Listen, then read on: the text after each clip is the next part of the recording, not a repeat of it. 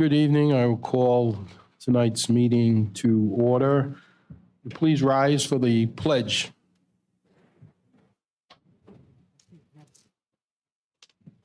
I Pledge allegiance to the flag of the United States of America, and to the republic for which it stands, one nation, under God, indivisible, with liberty and justice for all.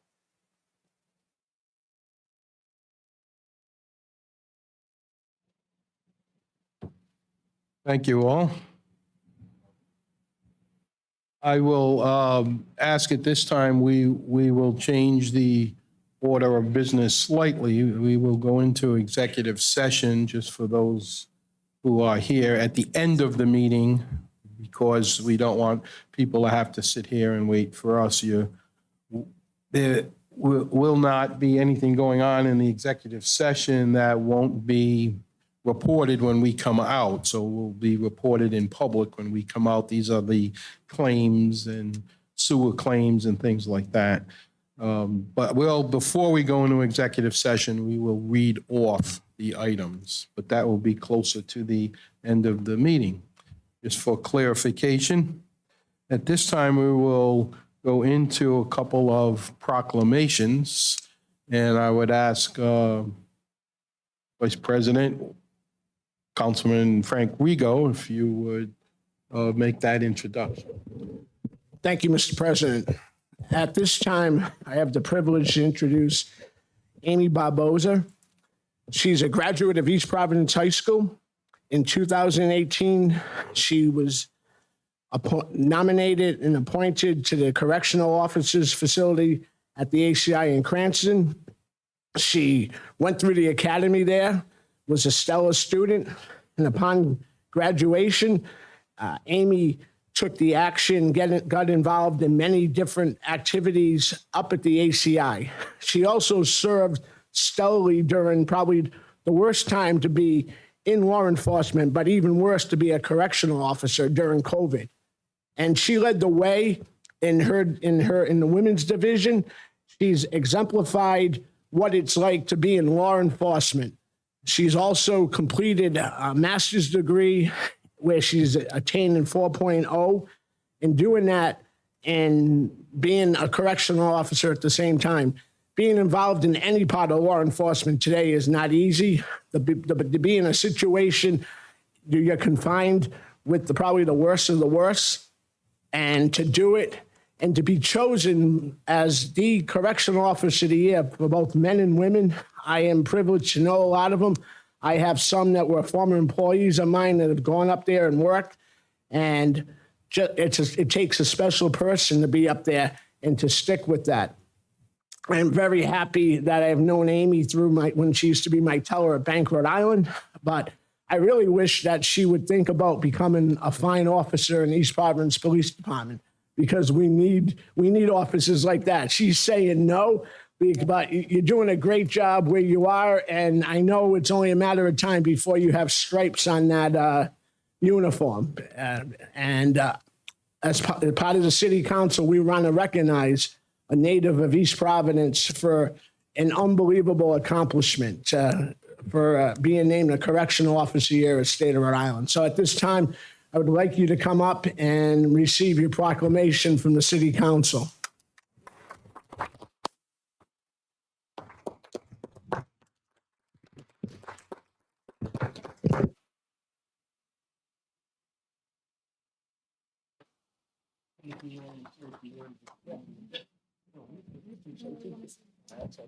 He doesn't want to say anything. You want to get a picture with us? Congratulations. We got it together. If you get in front of us, Joe will take the picture. Yeah. Come on.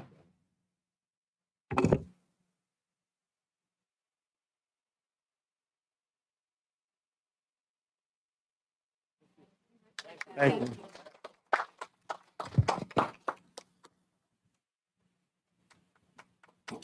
Congratulations, officer, and please stay safe and be well. And Councilman Rigo, I believe you have one other announcement under the proclamation section. Thank you. This is really quick. This is just to honor Rumford Little League being chosen this year to host the state Little League tournament. The winner of this tournament moves on to Bristol, Connecticut, and ultimately moving on to Williamsport.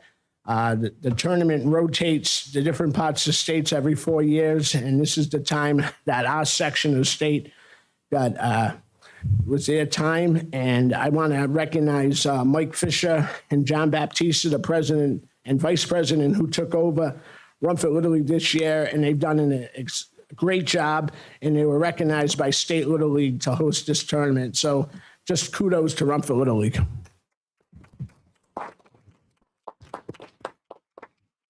Congratulations. Any of you who've had children, grandchildren, relatives, or friends in Little League, you know that this is the precursor to the championship at Williamsport, Pennsylvania, which gets televised. This is where it starts.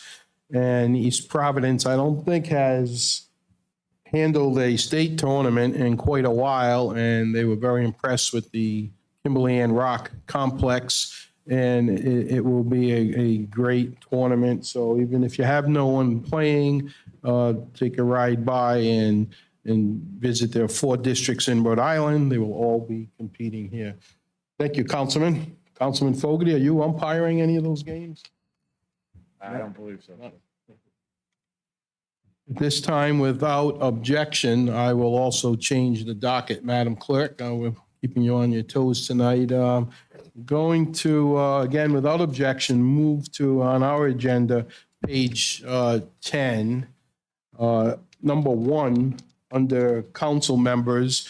I know there may be some people here that are very interested and may want to say a couple of words.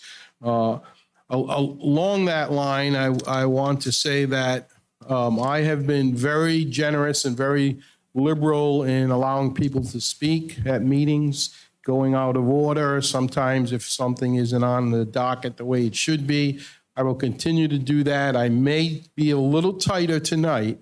We probably have the longest agenda that I've seen in a council meeting for a couple of years. And so unless I receive objections from my colleagues, I will certainly let everyone speak, but I may keep things kind of tight and have comments to the point, and so we're not repeating ourselves. So with that in mind, this item number 1, Madam Clerk, if you could just read the item under council members, page 10, number 1. City infrastructure drainage issues and plan development throughout East Providence to include but not limited to the Dewey Avenue neighborhood. Discussion only, Council President Rodericks and Council Vice President Rigo. Thank you. And I know all 5 of us have been very closely watching the situation. And before I ask Director of DPW, Dan Borges, and anyone else in the administration that wants to address this, I would say this is a precursor. We have had as much rain in one day as we sometimes get in a month.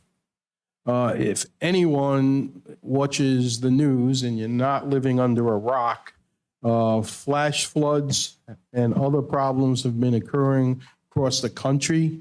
In northern New England, at least 5 people, or New England, at least 5 people have died.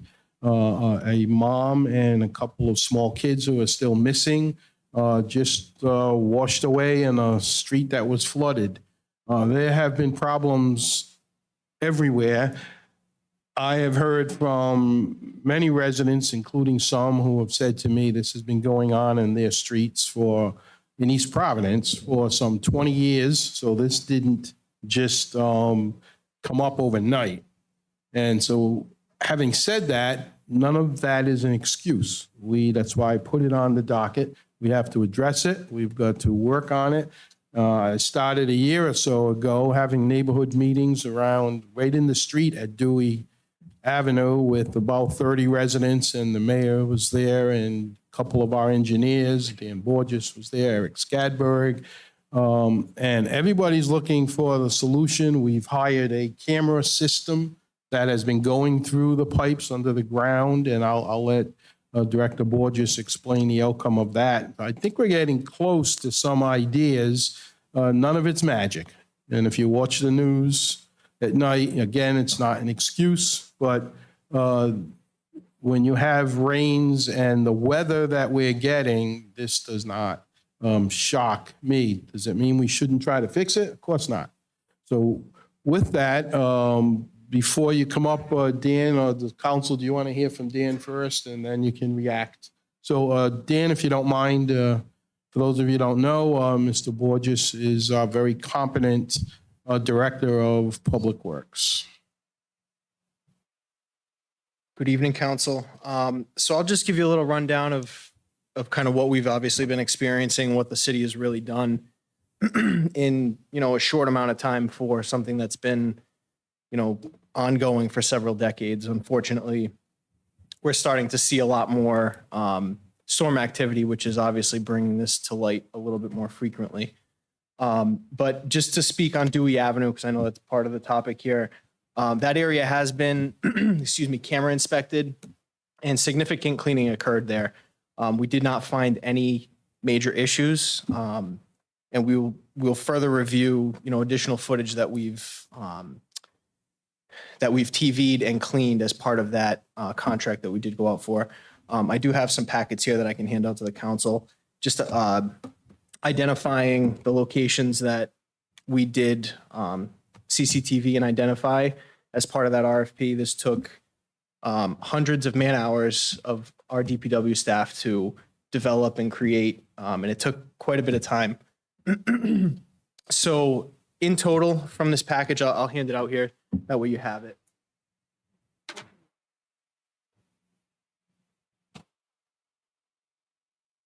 So in total, as part of this contract, we CCTV inspected, camera inspected about 18 miles of stormwater pipe. That was, either mainline stormwater pipe or a pipe that, connects to a catch basin.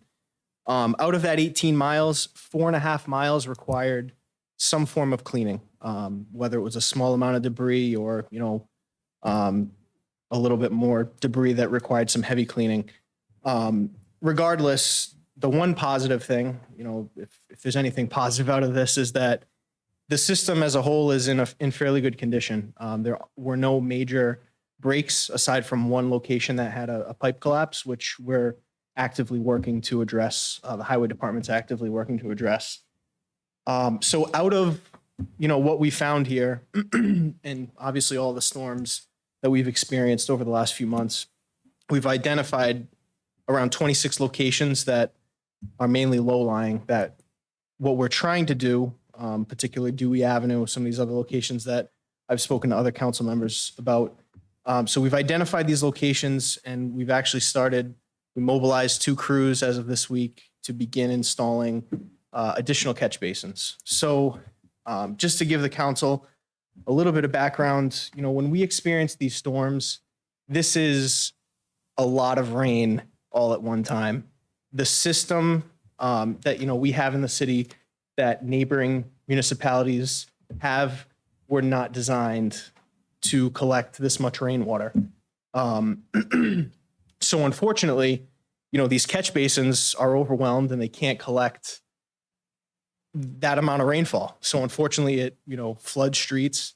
So ideally, what we're trying to do in the short term is in some of these low-lying locations where great capacity is a potential issue, we've cut out the road and started installing double catch basins. So, double the amount of surface area to potentially collect, that additional rainfall. And as I mentioned, it should be noted, these storms are out of the ordinary. They are not everyday storms that we're seeing. We're seeing, 2-3 inches of rain in, an hour to potentially 2 hours. It's just a lot of rain for our system to, to handle. So on top of that, the city is also looking at, with the engineering department, we are looking at going out to RFQ to look at the system as a whole, outside of just identifying these locations where we're installing additional catch basins. We want to actually determine if, in fact, the pipes can actually handle some of these larger storms.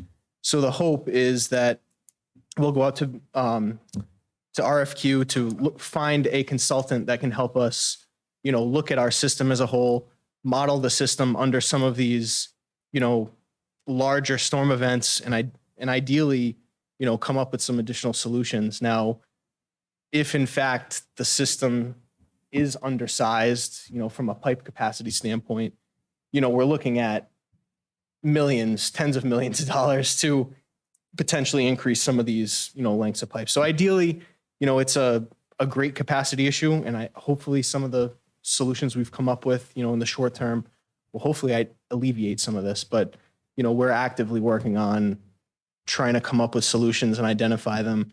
The engineering department, in collaboration with the highway, have been working really well together to come up with the solutions. We're fielding calls every day from people who have been, impacted by this, basements flooded.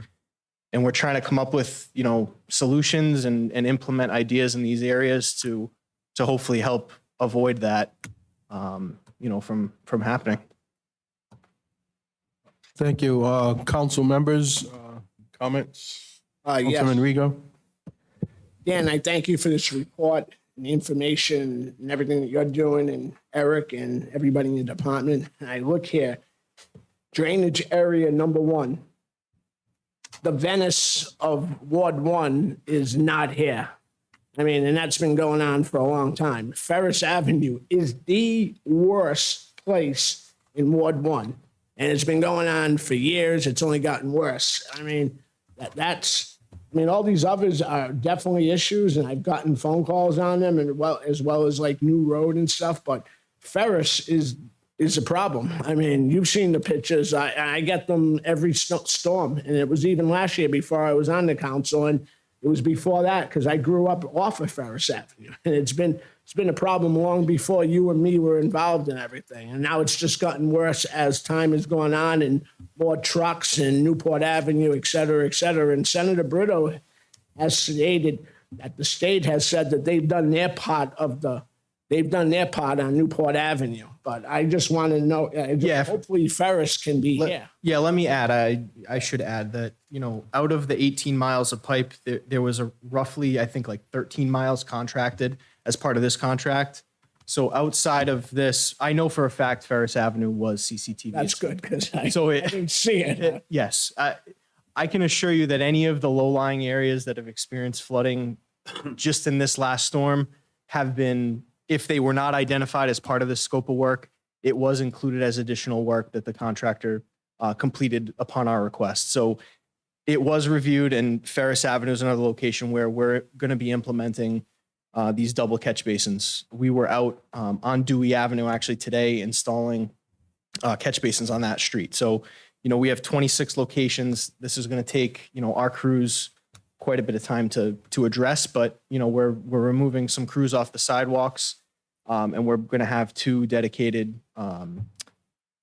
catch basin crews to help, move these basins along a little quicker. So, Dan, one follow-up.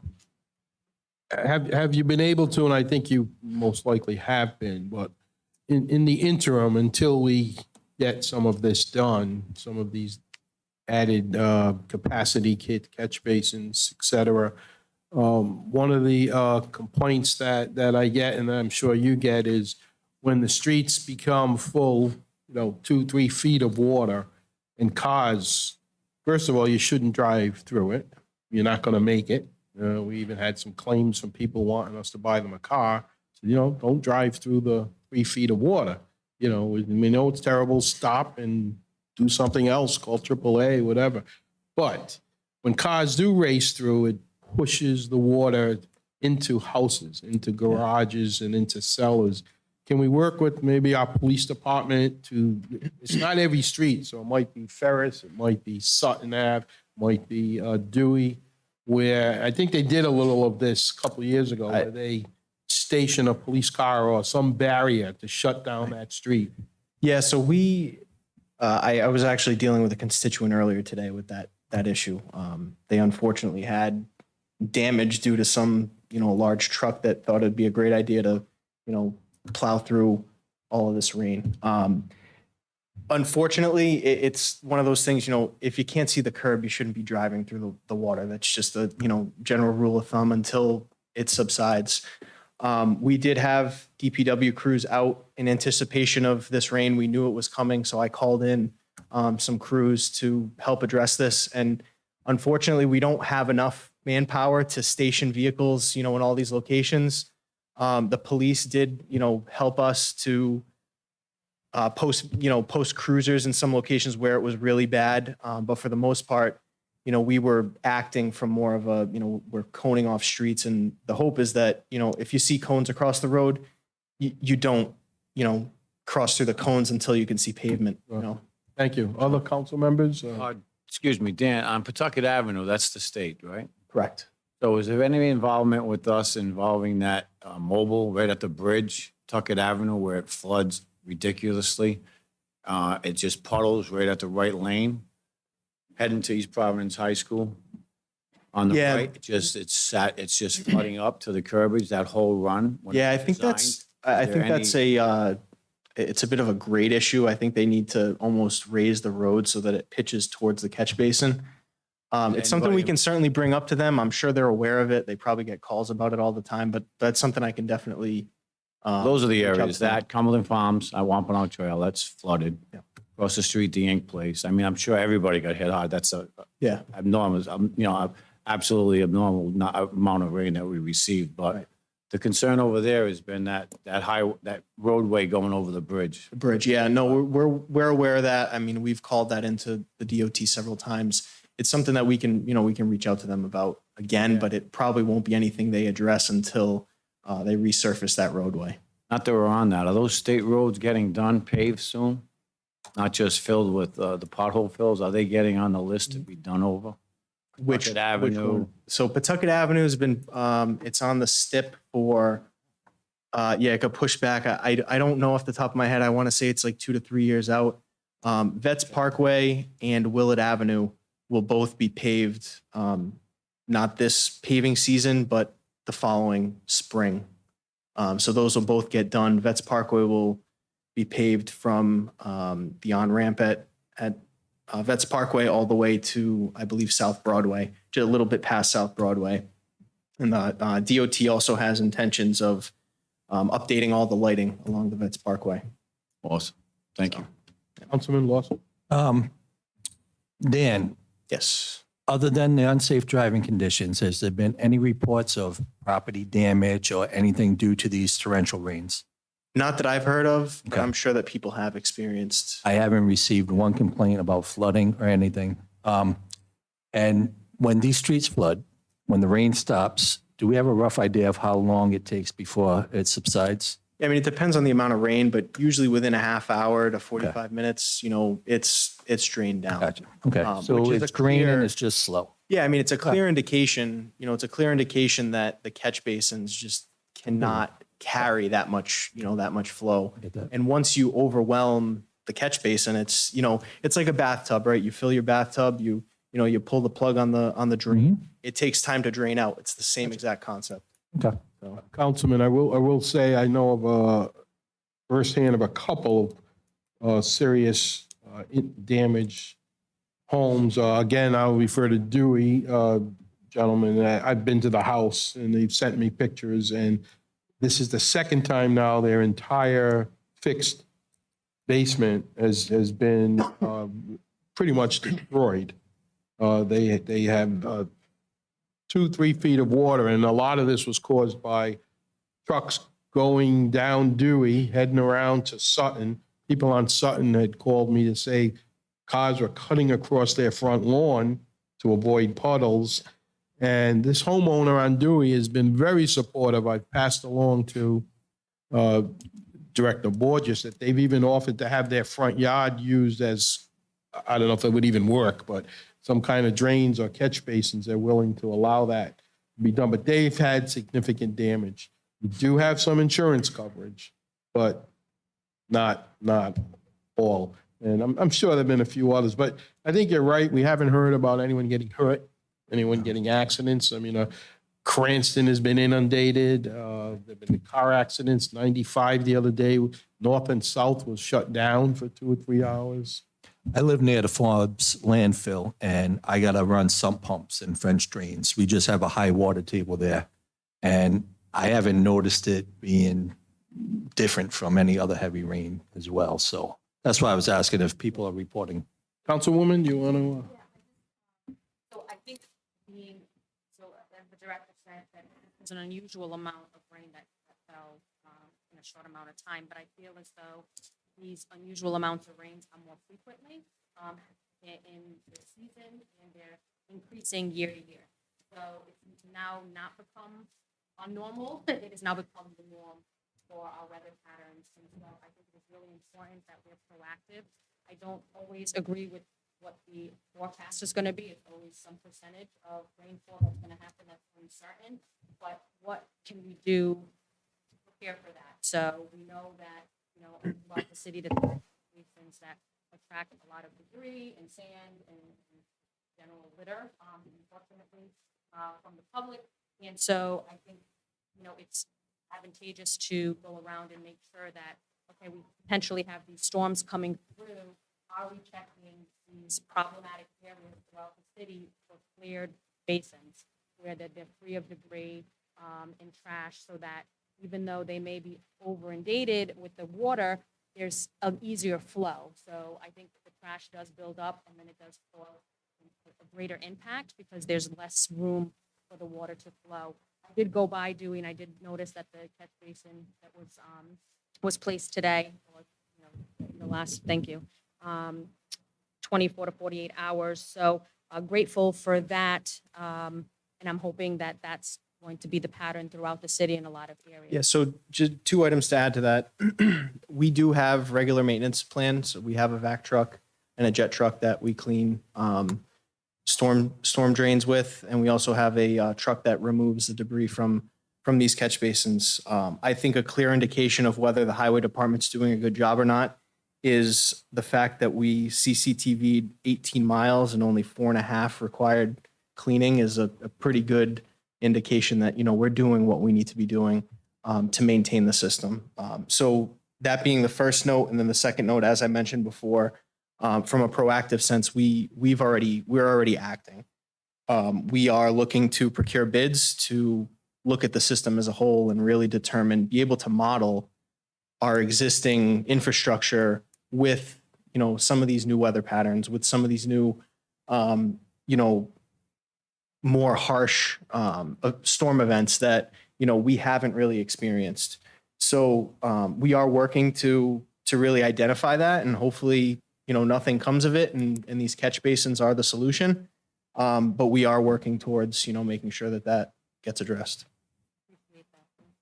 Thank you, Councilwoman. Councilman I have Rico? one follow-up. You were just talking about the 2 trucks, and you were obviously, we all see the change in climate, in these new weather patterns that we're in.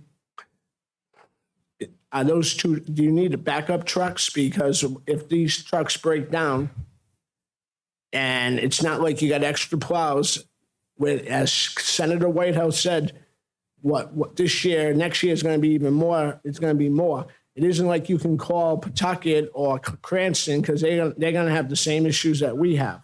Is this something that we could be looking at in the capital? But do you need anything? What happens if both your trucks are broken down? It's one of those things where, yeah, we wouldn't necessarily, it's not one of those pieces of equipment that we use, frequent enough to require a secondary backup, and they're also very expensive. No, I know that, but I was just thinking, God forbid they're broken in this scenario. No, I would Okay. not necessarily recommend having a backup. As long as you're comfortable, that's good. Yeah. No, we're looking to make some repairs, and I think that, in the amount, if the truck goes down, it's really only down for, a week or 2, and then it's back up and running. So it's something that, we can deal with internally with our mechanics. They address the issue, and, we're back up on the road.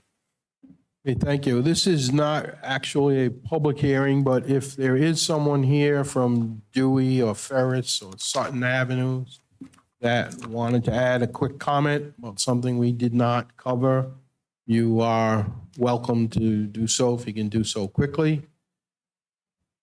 Not seeing anyone right now. Okay, thank you, Director. Appreciate it.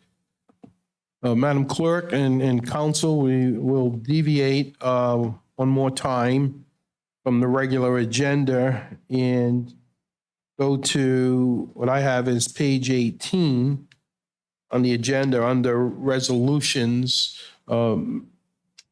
Again, to accommodate some people who may be here. And Madam Clerk, if you could read that, please. Letter B under resolutions on page 18. Resolution renaming Rose Larissa Memorial Park to Crescent Park. Sponsor, Councilman Lawson. Thank you. Councilman, I would ask you if you want to Sure. give a little summary or precursor. Absolutely. So I'll give the 30,000-foot overview. So Crescent Park, it was referred to as the Coney Island of New England. It was an amusement park that people from all over came to visit. The park closed in 1979, I believe. And Kelly Pacern wanted to buy all the property to put up housing and stuff. So a group of people came together and they fought to protect that carousel and the surrounding land. They're known as Carousel 5. So in 3 years of legal wrangling, led by Gail Durfee, Joe Bell Aguiar, Linda McEntee, Robin Peacock, and Richard Lund, they were able to preserve the carousel. And for 20 years, it remained as Crescent Park. And then in 2002, a member of the city council put up a resolution to rename it after his mom, which, hey, I'm a son. I love my mom too. But there was more than one person that fought to save that park. And this has been something that it should be Crescent Park. It's historically Crescent Park. So this is my way of utilizing my position to correct what I feel is a wrong and bringing back the history of this area as Crescent Park. There is a plaque that was put up 2 years after the park was renamed, after the councilman's mom. And it sits on a rock as you're going into the carousel. If you don't know it's there, you wouldn't even recognize it. The plaque reads, Charles I.D. Loof Carousel, June 12, 2004. This plaque is dedicated in recognition of the efforts of the following individuals who were instrumental in saving and preserving the Charles I.D. Loof Carousel for the enjoyment of future generations. Gail Durfee, Joe Bell Tracy Aguiar, Linda McEntee, Robin Peacock, and Richard Lund. So I invited folks that were connected to the Carousel 5. And Council President, I would request if you would like to invite them up to say some words on this. And after, I would humbly ask my fellow councilmen to support this resolution and renaming the park back to the historical Crescent Park. Thank you. It's a good precursor, and I would do that at this time. I see Linda is here, Linda McAtee, and others. If you would like to come forward at this time to the podium to my left. And just state your name and address, please, for the record. The mic on? Yeah, turn the mic on. Push that button, Linda. Oh, okay.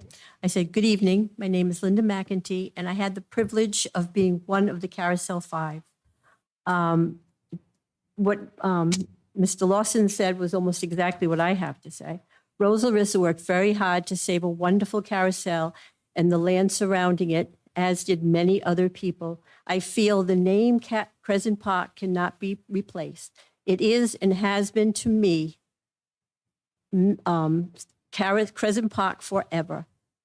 Richard Lund, Gail Durfee, Joe Bell Tracy, Robin Peacock, Rose Larissa, Arlene Violet, and many, many people worked to carry this on for generations. The plaque at the entrance of the carousel is more than enough thanks to us. Why would one single person be singled out, one name, one person, out of all the people who worked so hard to keep the carousel and the land around it? You wouldn't have to change a thing, just Crescent Park. That's what it is. I would like someone to tell me why they think Rose Larissa Park was ever a very good idea besides Joe Larissa. I just think that, Rose Larissa, making it sounds like Rose Larissa was the only one that was involved in the whole issue because they took her out of all the people and named a park after her. So if somebody came, they would say, Rose Larissa saved the carousel. She was very, very big part of saving the carousel, but it wasn't just her. And I don't ask to have a park named after me. I think having the carousel is just enough thank you to me and all the people in Rhode Island and every place else that comes to visit it, that we don't take the name away from Crescent Park. We keep it what it is. And people would have to ask directions to Rose Larissa Park, but never Carousel Park. You know, Crescent Park has been there for over 100 years. Keep it that way. Thank you. That's what I have to say. And I love the carousel. Thank you, Linda. I would say that Linda McEntee has been synonymous with Crescent Park, with the carousel, with Riverside, and more importantly, with all of East Providence.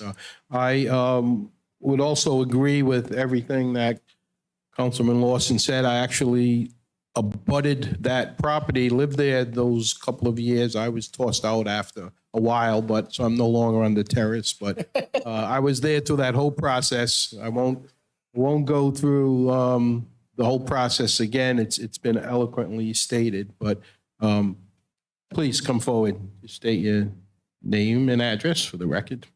Hello, Kristen Lund, 65 Bluff Street, and I am Richard Lund's daughter. However, I was asked to read two letters, the first being written by Jobel Aguiar. I am sorry I could not be here this evening to speak to you in person. The motion to return Crescent Park back to its rightful name is before you. It is no surprise to anyone that I support this. I feel strongly that it should never have been changed. When we finally settled our 20-year battle to save the carousel and the parkland across the street, it was suggested by a supporter, Tony Bocciccio, that we name the park Gail Durfee Park in honor of Gail. But Gail was adamantly opposed to this, saying that it was a group effort and no one should be singled out. All 5 litigants agreed that it should remain Crescent Park. Rose Larissa was not a litigant. There are only 3 of us left, Robin Peacock, Linda McEntee, and myself. We, along with the late Dr. Richard Lund and Gail Durfee, were sued by the city for millions of dollars, but we persevered. We put everything we had on the line to save the carousel and the parkland. Because of us, the carousel and parkland survives today for future generations to enjoy. I believe that our wishes should be honored. And then it says, quote, Crescent Park, a part of our heritage, end quote. That was Jobel Aguiar. And then I was asked to read a letter written by Arlene Violet, who, by the way, was the first female Attorney General in the United States. And she wrote on July 14th, 2023. Good evening. As the former attorney for the Crescent Park 5, I have a more than passing interest in the resolution tonight relative to renaming the park area in question. My preference, of course, would have been to rename it the Crescent Park Carousel 5, with a plaque naming the 5 plaintiffs who actually spent the countless hours trying to save that carousel.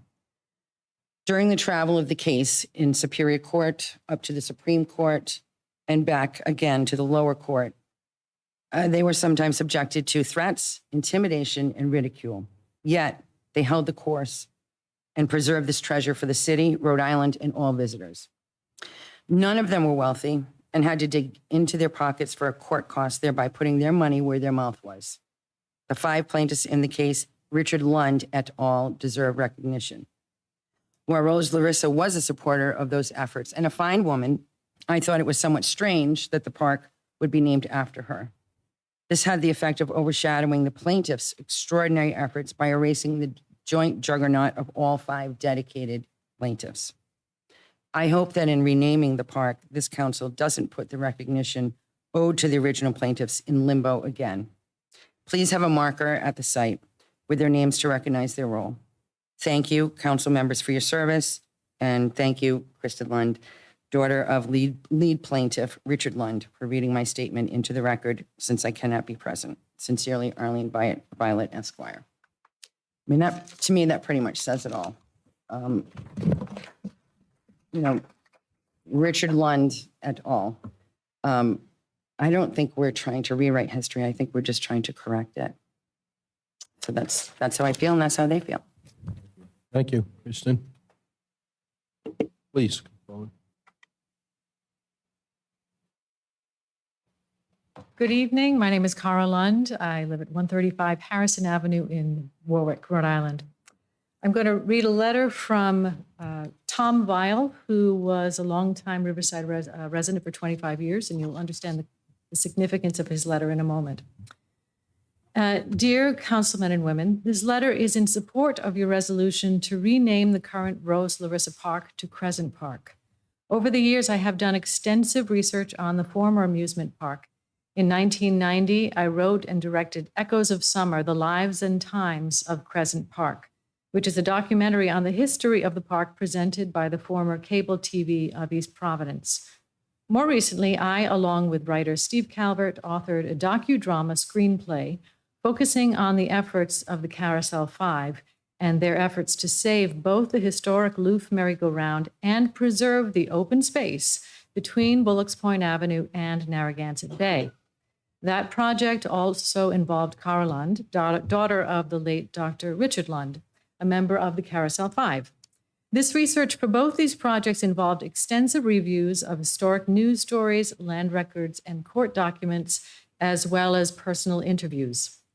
Although the Carousel 5 are best remembered for their work to preserve the carousel, the record clearly shows that their advocacy also included preserving as much open space as possible. The original master plan for the development of the former amusement park included 150 slip marina and 201 condominium units on the bay side of Bullocks Point Avenue. The group fought strongly to keep this area the site of the former Shore Dinner Hall as open public space. In the settlement between the Carousel 5, the city, and the developer in the spring of 1982, East Providence gained the land surrounding the carousel as well as the tract abutting Narragansett Bay. For the following 2 decades, the area was commonly referred to as Crescent Park. The change to Rose Larissa Park made via a resolution by the sitting city council did not occur until January 9th, 2002. This new name coincided with the granting of federal and state funds to make improvements to the park. While nothing should diminish Rose Larissa's contributions to saving this area from private development or her other outstanding service to East Providence, there is nothing to my knowledge in the historic record indicating that her role in the preservation was any greater than Gail Durfee, Richard Lund, Linda McEntee, Robin Peacock, or Jo Bell Aguiar. It is my hope that the council votes to restore the name Crescent Park to the land. I would also encourage that an appropriate marker be added to commemorate the efforts of all the individuals who together worked tirelessly to save this very special park. If you have any additional questions about my research, please do not hesitate to contact me. And my follow-up to Tom's statement is that I began that screenwriting project with Tom Weil and Steve Calvert because it is an incredible David and Goliath story that reads like a movie. We interviewed all the surviving members of the Carousel 5 and anyone else, including politicians that were involved at the time. And I remember Arlene telling us that they had no idea how close to danger they actually came. And that there was a lot that she wouldn't tell them during that process as she worked to protect them all behind the scenes. The carousel and open space in front that people enjoy today did not happen without enormous risk, grit, and perseverance over years. The Carousel 5 didn't do it for themselves, they did it for the larger community. And with all due respect to Rose Larissa, that to give credence to the sentiment of 1 or 2 people to honor his mother's name versus the community-wide disagreement and contention over the park's naming since 2002 flies in the face of the people who actually signed their name to the lawsuit, putting their homes up for collateral, who took the real risks throughout the process and stuck it out to the end no matter what. My request is that you honor their wishes, not the voice of one, but the voice of many, and rename the park to what all 5 intended it to be, simply Crescent Park. That would have a healing effect on the community and those that remember and lived through those years, reading about, contributing to, and supporting their efforts out front or in the background. I thank you, council members, for your time and dedication to this community, and I rely on you to finally end the community-wide contention that has been a part of this debate and help us close this chapter by giving the property fully back to the community by name. Thank you very much. Thank you. Thank you. In with the sense of the length of our docket, I would still invite if others came to speak, but maybe only if you had something different to add. I think we are all kind of nodding as I look around, but I would offer, we did have some people sign up to speak, and I would combine that at this time and also say that if you have something different to add, but actually I see Kristen, you did speak, Kara, you did, Linda, you did, so I don't see any other name that says Crescent Park. We have other speakers for later. So is there anyone else that I've missed that has a dire comment that may be different about this issue? Could you do it briefly, please? Your name and address, please. And sign up. Hi, Jen Tierney, 54 Mary Avenue. And this is just for the future. Of course, I don't know how anyone could not support the writing of history here. But I would just add that if you would consider maybe in the future, even this year, maybe putting a little bit of money into the carousel, because it seems it's always just a little bit in disrepair. And for such an important historic place, I think I don't know if it's if it's the best carousel in New England. It looks a little shoddy sometimes, So not only should we, I absolutely think we should give a plaque. Maybe we could even have an artist do sort of a rendition of the Carousel 5. This is such a wonderful history for kids. You know what I mean? I Just this little appreciate it, but we're thing. getting a little off topic. I do want to say. Well, no, thank you. well, I'm just saying that absolutely go for it. But I'm just saying that think about that as well. Right. you. And in that vein, I would tell you this, that what you said is happening. And one of the reasons that I even got involved, I don't know, now 4, 5, 6 years ago, running for office, was to work on the infrastructure of this city, which had been ignored. This council, and I want to also acknowledge and thank the Mayor De Silva, his staff. Look at Crescent Park. That seawall that, when I lived there, Linda's still there, that crumbled forever, 100-something years old. Now it has a beautiful, brand new, solid, it's going to last forever. We have pumped millions into that carousel already, and we're still doing more. The mayor, the council, we're working together on this. We're going to hear other ideas tonight, so rest assured, it's not only a good idea, it's being done. Thank you. Okay, with that, Councilman. So, Council President, we've heard the reasoning behind wanting to bring this park back to its historical name of Crescent Park. And at this time, I would humbly ask my fellow council members to support resolution renaming Rosa Larissa Park to Crescent Park. So I will make a motion that we pass this resolution. Motion made by Councilman Lawson. Is there a second? Second. Second by Councilwoman Souza. I will also add my name to that list as a second. And without further discussion, Madam Clerk, would you please call the roll of the council? Councilman Fogarty, Aye. Councilman Lawson, Aye. Council Vice President Rigo, Aye. Councilwoman Sousa, Aye. Council President Rodrick.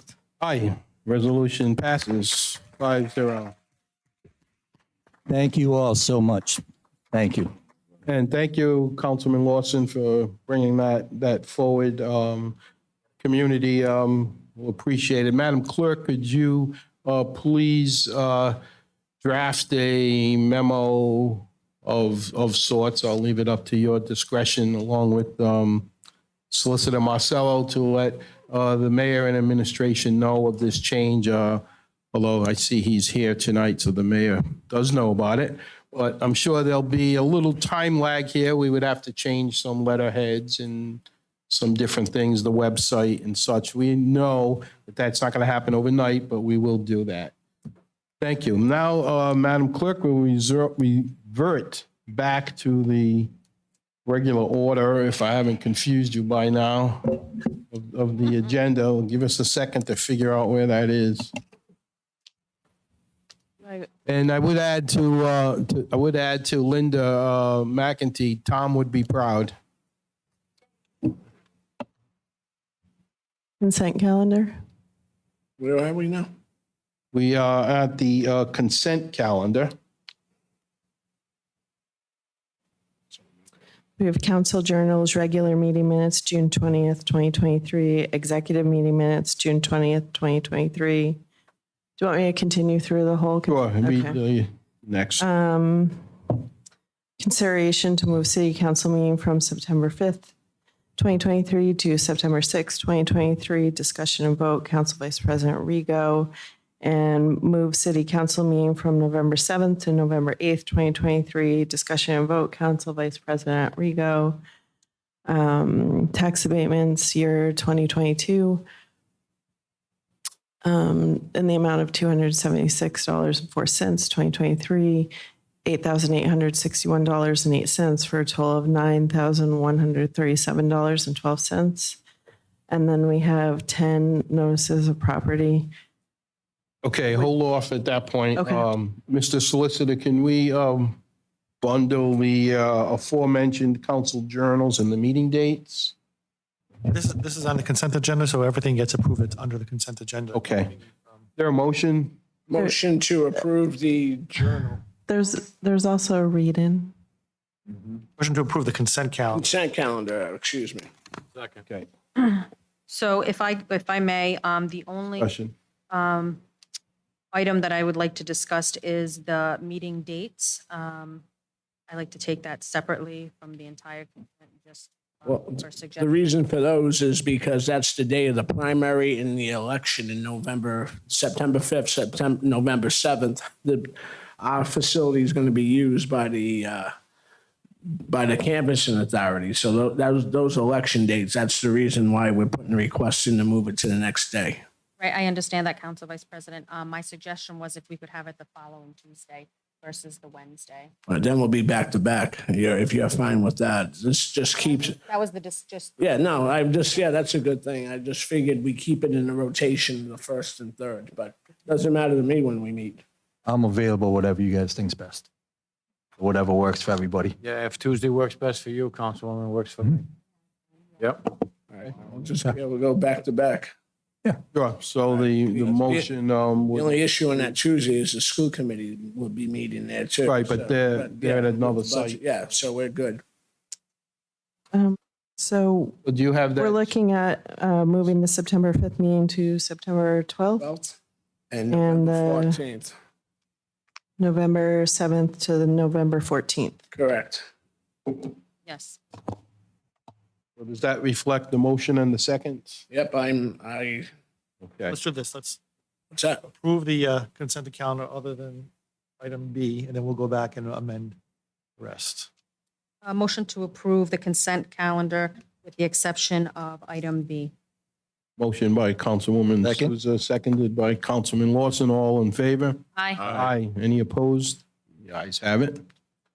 I make a motion to accept the change for the meeting dates from September 5th to September 12th due to election, and November 7th, to November 14th for the same reason. Motion by Councilwoman Souza, Second that motion. seconded by Councilman Fogarty. All in favor? Aye. Aye. Any opposed? The ayes have it. Thank you, council members. Thank you, Councilwoman. Next, Madam Clerk.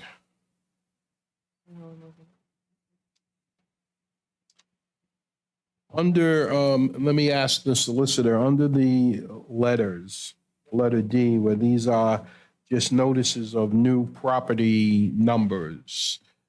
So this is new construction for these properties? Is that why? Is this the Burnside Hopping? Yeah. I believe so. Yeah, these are when we took down the schools, when we sold off the So lots. do we have to read each and every one No, of no, these? they've already been approved. by That's part of the bundle? Part of the consent So agenda. we don't have to read them? Okay. So next, Madam Clerk, to go to the block party, the read-in. Read-in, block party, applicant. That's part of the That was consent. all. We already approved. It's all part of the consent agenda as Oh, well. we're moving along. Next. So we're going to licenses.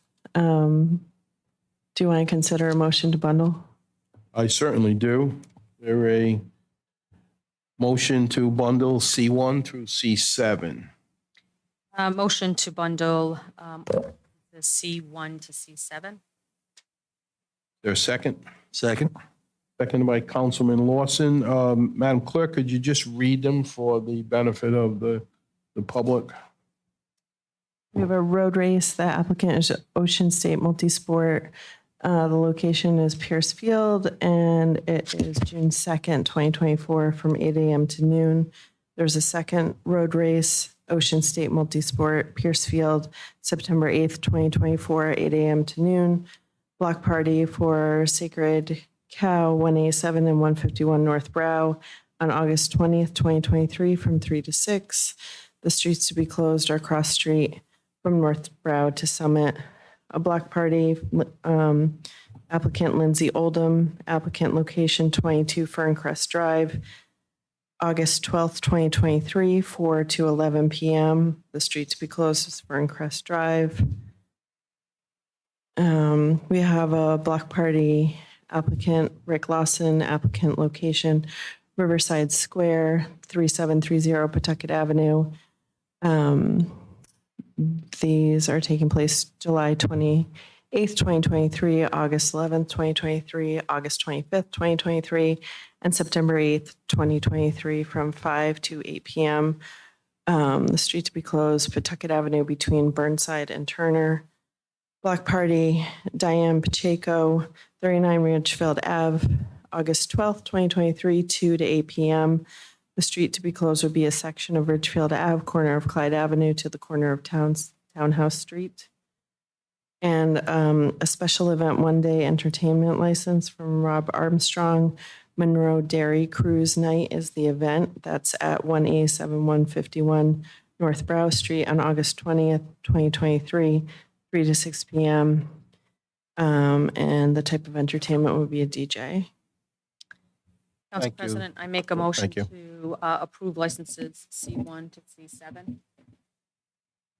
Motion by Councilwoman Souza to approve. Mike, One. do I have to recuse because I'm one of the applicants? Yes. Okay. Do I got to sign something? You have the form for him? You have the form. You should remove his. We have to do it all over again, right? You need to remove his application. That's what I mean. We have to do that separately. Correct.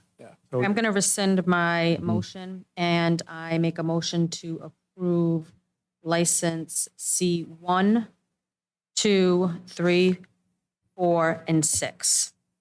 Second. Motion made by Councilwoman Souza, seconded by Councilman Fogarty. All in favor? Aye. Aye. Any opposed? The ayes have it. I make a motion to approve C5 for licensing block party.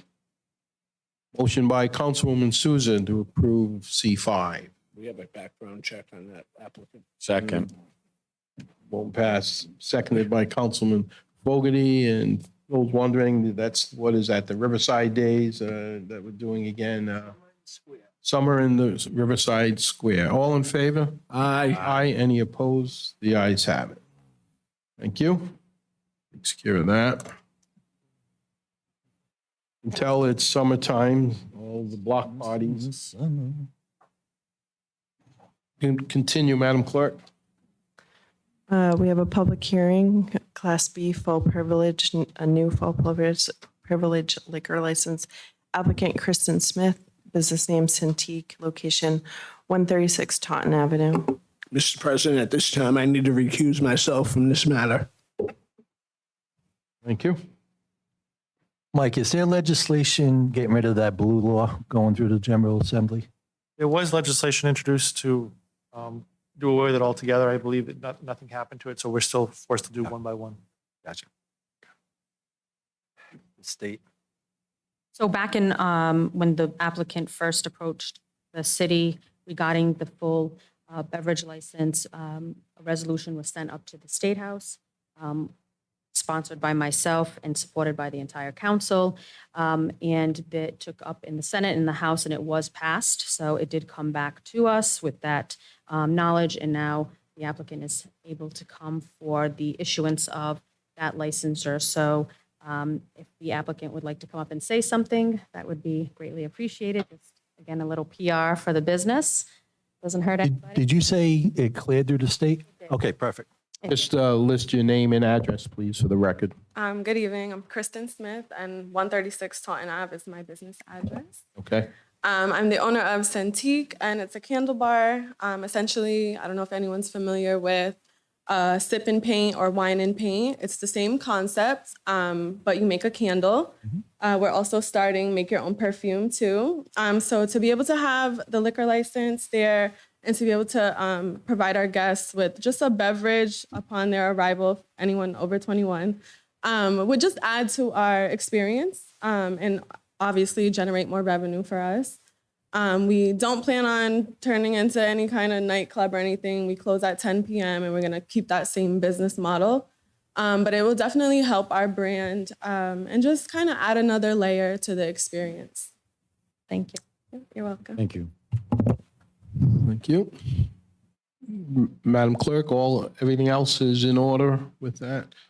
Councilwoman Souza, would you like to, Well, if you'd like to open it up for the public hearing, and then once closed, I'd make. any other comments from the council? Or is there anyone present that would like to speak for or against this application? I have to ask you one more time. Is there anyone present who would like to speak either for or against this application? Hearing none, what is your pleasure, Council? I'll make a motion to approve the Class B license, full privilege for Centene. Second. Motion made by Councilwoman Souza, seconded by Councilman Lawson. All in favor? Aye. Aye. Any opposed? The ayes have that, 4-0, one recusal. Congratulations, good luck. You certainly don't have to stay here. You're welcome to leave. You're welcome. Thank you, ladies. On the other hand, if you want to stay,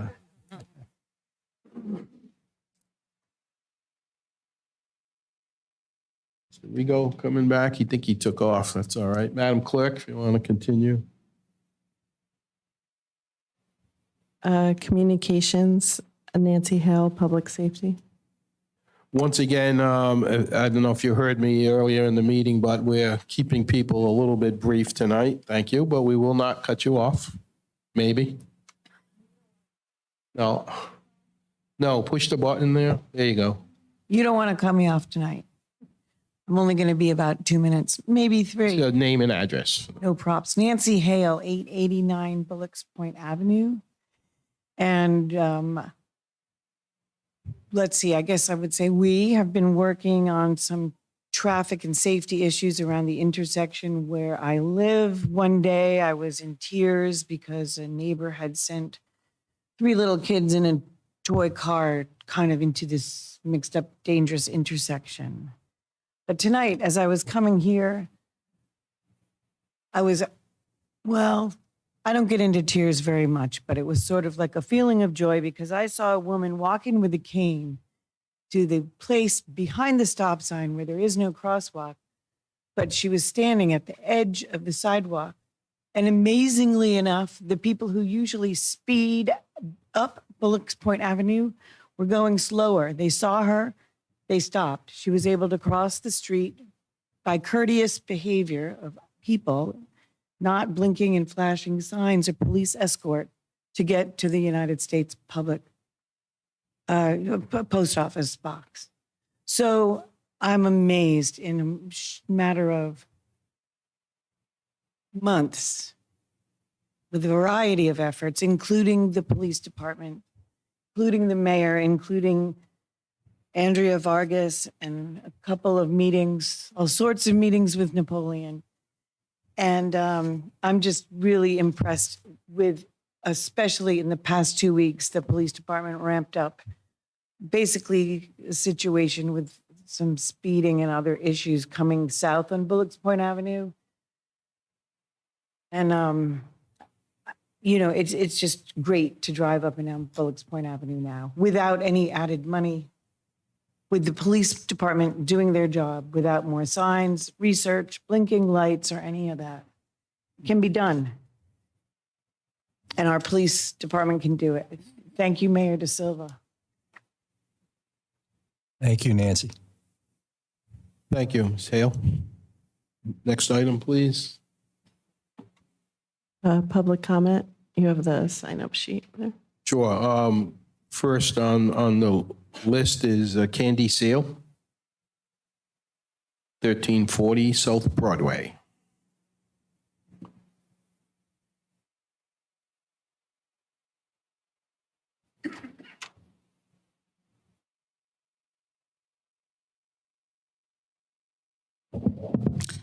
Thank you, Council President. You've already introduced me, but I will confirm that I'm Candy Seal at 1340 South Broadway. And I will be brief, I promise you. First, I just want to say that the leaders of Keep Metacomet Green were greatly inspired by the Carousel 5, and we hope that we can live up to their standard.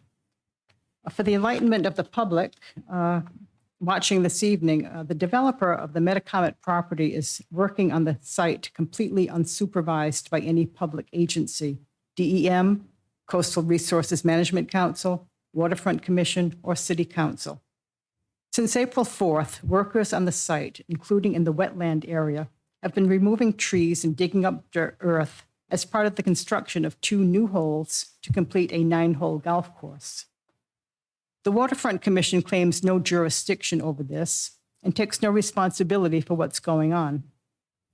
This stance is contrary to the Commission's own design guidelines for this portion of the project, which call for the retention of healthy trees if possible and the submission of a tree management plan to be reviewed by the Commission's landscape architect.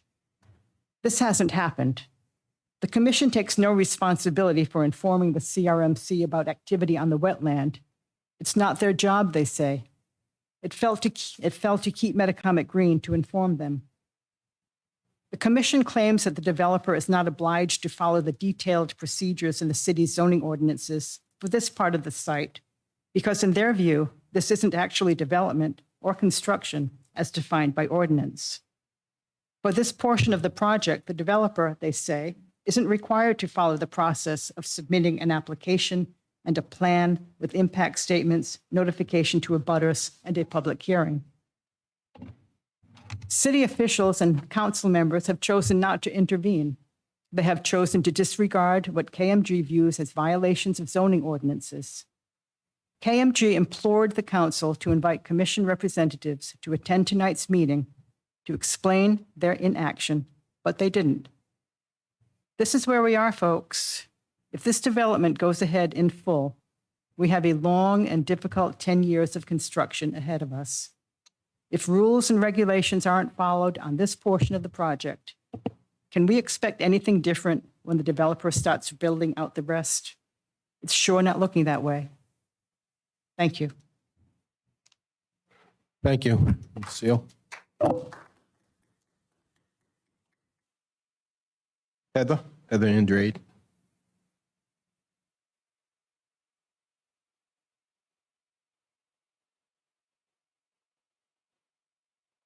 Good evening, Heather Andrade, one of the 3 directors of Keep Metacomet Green. I do have a suggestion for you, Anna, when it comes to being proactive. And I implore all of you, being proactive, keep the trees and the vegetation. There should be no more cutting, no more digging up, especially when there are no permits. I find it highly unethical that nobody is taking any action against this law being broken. There was no CRMC permit when they were working on the protected lands. No matter if you agree with the KMG or not, that is the law. And I would just like to everybody hear what the WC said to us when we said, let's get the CRMC, let's do something. And this is what the Waterfront Commission said.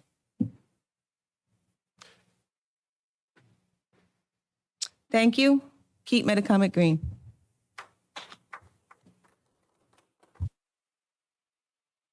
Thank you, Heather. I've commented enough. I don't think I need to add to it. I just would add one thing, and I know this doesn't count as maybe council oversight, but within 10 minutes of getting a phone call from a couple of your members, I was there in person to at least look. I don't have any authority to stop anything or start anything, but I did question a worker. A couple of your members and I were there, and we watched the activity. And it basically is our legal advice that they're within their rights to get this golf course going and do some tree work, which was on the edge of the golf course. They're not doing anything whatsoever with buildings. And I know you don't like that, and I know you have some complaints unofficially, so I'm sure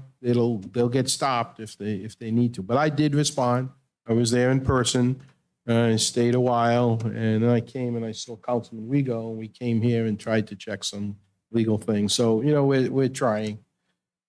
Thank you, though. Actually, I have a member of the staff who is on the list. Did you want to say something? Director of Administration, Napoleon Gonzalez. Could have pulled rank and maybe we could have got you up sooner. Could have thrown him out, too. Yeah. Good evening, Council, President, Vice President, members of the Council. I just want to read this letter real quick. This letter is addressed to Council President Roderick and members of the Council. I am reaching out, and this is from the Honorable Mayor Roberto da Silva. I'm reaching out to clarify some misleading information that was recently published in a local publication regarding public safety cameras. The headline of June 21st, 2023 issue of the East Providence Post states that speed cameras generate massive revenue for East Providence. And the subheadline read that over $8 million has been generated in 18 months since the program began. That is incorrect. The facts are that the revenue collected in that time frame is approximately $5 million. Since the article was published, I have been approached by elected officials, members of the community about an $8 million windfall that we do not have. But it is important to note that this $5 million figure of revenue collected in 18 months includes both speed, public safety, and red light enforcement cameras. Additionally, it is important to note that the money, $1 million, pays for the services incurred to operate the program. The subheadline gives our residents the impression that the full amount has been collected, which is simply not the case. While it is significant to bring attention to the incorrect headline, it is equally significant to acknowledge the positive impact the cameras have not only had on safety in our community, but in revenue for our city. The most recent shows that the average speeder is going 15 miles per hour over the posted speed limit in school zones. Having the public safety cameras in place has changed the behavior of many people speeding throughout our city. And as a result of this, our pedestrians, our children, and their families are safer by minimizing the risk of accidents and potential injuries. By acting as a visual reminder and deterrent, these cameras encourage motorists to adhere to traffic laws, including speed limits and traffic signals. In fact, we have seen a nearly 30% decrease in school zone speed from the January to May of 2023 period compared to the same period in 2022. In addition, it is imperative to note that the motorist can actively avoid receiving traffic violations by practicing responsible driving habits. The most recent data shows that most of the violators are not East Providence residents. Data shows that of 76% of issued citations were sent to addresses registered outside of East Providence. The question is often raised, where does the revenue for violations go?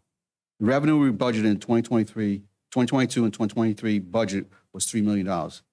This is the same as asking what your revenue for your property taxes go. The answer is that it goes to the budget to pay for city operations, services including police, fire, and schools. By utilizing the revenue generated from the speed camera program, the city can allocate funds toward crucial services and initiatives. Specifically, generating revenue from these cameras has contributed to our fiscal year 2022-2023 budget to support the operation of the city and our many schools. By providing your honorable body and our residents with the facts, we can foster a more informed perspective on the public safety camera programs. Thank you. Signed, Honorable Roberto L. Da Silva, Mayor of City of East Providence. Thank you. So Council President, I just, you. Yes, just want to Councilwoman.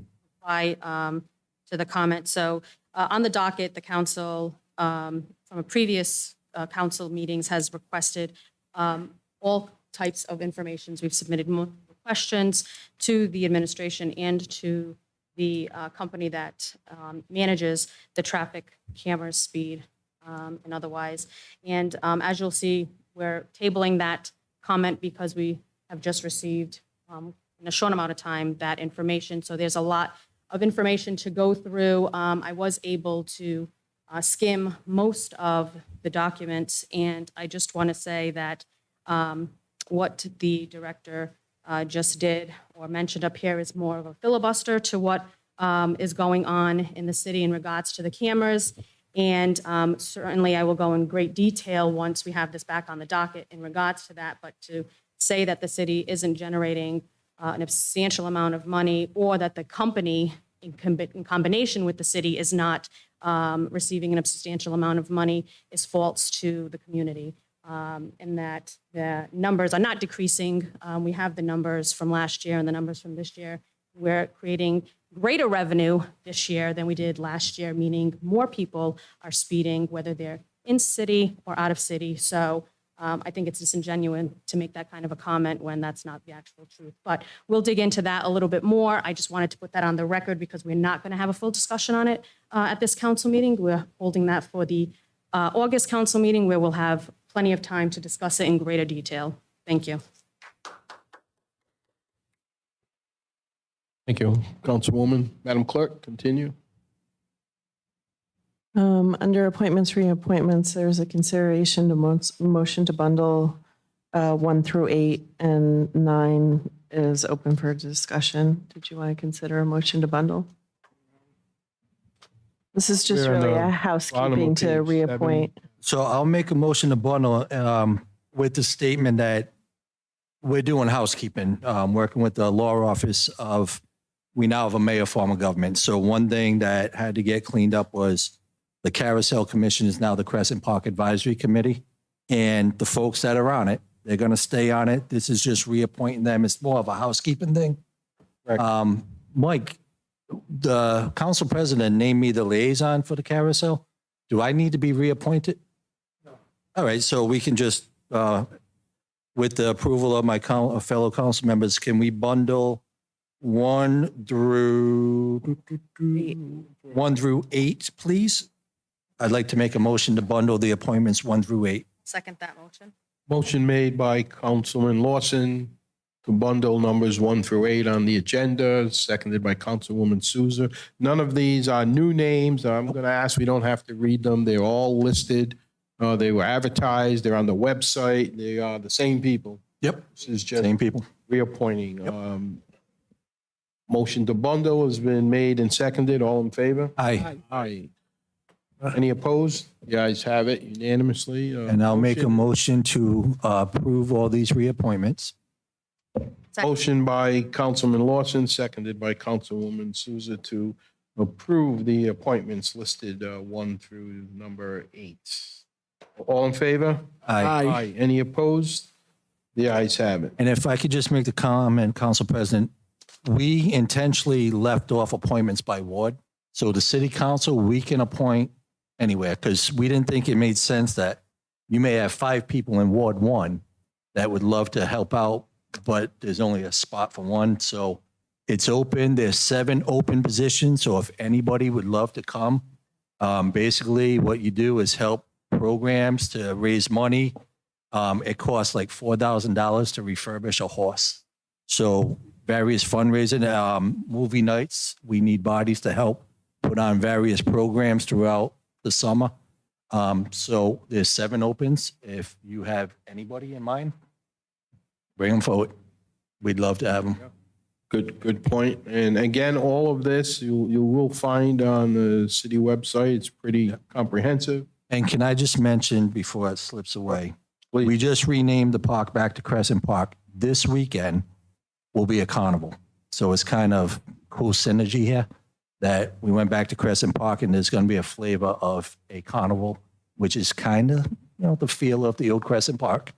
And we hope everybody comes out. There'll be the carnival, there'll be live music, there'll be vendors, the car cruise night coming up. So hopefully everybody comes and understands why Crescent Park is so special. Thank you for that. I'm sure there will be a big turnout. Thank you, Councilman. Under council members, Madam Clerk, we did already discuss number 1. So could you please read number 2? Sure. Discuss and act on allocation of ARPA funding, possible vote. Item A, $250,000 to update road, ground service, landscape, and public access to the boat ramps, lighting, and parking for trailers in Bold Point Park and John Lewis Waterfront Park. Councilwoman Sousa. Thank you, Madam Clerk. So I've mentioned this, and there's been multiple discussions regarding these 2 parks in the city.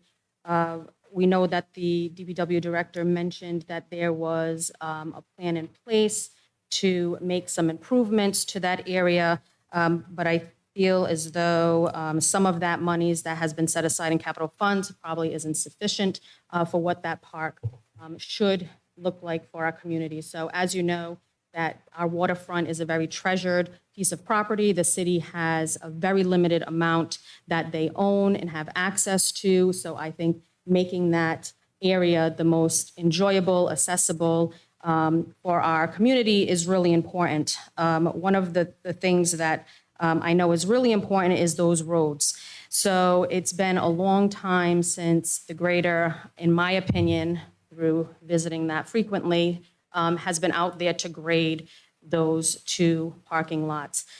It is embarrassing, to say the least, for our residents and visitors that come to that area. It has potential claims for the city because of vehicles that are damaged because of the inadequate care of those roadways. I really think it's important that monies is allocated to those 2 parks to make it, again, more desirable and accessible for parking, for recreational use, since it is our open space along the waterfront. And it is a reasonable ask with the funds that we have, in addition to anything that may or may not have already been allocated by this council or a previous council. When the monies are allocated, if the council does so approve, I would seek an RFP to go out for a design plan and then come before the council and work with the administration perhaps to finalize those plans so that, again, it becomes a project that is finished from start and that people can actually start using it in a timely manner. That's all. Council President, if I may. Yes, Councilman. So we got sworn in January. Every month I've had opera funding allocation on the agenda in hopes of spurring a conversation. A lot of these things that are up tonight are things that the administration gave us this beautiful sheet that are appropriate uses of opera funding. Out of 28 million, this council, we're asking, I did quick math, it's about 3.5 million worth of stuff, maybe more because I think there was an error on some, but that's fine. Out of 28 million, we're only asking for about 3.5 worth of project. And the projects we're asking for is upgrade of parks, adaptive equipment for special needs, Clam Shack, which we've been trying to do for years. So the reason this is forward now is we need to get the funds moving, and there are things the city council would like to see funded. And so this is our way of bringing it forward to get the conversation started. And I fully support what I see on this list because I think they're appropriate. They're appropriate uses of opera funding, and they're going to benefit the community in many ways. One thing that's not on my list that I will be coming next meeting, and I only held off because Mayor was looking into some things, is the business incubator. I'm going to request funds for a roof, doors, windows. I drove by it today. We got all boarded up windows. I'm surprised Mr. Savory hasn't issued a citation yet. Well, we got an About the opportunity. Oldham School? The former Oldham School on Wilkes Point, that when we took it back from the school, it was said, we're going to build a business incubator. So the stuff we're advocating for are appropriate. They're good things. And the city council in our purview, we have the ability to allocate money. So I hope this spurs a conversation with the administration. Some things, I believe the mayor's going to tell us there are some things already in the works. So it'd be good to hear where we're at. And then I hope that we have a good conversation tonight and we come to some consensus on these items and we can vote to start moving this money along. And before I ask the mayor to have that conversation that you talk about, I just want to say, I think these are all good projects. My consistent concern, though, is let's not get the cart before the horse. Let's find out the pricing. Let's do, when we had projects in the city, whether it was the high school or anything else, you go out to bid, RFPs, RFQs, and then you come to us and say, okay, this is what it will cost. But let's have that conversation. So my view on that Yep. is I think we can earmark the money for these projects. If they come in less than this amount, let's move it to something else. But I think it is appropriate to earmark funds for what we're requesting. And you can do that. As one contractor once told me, though, and this involved a school building project, if you put out that, okay, we're going to earmark, and I'll make this up, $500,000 for project X, then you go out to bid. So now they know what kind of money you put out there. And a contractor may have said, yeah, I was going to do that job for $350,000, but they put aside $500,000. So I'm going to bid $490,000, make it sound good. So that's I get that. possibility. That's why I'm saying let's Another get it. contractor could Wait a do minute, the 380. I'm sorry. No, it's all right. Let's get it in writing first, and then go, get their bids in writing. But what were you going to say? Using your analogy, that's one. You hope that you have multiple people and somebody might. They'll all be on that. Yeah, but but I hear where you're coming from, but it could be all over the place. Don't disclose your cards yet. But anyway, Councilwoman, we can come back to you in a sec. But Mr. Mayor, would you like to join the conversation? Yes, thank you, Council President, members of the council. I appreciate the opportunity to come and speak to you and kind of give you an update on some of these great projects that you all are in support of. A lot of these things we've discussed previously. I've had conversations with Councilwoman Souza, Councilman Lawson, Councilman Rigo. We had a conversation together. And these are all projects that we have looked at. In some cases, we've moved the football closer to the finish line, to the end zone. I'll give you an example, Bow Point. So we've been working closely with Rhode Island Waterfront Enterprises and an engineering firm to come up with a plan. We've applied through CRMC and DEM to get the permits. We're finalizing the lighting plan, and the $250,000 may be enough. It may not be enough. We were going to come to you at some point once we have everything laid out and make a presentation to the council to say, this is what we've done, this is what we have, this is what we need for funding where we're short. Now, in working in collaboration and partnership with a private entity, we are actually negotiating, and we have a meeting coming up, I think, next week to finalize when we can start this project. I've been pushing on this project now for the last almost 2 years to try to get this thing done. But sometimes working with a private partner in a project takes a little bit longer than expected. But the end game is to get that project done, because I feel the same pain you do when I drive down there and I see every time there's a rainfall, it washes out all of the material. Then we have to have our DPW people go back out there and regrade it. It's not pretty. But the plan that we have has been approved by CRMC, DEM, and it will include a new parking lot with a pervious pavement that will collect the rainwater so it doesn't go into the bay. It will also include a walking path, a new kayak. By the way, the kayak launch is being paid with $100,000 that came from one of the oil companies who used to own the property. That was part of the deal. Part of the requirement was that they gave us $100,000. And that kayak launch, the balance of that kayak, because we started looking at the kayak launch already, the balance of that money is going to go to pay for this project. So we don't know yet exactly what we need. We plan on coming to the council. I have to agree with Council President Rodrick. Putting the cart before the horse, it's well-intentioned.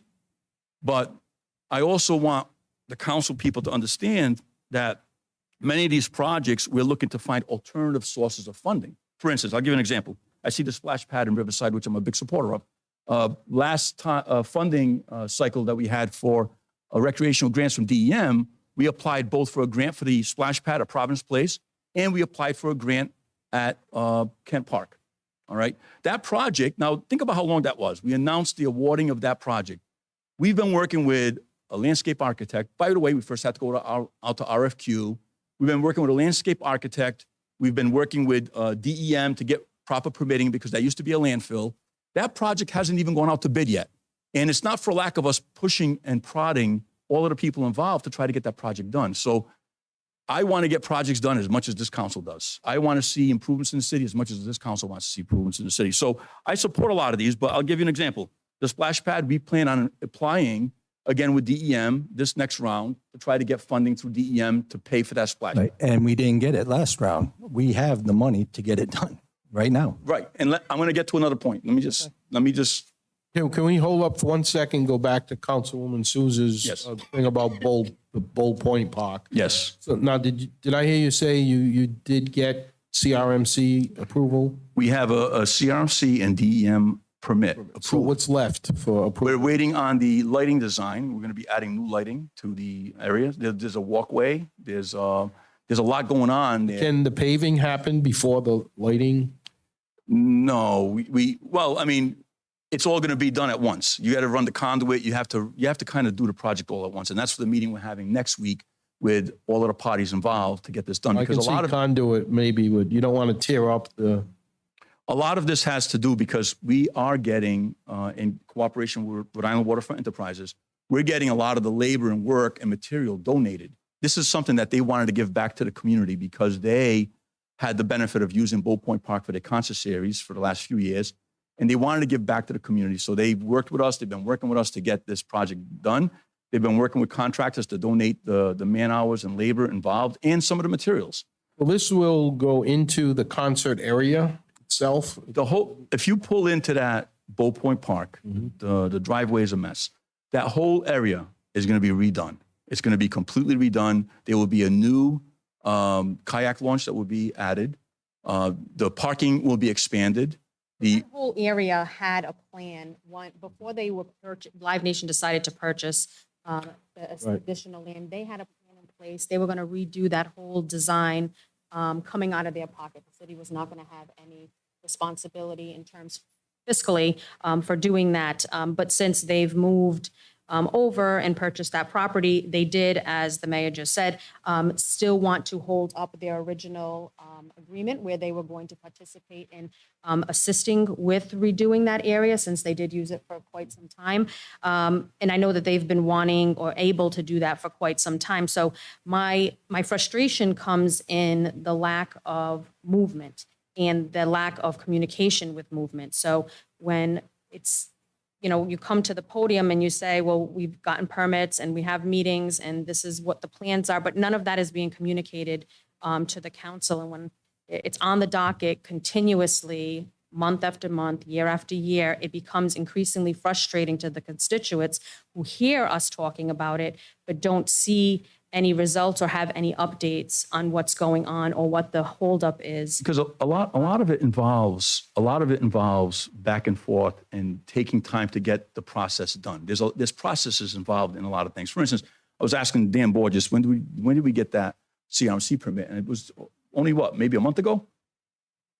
About 2 months ago. These processes take forever. And we did get the design and engineer work donated by Rhode Island Waterfront Enterprises. So this would all be, I don't like to put my cart before the horse. I don't like to count my chickens before the eggs hatch. I certainly don't want to come in here and give the public an update on something that may not end up materializing. So I like to work with a definitive plan, fiscally responsible for the people of East Providence, and come to you. Now, for instance, the Bull Point Park, you've got $250,000 that you're asking to allocate now.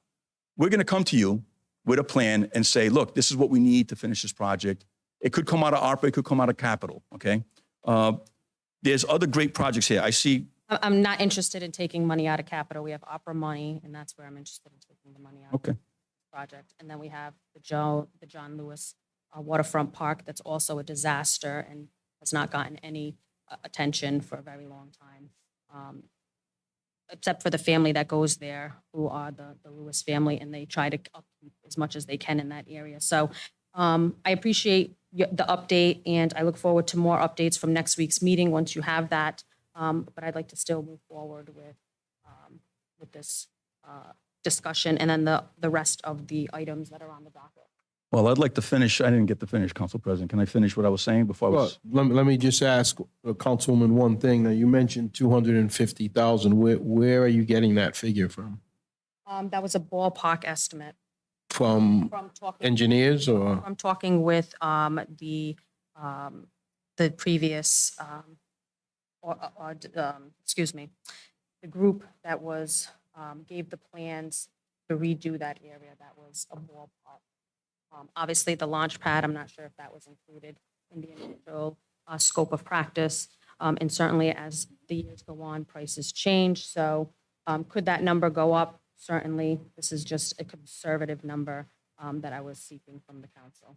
So Mayor, let me ask you, it seems like the venue, the concert venue, they're going to be putting in some permanent changes, right? Seating and now that, and evidently that's not going to happen. That won't be at Bow Point Park. That's going to be on the property that they purchased. So that's what I want to say. And us doing something at Bow Point Park won't adversely affect. Not at all. No. So how can we fast forward if we have CRMC and if we have, what don't we have? Well, the coordination now is the meeting that we have scheduled for next week with all the principals and all the people who are going to be doing the Do you work. think after that meeting and maybe somewhat after that, you could come back at our next meeting with a firm price and plan and timetable, or is that unreasonable? No, I think the next meeting is a month from now, right? Is that correct? Yeah, I think Yeah, within a month. August, I think 15th will be the next. I think within a month we should have a more definitive idea on the cost because we are Councilwoman, having. Can you wait So till? I just kind of had a little sidebar with Mike, Uh-huh. and I believe all of these opera requests should be formally in a ordinance or resolution. So my ask was going to be of Mike anyway, in the solicitor's office to have these for the August meeting in an ordinance for approval by the council. So I think between the DPW and the administration's office, you should have your number to give to our city solicitor's office for the council to vote on that.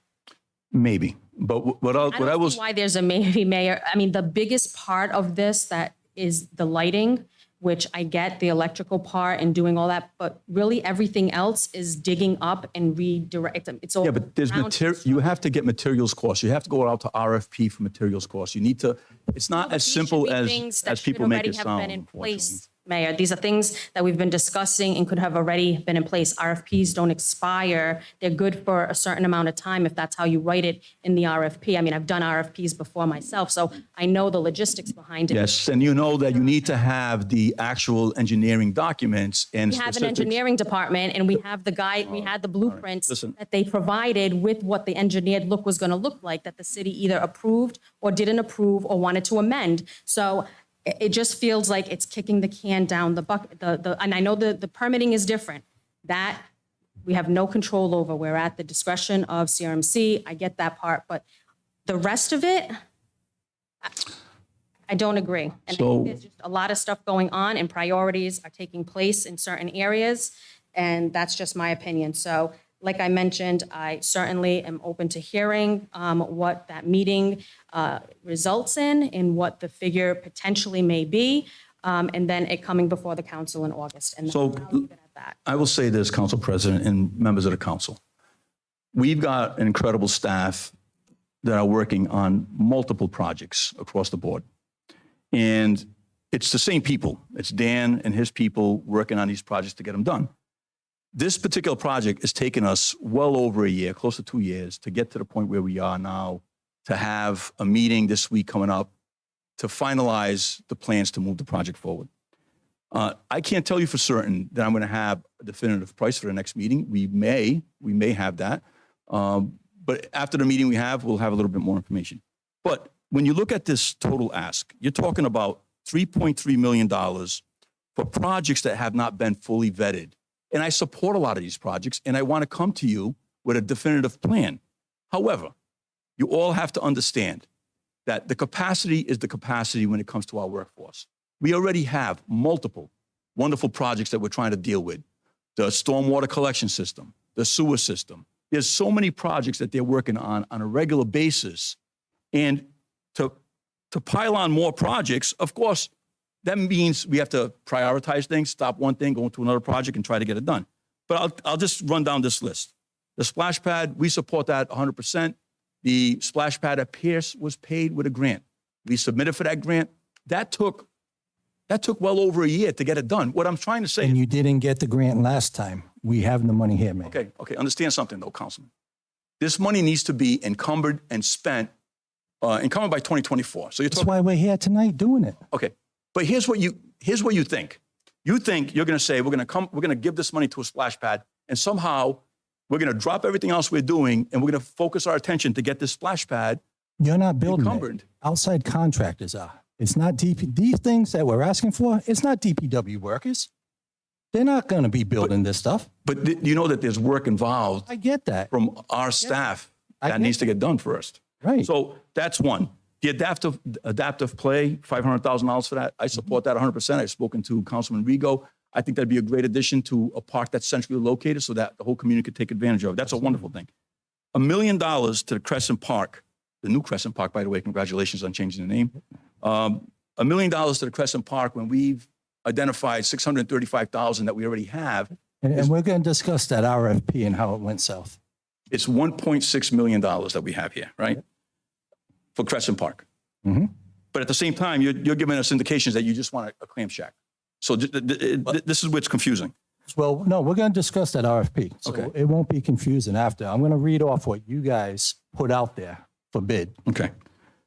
So we've met, well, This is an item that's coming up in a bit. All right, so Okay. let's stick to this item, which is Councilwoman Souza's item. So number 2, I will defer to the next meeting, and the amount will either remain or be increased. So it sounds like it looks like it's going to be increased, which I'm okay with that too. So I will table that for the ordinance. Yeah, no, I think that's fair. And Dan, I mean, please be honest with us. I mean, which you always are, I don't mean to say it that way, and Mayor, come back to us August 15th and, Well, it has to be before because the it right, has to be written. the work has to before. be Yeah, it has to be done. written. I mean, please, you can comment. I mean, just to add to what the mayor's discussed on Bold Point, I mean, there are a lot of moving parts with this project. Commitment from Waterfront Enterprises, a design plan that still is not fully complete, electrical design that needs to be finalized before we can really develop and, break ground. So coming to the council or committing on being able to provide a number to the council by the next meeting, I'm going to be honest, is not realistic because, again, we're working with Waterfront Enterprises to complete this project with their assistance. So it's not your traditionally bid project that that you see from an RFP process. There are a lot of things that go into that. So it'll be difficult to give you a number. I'm going to be quite frank. I'll put a number on it. That's not a problem. Thank you. Council President, can I suggest we go through each item and the council discuss, and if it's a worthwhile project, we vote to move forward with it. All right, And then we can allow the city to, Discuss that. So let's see So what if next that's the month case- If brings. that's the case, then I'll just make a motion to approve and move forward with number 2, allocating funds for Ballpoint Park and the John Lewis Waterfront Park. I'll second that. Your motion is to approve before. Allocation. Approve Next allocation month's. of funds. It's not the dollar amount because we need to do an ordinance for the dollar amount. So this is just approving funds allocated. So there's an understanding amongst the council that there's going to be funds allocated to this park. From to ARPA. From ARPA, correct. Yes, Council President. We need an ordinance. Resolution. Everything in the ordinance, a resolution, appropriation, right? Plan maybe doesn't, but the financial appropriations would have to be done. So really, we can't vote on anything until the August meeting when we get the resolutions. There's a motion on the floor. Vote in support of the project. Okay, all right, no, I get it. Thank you for clarifying myself, Mrs. Madam We're Clerk. just going to take this as a What do we do? vote in support of the project in general. Okay, so it's a non-monetary. Okay. We're not allocating any specific funds, even though there's numbers in these resolutions. Do you want to repeat that motion, Lisa? Or do you want it read back? Nope, that's fine. So I want to make a motion to approve allocating funds from the opera funding for All Point Park and John Lewis Waterfront Park, as indicated on the docket. I'll second that. Any other discussion? And again, we're voting to approve these projects for opera funding, and then we will work with the administration to come up with the appropriate number to allocate through Part opera. of this motion has a number in it. Yeah. So. Yeah. And if things come back This number is less, not binding because there's no ordinance. right, it's not binded. So as long as we know this, it's not a binding. So the total we got here, and then, like I said, I'm going to be asking for money for the business incubator, is about 3.8. And again, out of 28 million, all this council's asking for is 3.8 million for these projects. That's it. So far. Oh. It's the Fogarty. It's, as long as we know it's non-binding financially, then fine. You know, we're approving concept of the project. There's a motion on the. All in favor? Aye. Aye. Any opposed? The ayes have that, 5-0. I have a suggestion. If we're gonna do this for all of them, and I'll just ask this, excuse me. We're going to stay in order. Well, no, my two fellow council members here. If we all support everything and it's a moot point, if we all support it and we bring it to the August meeting in regards to the resolution, why don't we just bundle them all together and just move on instead of going through them one by one? I just have to make a correction. Okay. On one. That would be item C. There was a misprint on the docket that Piercefield Football Stadium replacement of walking path and ADA compliance is not $50,000. It is $500,000. And those numbers were vetted based on other walking fields recently completed in the city or in other cities of recent.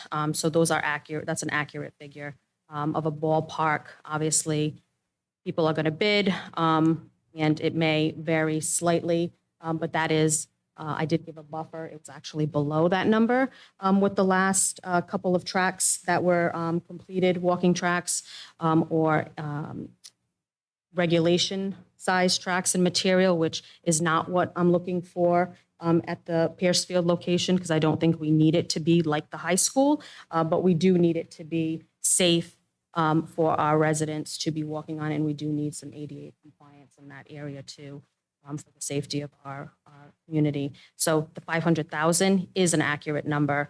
And I just want to mention that I have no problem working, and I'm sure our city clerk doesn't either, creating RFPs and going out and doing the work. If the administration is backed up with their own RFPs, I have no problem taking on some of this workload myself to make sure that it gets done in a timely manner. Excuse me, Chair. Councilwoman, is that the walking track existing, the rubber, you want rubber back Correct. and not any other materials? So, yeah, that's Maybe not, ahead. a turf or something wouldn't, to expand it for maybe potential other uses for rentals? So And with- I think the grass area is really a nice, and I think they do a great job with the grass. I was not looking to turf. Okay. The grass, that would actually be an expensive. So I'm more concerned. I think the grass looks great. I think it suits the purpose for those who are renting or using that space. It's really the degraded, embarrassing, dilapidated Okay. walking trail track that we have that needs to be addressed. And I know it is a very hefty project, and that's why the city has not allocated money in the capital improvement over the last tenure of my council because of the amount that it would cost, and we just didn't feel like that kind of money, was probably the best when there were a lot of other needs in the city at the time and still continue to be. But now, given the fact that we do have the opera funds and it is an appropriate use, that is my ask for that area. Thank you. And then I would, before you respond, Mayor, I would say, keep in mind that that was never a track, was never has nothing to do to degrade what you're saying, but was never an official track. Track meets were never held there. It's not regulation. The new high school, they did some walking. When I was in middle school, I was on the track team, and that was definitely. Yeah, middle we had school. track meets, so Right. that was now it might not be, Yeah, they're not professional grade, interscholastic but league, no, that's, right. well, I guess It was middle Providence wasn't school. interscholastical then, but Right. that was my. I'm not looking to argue. I'm just. I'm just saying, I'm don't just you- telling you, you're it's saying- not a track like the high school. That's why. Nobody's comparing it to the high school. It'd be far Right. more expensive if it was the high school. But it is Okay. a track. It is a walking track. It was. Right, it's just for walking. There's not going to be any track meets there. No, I think the high school is perfectly fine. It's a Yeah. walking track for the community to exercise and be outside in the open space. Councilman, thank you for the opportunity to speak on this very worthy project, another $500,000 for a track at Pierce. We've been working, actually, we put in for some federal funding to try to redo the entire field with artificial turf so that the field can be used for other activities. To include in the artificial turf would be 2 walking lanes. We've had a professional team come out and look at that as a potential. And one of the problems that they issued to us, and that they mentioned to us, was that the width of the playing area was not sufficient for professional soccer if we ever wanted to use this. I know that there's great interest amongst the council members to see that historic stadium used for other activities, regular activities. If we're going to do something, I want to do it right for the long term. I want to do something that's going to have a generational impact for decades and decades to come. Now, $500,000 is wonderful, but this administration is looking at finding revenue sources to make this a completely returfed field. It would save us on water consumption. It would save us on maintenance, and we have to pay staff to do they do a lot of work, and they do a great job keeping that field looking the way it does, but it does take a lot of money, work, and effort. So we've put in for a request for some federal dollars to see if we can't make that a fully turfed field with a walking track. So, and a matter of fact, in the request, we talked about ADA accessibility because the ramp that's there now is not ADA accessible, and we would have to do like a switchback type walking path. We've looked at that. I've had conversations with Dan. What? The lighting, yeah. I mean, we've looked at a lot of different things.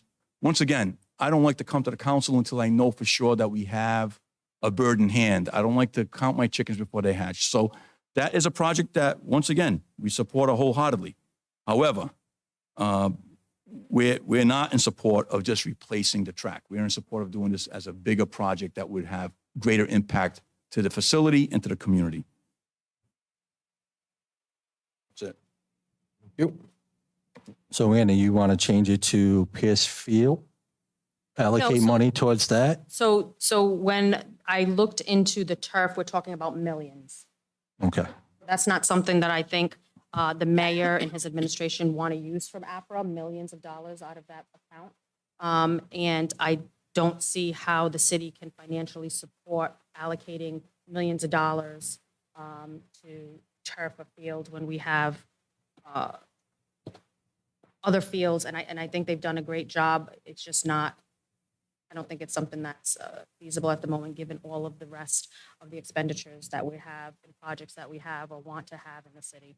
So I'm still moving forward with the walking track. I mean, PS Field Stadium, we know that whole area needs work. It's needed work for a long time. The bathrooms are still falling apart. The stonework around the structures are falling apart. The bleachers the whole place could use $20 million to make it whole again. But I mean, realistically, is that what we have? We don't.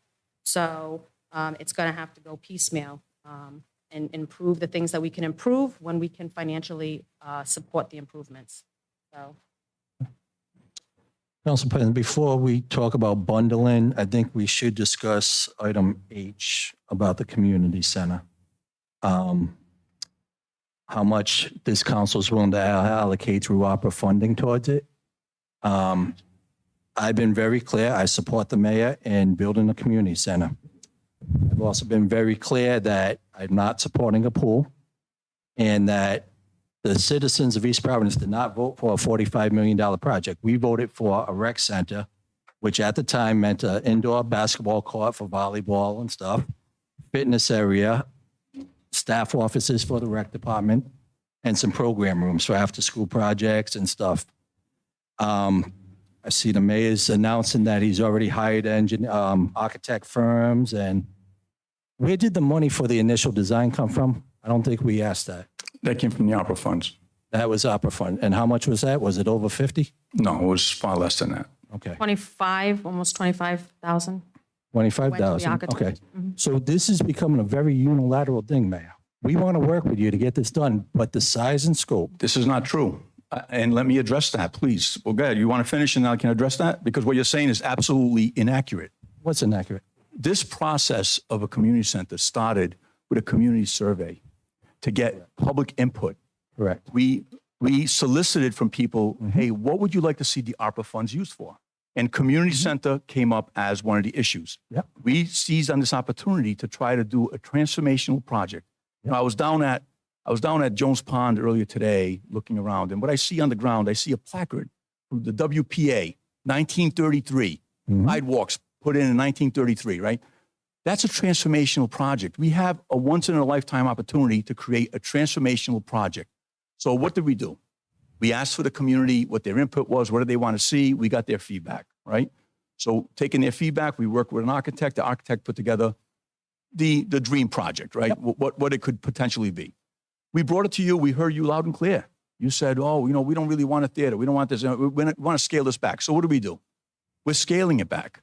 The next process is that we hired a project manager. The project manager is not going to manage this project. We're at the very inception of this project, still early, but we are way ahead of other communities who are seeking the $87 million that the governor's put into his budget. So we, as a municipality, want to have a plan. We want to have a shovel-ready project that we can get money from, not only from the federal dollars that we received, $3 million for the pool from Cicilline, the ARPA funds that we're trying, we don't even know how much of the ARPA funds we're going to need, but the ARPA funds that we have in. Well, that's why we want to discuss how much we're willing to allocate. Because we don't know yet. We don't know yet because I haven't come to you with a plan. I haven't had the opportunity to sit down with my project manager, to sit down with a group who, by the way, I would invite all of you, but we can't have a violation of Open Meetings Act. We're going to have Council President and Vice President at the meeting that we're having later this week to meet with the OPM. By the way, the OPM we hired was the Peregrine Group, who did an incredible job with the high school and with Martin Middle School. And you guys, is that an RFP process? That was an RFP they process. They came in the best? Yes. And what we're looking at right now is their directive is start the process to create a budget, look at the size and scope and see if we can make this work within the potential available funding that we have through ARPA, the $3 million that we got from Congressman Cicilline, and we don't know yet what we're getting from the state. But I can tell you that I'm lobbying them every chance I get to get a good chunk. We may even look at, capital funds. Do we have a capital fund here, dollars, whatever, to put towards this? Because what I'm trying to create for our community, and with your support and input, because I listened to what you said you didn't want a theater.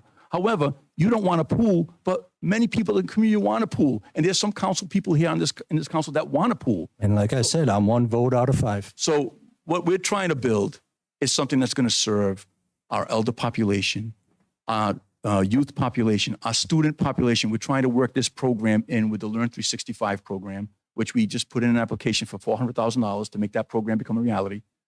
We're also partnering with Rhode Island College. We're trying to get Rhode Island College to have a footprint here in the East Bay, in East Providence, even if it's 2 or 3 classrooms where they can work with our student population right across the way at East Providence High School to offer them opportunities and career paths into nursing and teaching and other classes that they teach there.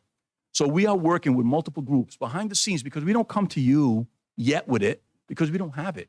We don't have it complete. I get that. But to come out and say, listen, we're just going to give you X number of dollars, that's your prerogative. I mean, that's the council prerogative.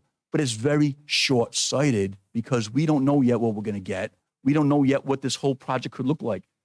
As the council president, Roderick can tell you, because I know I've seen him at the meetings, I've seen you at the meetings, a project, even with the school department, when we built that beautiful high school, it started out at a certain scale, and they trimmed it down until it could fit into a budget. Same thing's happening with the Martin Middle School project that we're doing right now. Same thing's going to happen with this project. We want input from all the stakeholders. We want input from you, and we want to move this project along to create something that 80 years from now, somebody will look back at this building and say, you know what, that was built with the ARPA funds in conjunction with other funds to create a transformational project that's going to benefit the entire city, not just a group here, a group there. The entire city will benefit from this. And there's a lot of excitement. Meeting with the president from Rhode Island College, he was very excited about the potential of having some type of a footprint on the East Bay. All right, so that's exciting. These are things we're working on. And to have the council come in and carve out $3.3 million arbitrarily without really understanding what the cost of these projects are. And I know I had a great conversation with you. You said, look, you know, if we put $1 million towards Crescent Park and you only use $200,000 to get it done, then the rest goes back. Sure. I appreciate it. I appreciate the fact that you want to see great projects move forward. Some of these things, I took a walk down to Townley Pride Park. It's a catch basin. It's flooded right now over all areas, over the walking paths, right? I spoke to Director Borges. I said, look, I know Councilwoman Souza wants to throw $250,000 at putting walking paths. What are we looking at? And he's like, it's going to be way more than $250 because you'd have to build the retaining walls up above the floodplain to create a walking path all the way around. He goes, it's not going to be an easy and cheap project. You're talking about big money. By the way, we don't have the capacity, and I'm not going to take him off of other projects that we're doing right now to expend his time and energy that's very valuable on now trying to engineer and get this project done. And if Councilwoman Souza wants to come in and run these projects, that's not her role. I get it. Like, No, my role is to allocate funds to projects that are. that's important right. to the people. Thank you for allocating the funds, and we will look at it and see if we can get it done. And that wall is something that I've been talking about for a long time, and there were granite blocks, big granite blocks that were donated to the city for that purpose, which were then turned around and used at the seawall, which, great, they did need to be used over there to ensure the seawall. Nobody saw that collapsing unexpectedly. I mean, maybe they saw it coming down the pipeline, but the city did acquire from the state granite blocks to help secure that wall going around the park. They were just diverted to somewhere else. So That wall costs, and just in the labor and engineering, costs over $2 million. But well, we're not talking about the same type of wall, but there were materials that did not cost the city any money that were procreated for that park that were used somewhere else. No problem. Now we just need to get those materials back again. So we got to ask the state, if we can get more cement blocks, more granite blocks, so that we can build up. listen, It's doable. It's just a matter of doing. it's doable. It's very doable. It's, Projects, Mayor, excuse me, I know that there are a lot of projects, and like you said, you have priorities that you have set in your administration that maybe do not align with what the council feels are priorities. But there were things that were in place before you were elected in your first term that have not yet been completed, that are still looking to be completed, and that's why. we've done major improvements over at Jones Pond or Townley Pride Pond. We've added a new cement walkway. We've added a sidewalk on Fifth Street. We've added One at a time, please. That was done. Let him that was done answer. previous. No, I'm not gonna, no, because that's not. no. We added a new walkway there just last year. Our people You did it extended, in-house. you One at a extended. time, please, or I'll. But that money was allocated to do that when we were still in the city manager form of government. Okay, and we got it done. It was, there were projects already like I said, there were projects already in place, ideas already formulated and worked on through the engineering department and other city officials to get things done. And yes, when you came in, you continued some of those, and then some of it stopped, and other resources were allocated to other areas of the city, which I get. There's a lot of things going on in the city, but I'm going to always be bringing it up until it gets completed. That's just the way it is. A lot of people use that area in that neighborhood. A lot of people in the Vets Parkway offices use that during lunchtime. So flooding, it wasn't always a problem. There are things that need to be done and can be done, and I don't have a problem helping out with that. It's not necessarily my role, no, because I don't get paid the big bucks that other people do in the city. I'm doing this more of a volunteer, but I care about my city and I care about the residents. And when they ask me why it isn't done, I'm going to tell them why it's not done, and I'm going to keep talking about it. That's fine. Look, we'd have to get DEM permission and permits. Once again, this is where I think sometimes people don't understand the processes. You'd have to I get, definitely understand You'd have the to get process. engineers to come in and engineer a brand new retaining wall around Jones's Pond to create a walking path. So you'd have to elevate the level all the way around. And that's not something that's just done by these guys sitting down with a piece of paper saying, okay, we're going to lift this up. Look, back in the day, maybe things were done like that without proper plans and permits, but we're not going to risk that. We have to go through the process. We'd have to engineer the new wall. And that's something that we're not going to be able to get done before 2024. And the money is not going to get expended. What I'm afraid may happen is, there's a lot of worthy projects here, but if we can't get to them and we can't spend the money, we're giving the money back. I'm telling you right now. I mean, it'd be unfortunate, but this is the real possibility when you're throwing all these projects at us without any pre-planning, and it's just, hey, you got these great ideas. That's wonderful. I have great ideas too.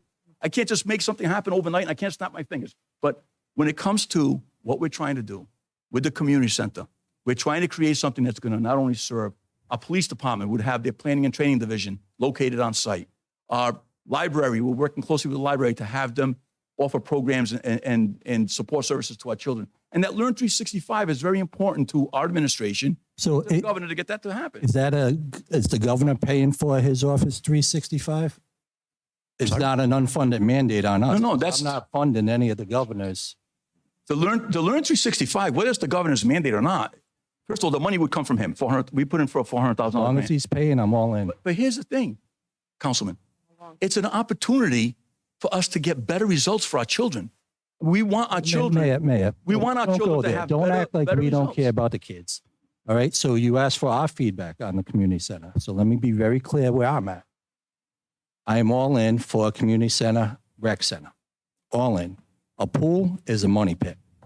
You look at Bud Long in Cranston. Look at Davy Lopes in Providence. Talk to people that operate a pool. It's not like you just pour a cup of chlorine. You need lifeguards. You need proper maintenance. There is ongoing expenses after you spend, was it $8 million to build a pool? We had a pool. We let it go to shit. As far as the other stuff, the workforce, we got the proposed business incubator could be used for workforce development. You have Fuller Library could be used for that stuff. We can build a rec center. We could downsize your vision, and I've been saying Plan B, I don't know how many times I've mentioned during these conversations that the amount of money you want to spend is a lot for this city. You and I sat in the budget meeting for the school committee. They're going to come in asking for $2 million more from last year. So I am just being very fiscally frugal here. I get you want the big splash. I get that. And that's great. I love you for that. You have vision like that. But the reality is we only have so many resources of this city.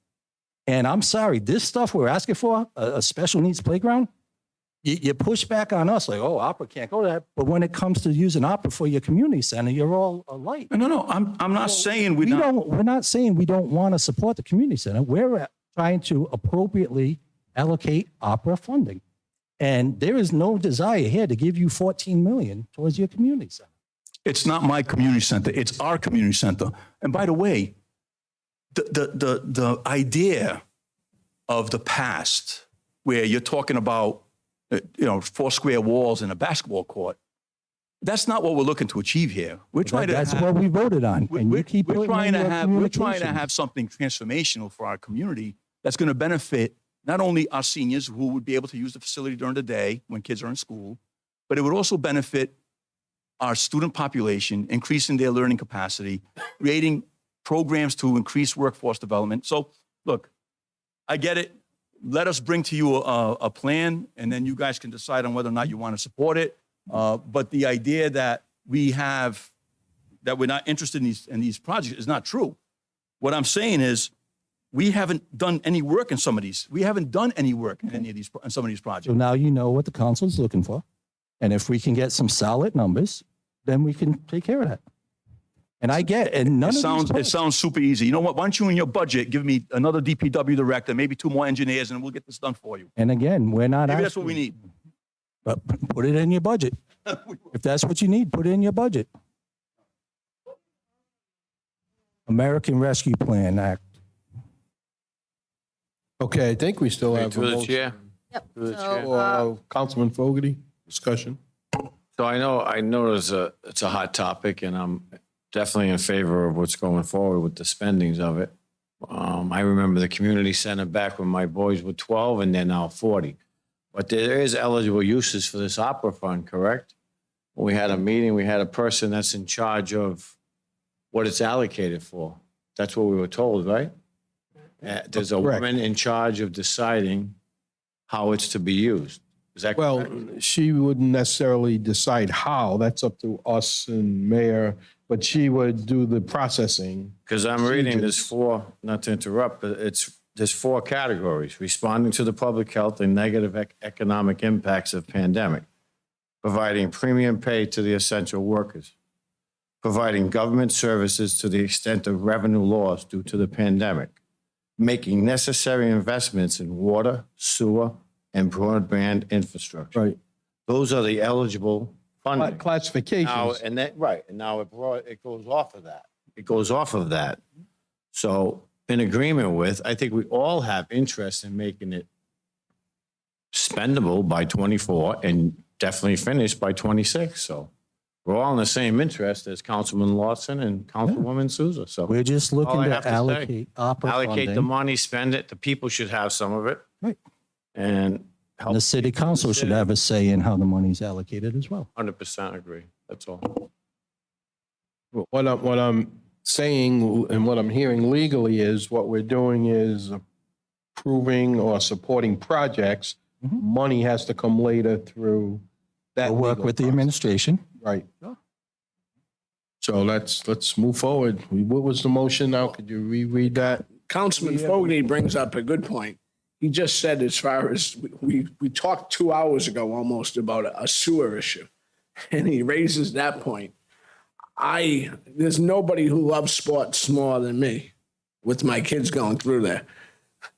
And I want the center. I want the pool. I've been on record that. But in the long run, if we don't take care of our streets and the people who live in those streets with sewers, then no one's going to want to live in East Providence, because we're going to get a reputation of not taking care of our structure. Excuse me, my mouth with the surgery. But we don't take care of the infrastructure of our city.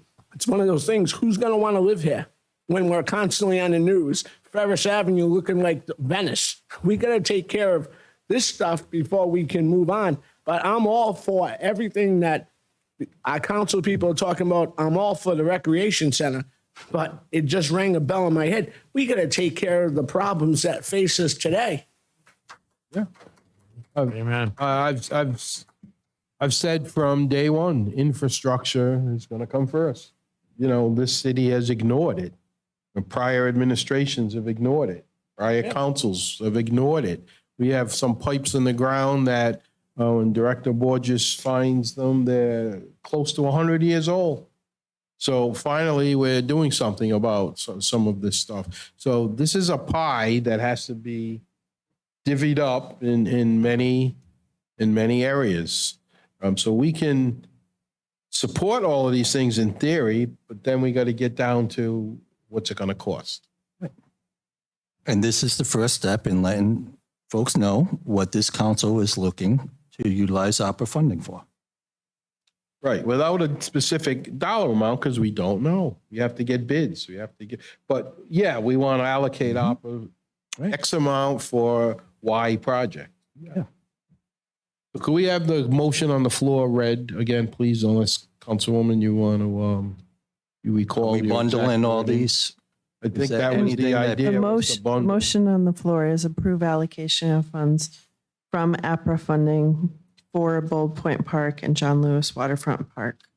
You want to change that to bundle, Yeah, we all of them? We can. Yeah, we can bundle. it. So I'm going to rescind your- that motion for item D. and reinstate a new motion. The motion is to approve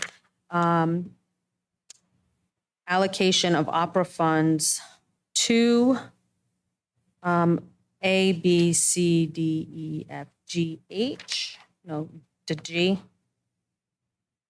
So A to G,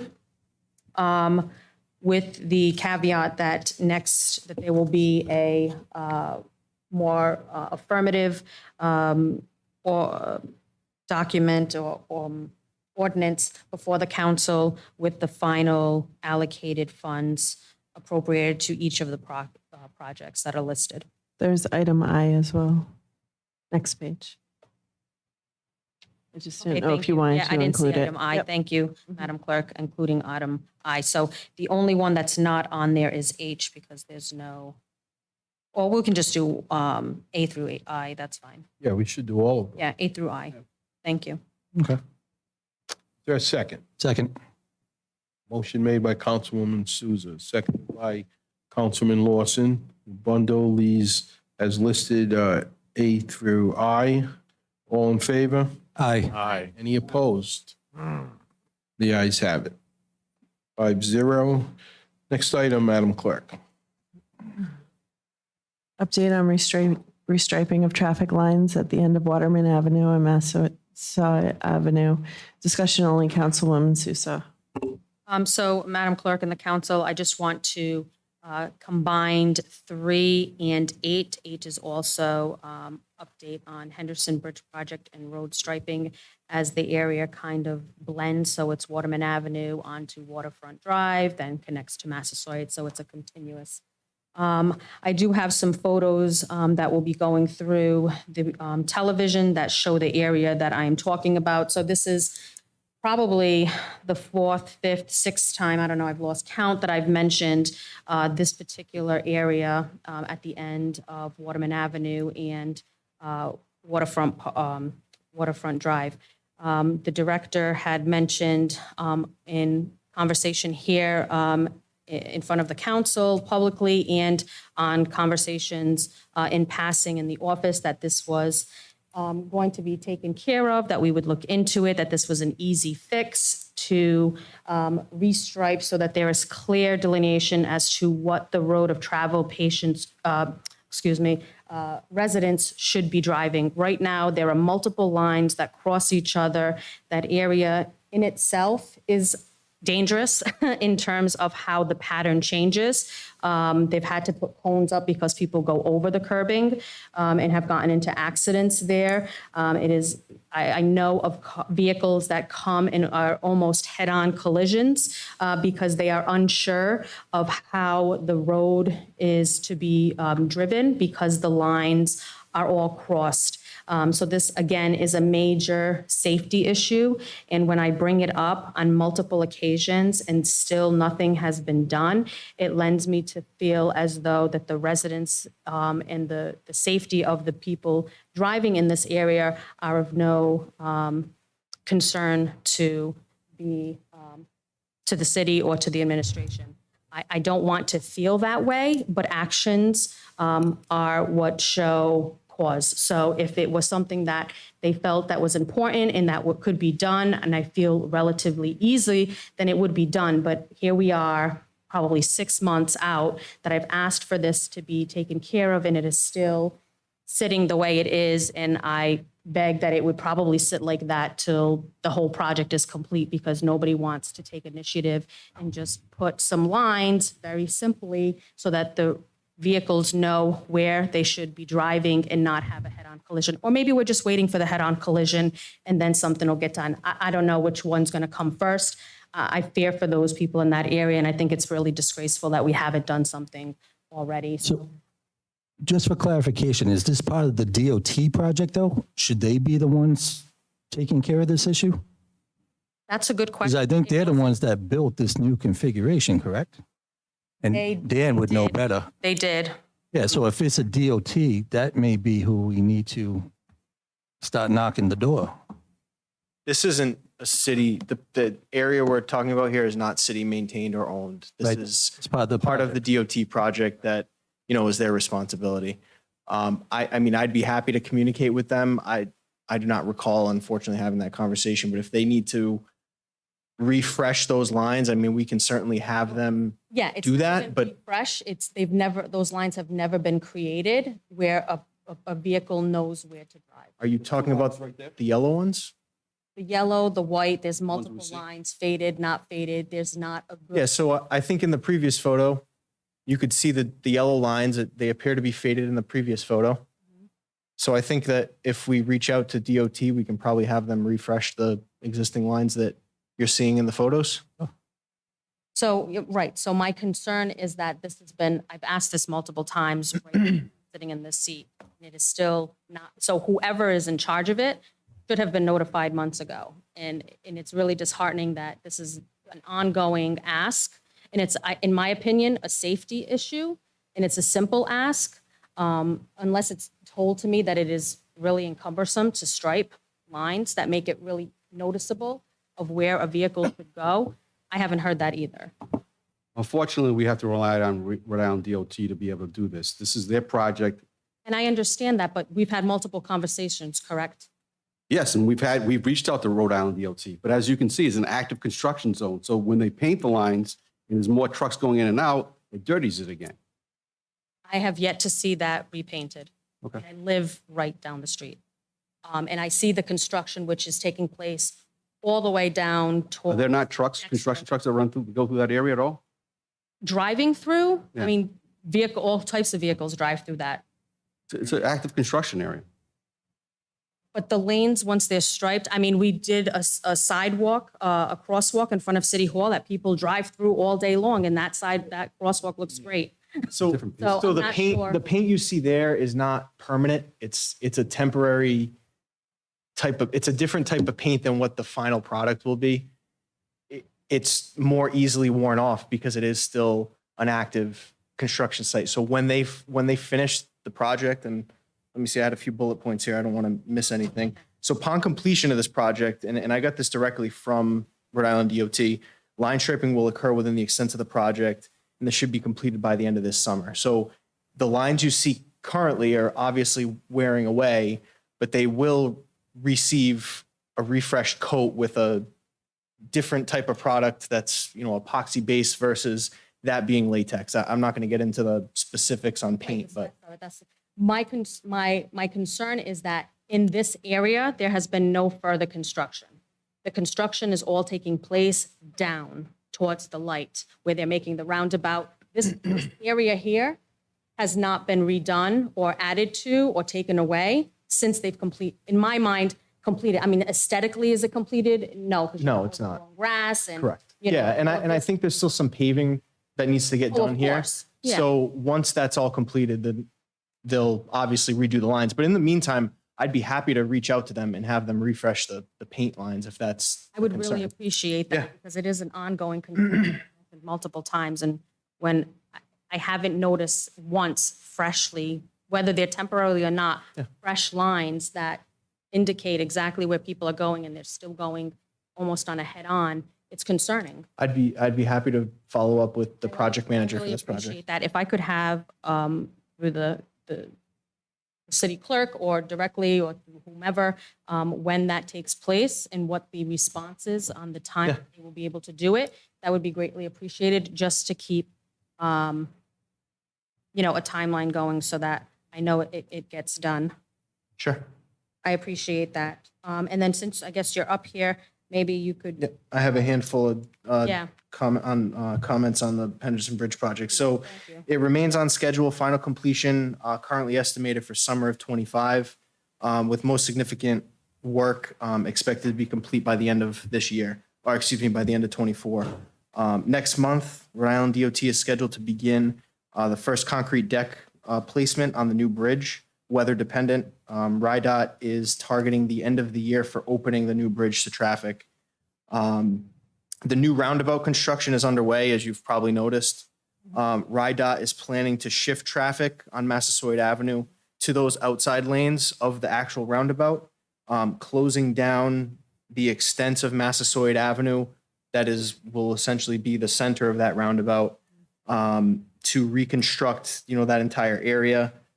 And they plan on doing that next month, month or so, to allow construction to continue on the interior portion of the roundabout without the need for significant traffic impact. So the hope is that, traffic will continue to flow. It's, it's not ideal what's going on there now, but ideally they'll, divert traffic to the outside lanes that are newly paved that you probably see now. And like I said, close down Massasoit Avenue to begin that. Would they be using the waterfront drive as an alternative? Waterfront Drive will remain the same. You'll still have access to Waterfront. Well, Waterfront Drive will remain closed, and you'll have to utilize that cut-through street to. Dexter to go to the other waterfront. Correct. Yeah. That detour won't change. The only it's not even really a detour, it's just lane shift, will occur sort of where all that central work is happening and where you can see the new bridge being constructed. So traffic will just be diverted to the newly paved areas, what is that, to the north and south of that area, in both directions. Can I ask you a question? When there are DOT work, just like at this Henderson or the new off-ramp that's, underway, or anywhere else in the city, how much notice does your division receive in terms, or do you have a calendar that's laid out of when roads are going to be closed, when on-ramps and off-ramps are going to be closed? What's the timeline to receive that notification? We receive those pretty much at the same time the public does. So when you see the weekly RIDOT updates, we receive those around the same time. I mean, we'll have coordination meetings with Rhode Island DOT and have tentative, dates of when this will happen. These bullet points that I just read were for the prior council meeting that I wasn't able to present this on. So as you can see, we're almost a month from the previous meeting, and some of this hasn't even occurred yet. So, we essentially get the news almost at the same time the general public does when it comes to, large projects like this. We don't have status meetings, in depth with RIDOT regarding, these projects outside of, an inquiry on, restriping that portion of the road, which I'll reach out to them to happen. I notice, and it's just because I do nights occasionally, not occasionally, but frequently. And so I don't sometimes notice a notification that goes out about closures of the on-ramps onto 195. And so what happens is there becomes a backup because nobody else seems to know that there was a close. And so then they try, Taunton Avenue's closed, so then they go to Warren Avenue. Warren Avenue's closed, so now they're going all the way to Broadway. And then there's the state isn't being proactive in putting any signage up, giving people notification that, hey, there's a detour or. Well, those detours are identified on the large message boards. There's one in Riverside, just south of Bayview, at the split between Vets Parkway and Pawtucket Avenue. And there's actually one prior to that, do get updated frequently. Riverside. Correct. If you're traveling south to Vets Parkway. So, I mean, if you're in the center of the city, you're not. Yeah, I think, isn't there another, there might be one other one at the bike path. I think over by Metacomet, just south of Metacomet. Center of the city coming, so off of any one of the streets on Taunton Avenue, Waterman Avenue. Right. From Rumford, you're not seeing that there's an exit, an off-ramp that's closed until you get to. Yeah, I guess there isn't one there. There is obviously a bill or a message board on Taunton Avenue, but closer to the Seekonk line. So I guess, yeah, so I mean, within the center of the city, there isn't one, but. I'm saying like something, so in my mind, it's something that would be closer. So as you're approaching what's going to be closed, how do you know that it's closed until you actually get there? You know what I'm saying? Yeah, if you've missed those signs prior, Or if you're yeah. not in those signs, right, like If you don't drive through. No, I understand that.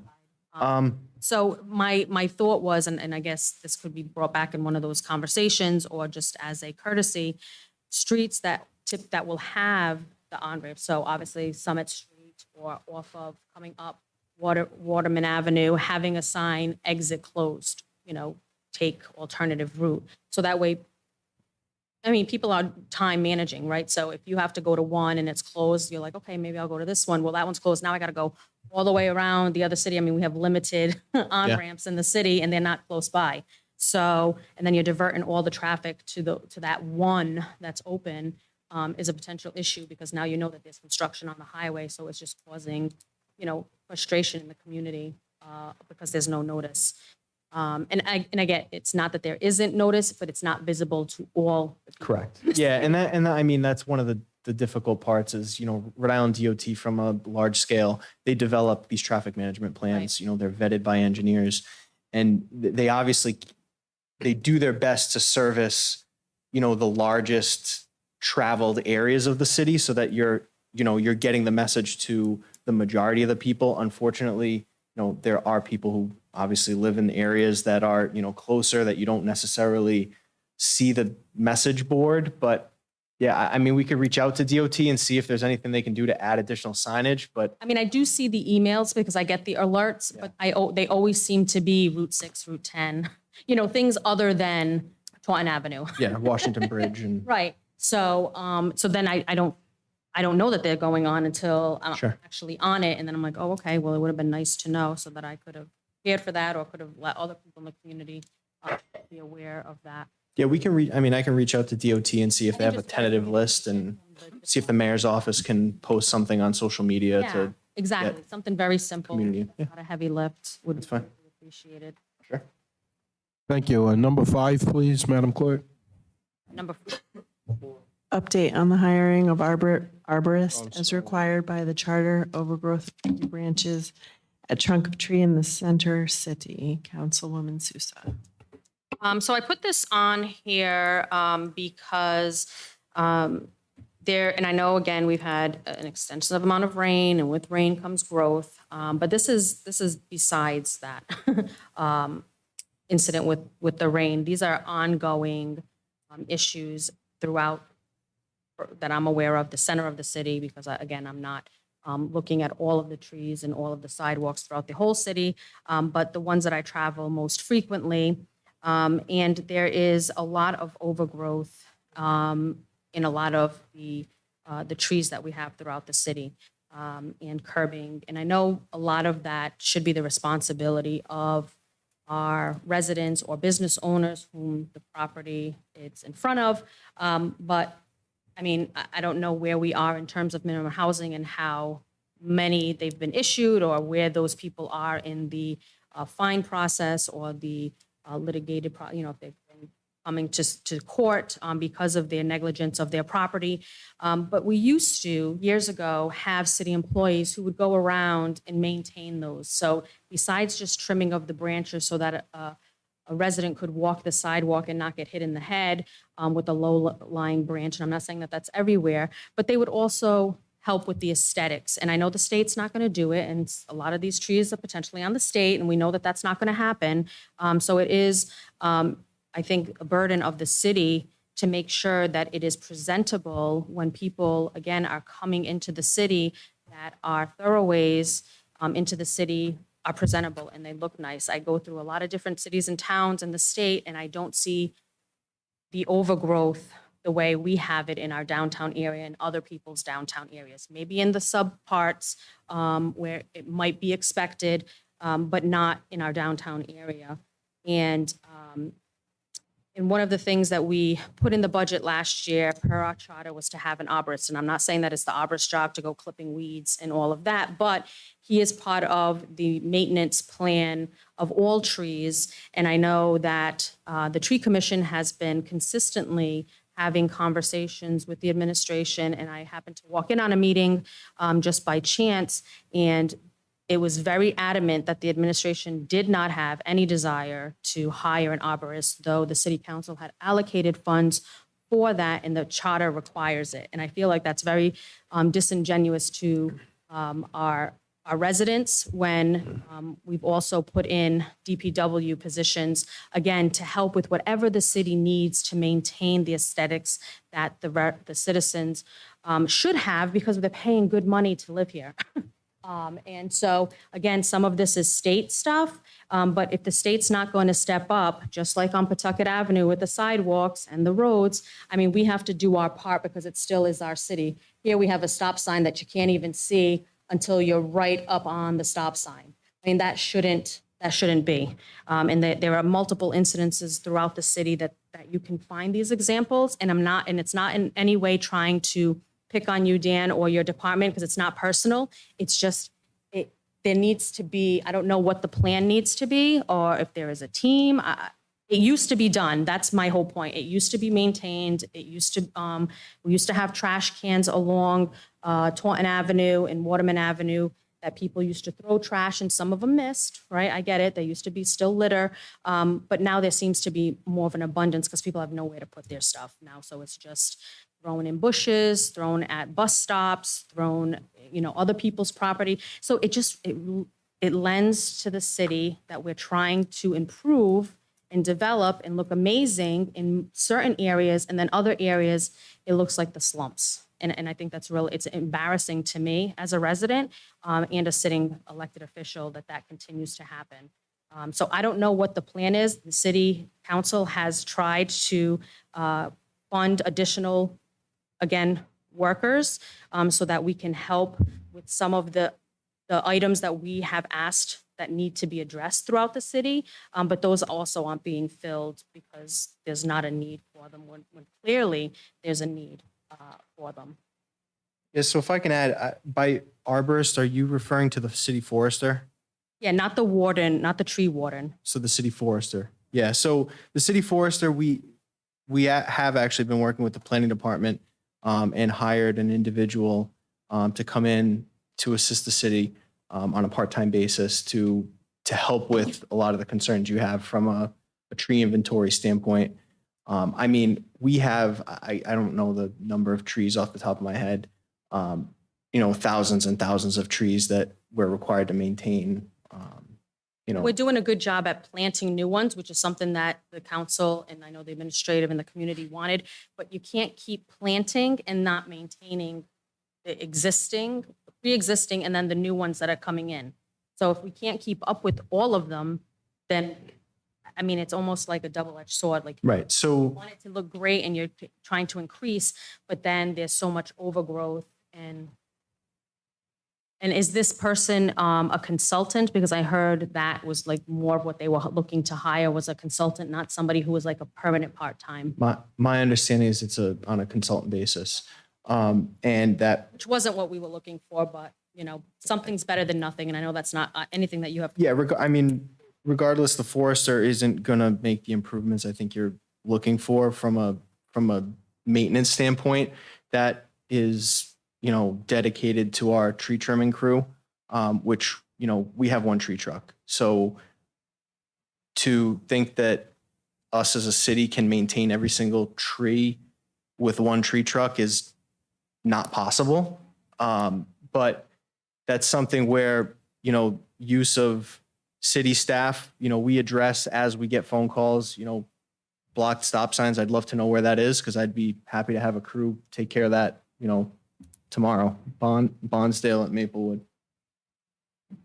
But our city workers do drive around the city. I mean, it's not like most of us live in the city. So we do drive around unless we're wearing blinders and life is busy and crazy and we're just being blind to seeing these things. Yeah, I can't speak to everybody. I mean, it sounds like you and I have very similar thought processes. When, you see something like that, you say something, and I, And you do my best to try to And I agree and I appreciate provide that same feedback to all of my staff. Yeah. And, I make that a consistent message with my superintendents on a weekly basis is, if you see a pothole, if you see a tree that's, you need to report it so that we can address it. I can't speak to whether that's happening every single time, but, if there is an issue, I mean, I think we're pretty good about addressing it, immediately, within a few days. And if that's not the case, please let me know because I'd be happy to. No, it is. And I appreciate you Address saying that you advocate for your staff to be mindful and to Yeah. take action on items when they're driving by and not close their eyes to it. Not that I think they are, but, you know, I do appreciate that you saying that. And that's all I have for, I really appreciate that. Thank you. Yep. Thank you, Director. Next item, Madam Clerk. Council rules, mayor communication, provide updated guidelines on appropriate communication for council meetings. Discussion only, Councilwoman Sousa. So I put this on the docket because it's unclear to me, or my understanding of mayor communication and what I feel that we receive from mayor communication are two different things. And not always consistently two different things, but a majority of two different things. So for instance, on this docket, I have a half a dozen of need and like updates on stuff that's been happening in the city or issues to need to be addressed. And for me, that should be things that the administration is coming to the council on the communication portion of our docket to discuss or to bring ahead of a council member potentially needing to ask for, because these are ongoing projects. And even if there wasn't an update, then you could say that, that, you know, the Henderson Bridge project, this is where we are with it. This is what we're anticipating on happening. You know, this is what's going on with the middle school. This is what's going on with the new rec center. We have, you know, a project manager, you know, all of these little things that are happening in the divisions and the departments throughout the city that the council hears through press releases or emails should be items that are, in my opinion, on the docket and discussed or brought before the council, even if they're in their inception or wherever they are in their line of progress. Is it nice to have all of these recognitions on here for the council to know about? Of course, but that could go on the consent calendar, or that can just be on the social media where it sits anyways. Communication to me from the mayor's office should be on city business that affects the community and or the council regarding finances, projects, budgeting, things of substance, not just rainbow stuff, which rainbow things are great. It's good to have good news and hear things like that, but there are tons of other outlets that we can use that for. And I don't think that we're using the mayor communication part of the docket for what, in my mind, it was put on the council docket for. So I don't know how the rest of the council feels that the mayor communication portion of the docket should be presented to the council, what items should be on there or not on there. I would like to have more substance of city business, what is happening, updates on things that are happening, things that are to come that are happening as an informative way of keeping the council abreast of city business. Since we are not in City Hall and at these weekly meetings with RFP planning and department heads, we don't know any of that stuff until Friday when it's on the docket or Thursday in the mayor's packet of communication. That's not sufficient time. Those are things that you know are ongoing. You can bring that up to the council well in advance to when you want the council to vote on it so that we have some substance, some time, maybe some feedback, or maybe want to sit on a meeting that you may be having just to listen and be more informed. So that's how I feel about that portion of the communication. So I'll piggyback. I mean, we love you, Napoleon. We love working with you, but we don't need you to read the proclamations, you know, because they're already sent out as press releases. Stuff like that, I think we could just do like a consent thing, but we do want to keep the communications, but we just want to talk about maybe streamlining the stuff that we actually talk about during mayor communications. If that makes sense. You know, it's like reading the proclamations off that we've already seen. Just want to kind of ease that up from these meetings and kind of make it more substantive. Okay, I understand. I'm a little confused as to Councilwoman Sousa's remarks overall. What I understand is that the proclamations and stuff like that, you guys think are a little excessive? We get them, you guys announce them, you guys promote them and stuff, so we can get them like on the consent calendar. And just to acknowledge, oh yeah, we received them.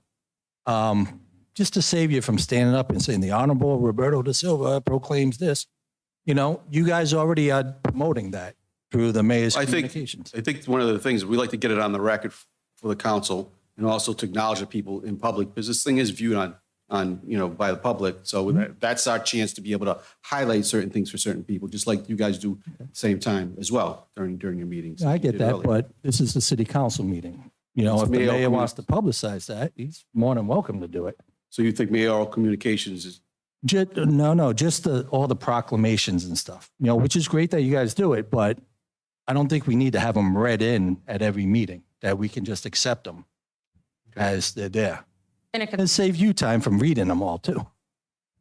things that you have on here, for instance, the allocating of funds for the sale, the appointments or reappointments. That one's appropriate? Is that what you said, Councilman? Those are Okay. all appropriate things, but just, advertising different things for the city, like, the fire night out, that's nice, but we're putting that on the, it's going to be on the city website. I'm sure it's going to be on the Facebook page, it's, there are other places we can put that on the consent calendar, but we don't have to spend time reading it off aloud when there are other things that I feel are more justified in the discussion piece of the communication portion for the mayor's office. I mean, I see what you're saying, but at the same time, I think some of these events, giving them extra publicity is not a bad thing for people to know. And I've been up here. Usually I'm up here, 5 minutes, maybe 10 minutes at the tops. You guys have questions about events. I don't really think it's overly burdensome, but it's your council. It's your meeting.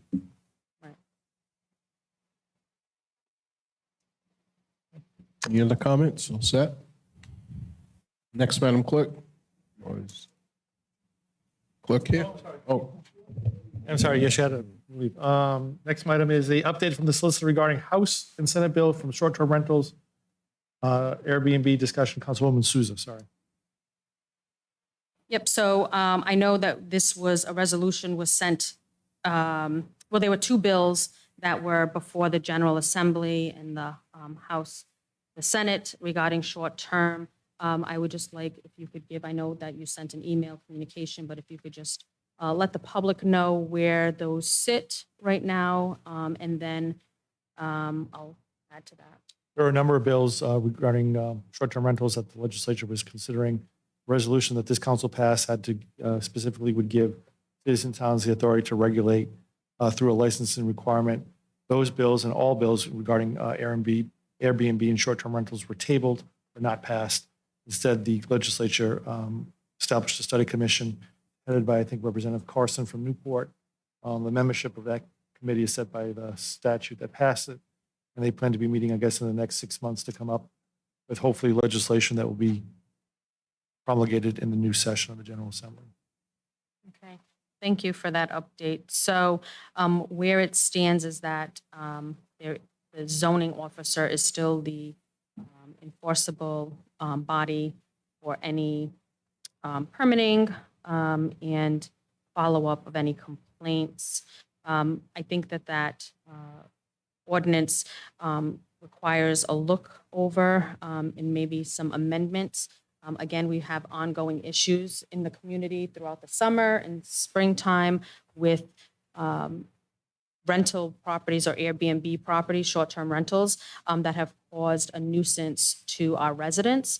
And I would like to work with the solicitor's office and any other council member who may have any ideas or substance that they want to add to update the current ordinance within our purview to help alleviate some of the concerns that residents have that live adjacent to these short-term rentals. So, That's fine. As you know, well, I think Assistant Solicitor Dylan Connolly was the person who drafted that initial ordinance on behalf of the previous council. I'm sure he'll be happy to sit down with you to talk about any amendments that you might have.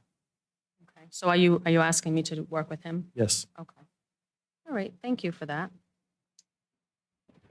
Crooks Point, C, to seek leasing property from the state to create public access emergencies to waterfront and pond for residents. Discussion only. Councilwoman Souza. So this is a long shot, to be quite honest. So Crooks Point, I don't know how many people are familiar with this area because it's not very visible unless you have an aerial view or you know it from your childhood, or, you know, deep-rooted citizen of the community. But this is state property that is actually pretty amazing property. And quite a few years ago, with the previous form of government, there was multiple conversations regarding safety concerns of having access to the beaches and that point, because the public does go down there and they do walk it. There's some trails that are overgrown. But it is really nice once you get into that thrush of green area. And there are people who fish. They go on to underneath the bridge and use that area. And it had been brought to the attention of several elected officials that there isn't an access point where if a truck, an engine needed to go down there, or anybody for any emergency reason, that they would have the ability to do so. I know that area has been greatly redone with the development of some of the waterfront, and I don't know that there is a plan potentially for Crooks Point, but I would like if the city, and I guess, you know, I don't know what the administrator's appetite is, but to have conversations of maybe obtaining or leasing that property or that land to be able to utilize it for the community as, again, waterfront open space for the public. Yeah, so it's funny you mentioned this because we've actually been in contact with DOT. We had a meeting, I want to say about 8 months ago, maybe close to a year ago, regarding this piece of property and how the city would have the ability to obtain it. So what we did learn from DOT is that the property is owned by them, but the parcel that Crook Point is on is combined with the portion that's on the Providence side. So what DOT is in the current process of, I believe, transitioning the ownership to the city of Providence. And Mayor De Silva, Mayor Smiley have already been in conversation about transferring the portion that's on the East Providence side to give us the ability to, you know, develop that as we begin to develop the waterfront in that area. So it's in conversation. It's already, RIDOT is aware that, you know, the city's interested in having, you know, some say on what we do there. And it sounds like Providence has no issue with, you know, granting the city access and the ability to do whatever sort of exchange needs to happen to make that. Yeah, you no, know. that's great. I appreciate that update. I know that that's some conversations for over 8 years ago. Some of that conversation had started, again, with the previous form of government, and utilizing that as good waterfront access would be amazing. So I'm glad that those conversations are still moving forward and that we have some traction on it. So again, a great mayor communication point. If there's an update on something like that, I would be highly interested in knowing what those are and when they happen, so that the public's aware of what's to come, because it is a great asset for the community. And when Crook Point Brewery opens, first round's on Anna. Yeah, I'll probably own it. Nice. Thank you. Number 8 has been covered. Number 9. Install four-way stop sign at intersection of Barney and Bishop Avenue. Discussion only, Council Vice President Rego and Councilman Fogarty. Councilman, whoever wants to take the lead there. Yes, thank you, Mr. President. Councilman Fogarty had some people reach out to me who live up on Barney Street, and that's why we're co-sponsoring this thing together. This is the issues that are caused by that camera on Pawtucket Avenue near St. Margaret's, diverting traffic all through those roads, Bishop, Ferris, and I went to a block party the other night, and that's all I heard about, trucks going down Ferris Avenue. I mean, Don Avenue, Catlin, we can name them all. We've named them before. So as long as we having cameras and it's stopping people from, slowing people down per se on Pawtucket Avenue in front of St. Margaret's. We have to take care of these side roads because more kids use Bishop Avenue than they use Pawtucket Avenue. And think we can lump number 10 together with this. Thank Dan for, getting the signs for Down Avenue and Catlin Avenue. But in the meantime, we need a stop sign at the intersection of Bonnie and Bishop. And I get more, and as long as we have the speed signs, I'm going to take care of my constituents. I'm going to request stop signs. If I get more calls, there'll be more stop signs in that area. So is your intent, Councilman, you want to install a stop sign to slow down traffic? Is that the intent there? People are blowing through those side streets like it's a joke.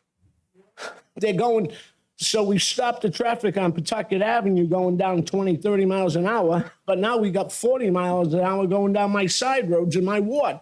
More people are going to get hurt, potentially accidents, than they are on Pawtucket Avenue. And it's good that we're slowing down the traffic there, but you got to take care of it. We've created a problem in the neighborhoods. So the only way we can rectify it, because you don't like the speed bumps, and the fire department doesn't like the speed bumps, police department doesn't like the speed bumps. So the next thing to slow down traffic is going to be stop signs. And I agree. And I agree with the speed bumps, and I agree when I talked to the mayor about it, that the people don't want to hear the ba-boom, ba-boom that you hear. So what do we do to stop? What do we do to slow traffic down in those neighborhoods? Stop signs. So the first thought I have here is, there are a set of guidelines to putting in and installing traffic signs. It's the MUTCD, Manual for Uniform Traffic Control Devices, and they have guidelines for uniform traffic control. My suggestion, I did talk to the chief this morning when I saw this on the agenda. My suggestion would be to first do a traffic study to actually determine if, in fact, a stop sign is necessary there, because the MUTCD guidelines do not see stop signs as a means for speed control. That's not the purpose of a stop sign.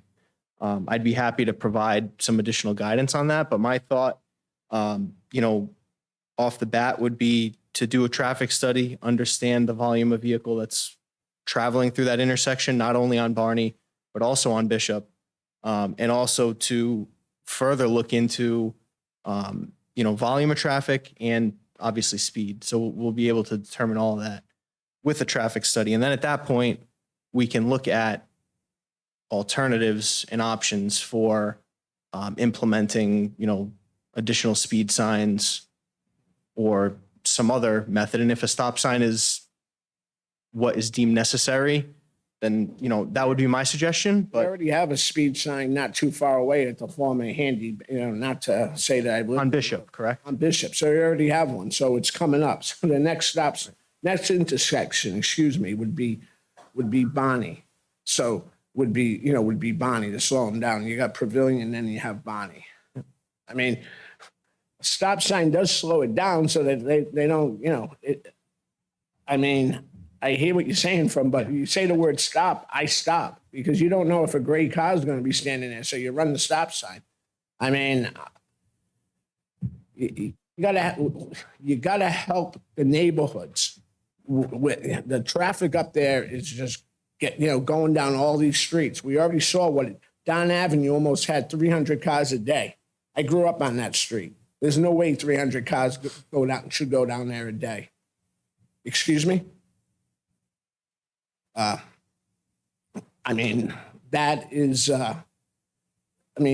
what I'm doing. I get the phone calls from my constituents, and can't do speed bumps. So I'm turning you. What else is there left to do? Stop signs? So my suggestion would be to do a traffic study, determine what it looks like in that intersection, and then, upon research and looking into the guidelines, I can make a recommendation at that point. So Dan, can I ask you, aside from the benchmarks, is putting up the stop sign a hardship to the city? No, I mean, there have been many stop signs that the council's put up that I disagree with, and, you know, Right. they still get put up. So if you want to put a stop sign up, you can put a stop I sign mean, up. in some neighborhoods, it's a joke. There's a stop sign on every, you know, Yeah, you get it's- complaints both It ways. doesn't. Why don't we just do it and?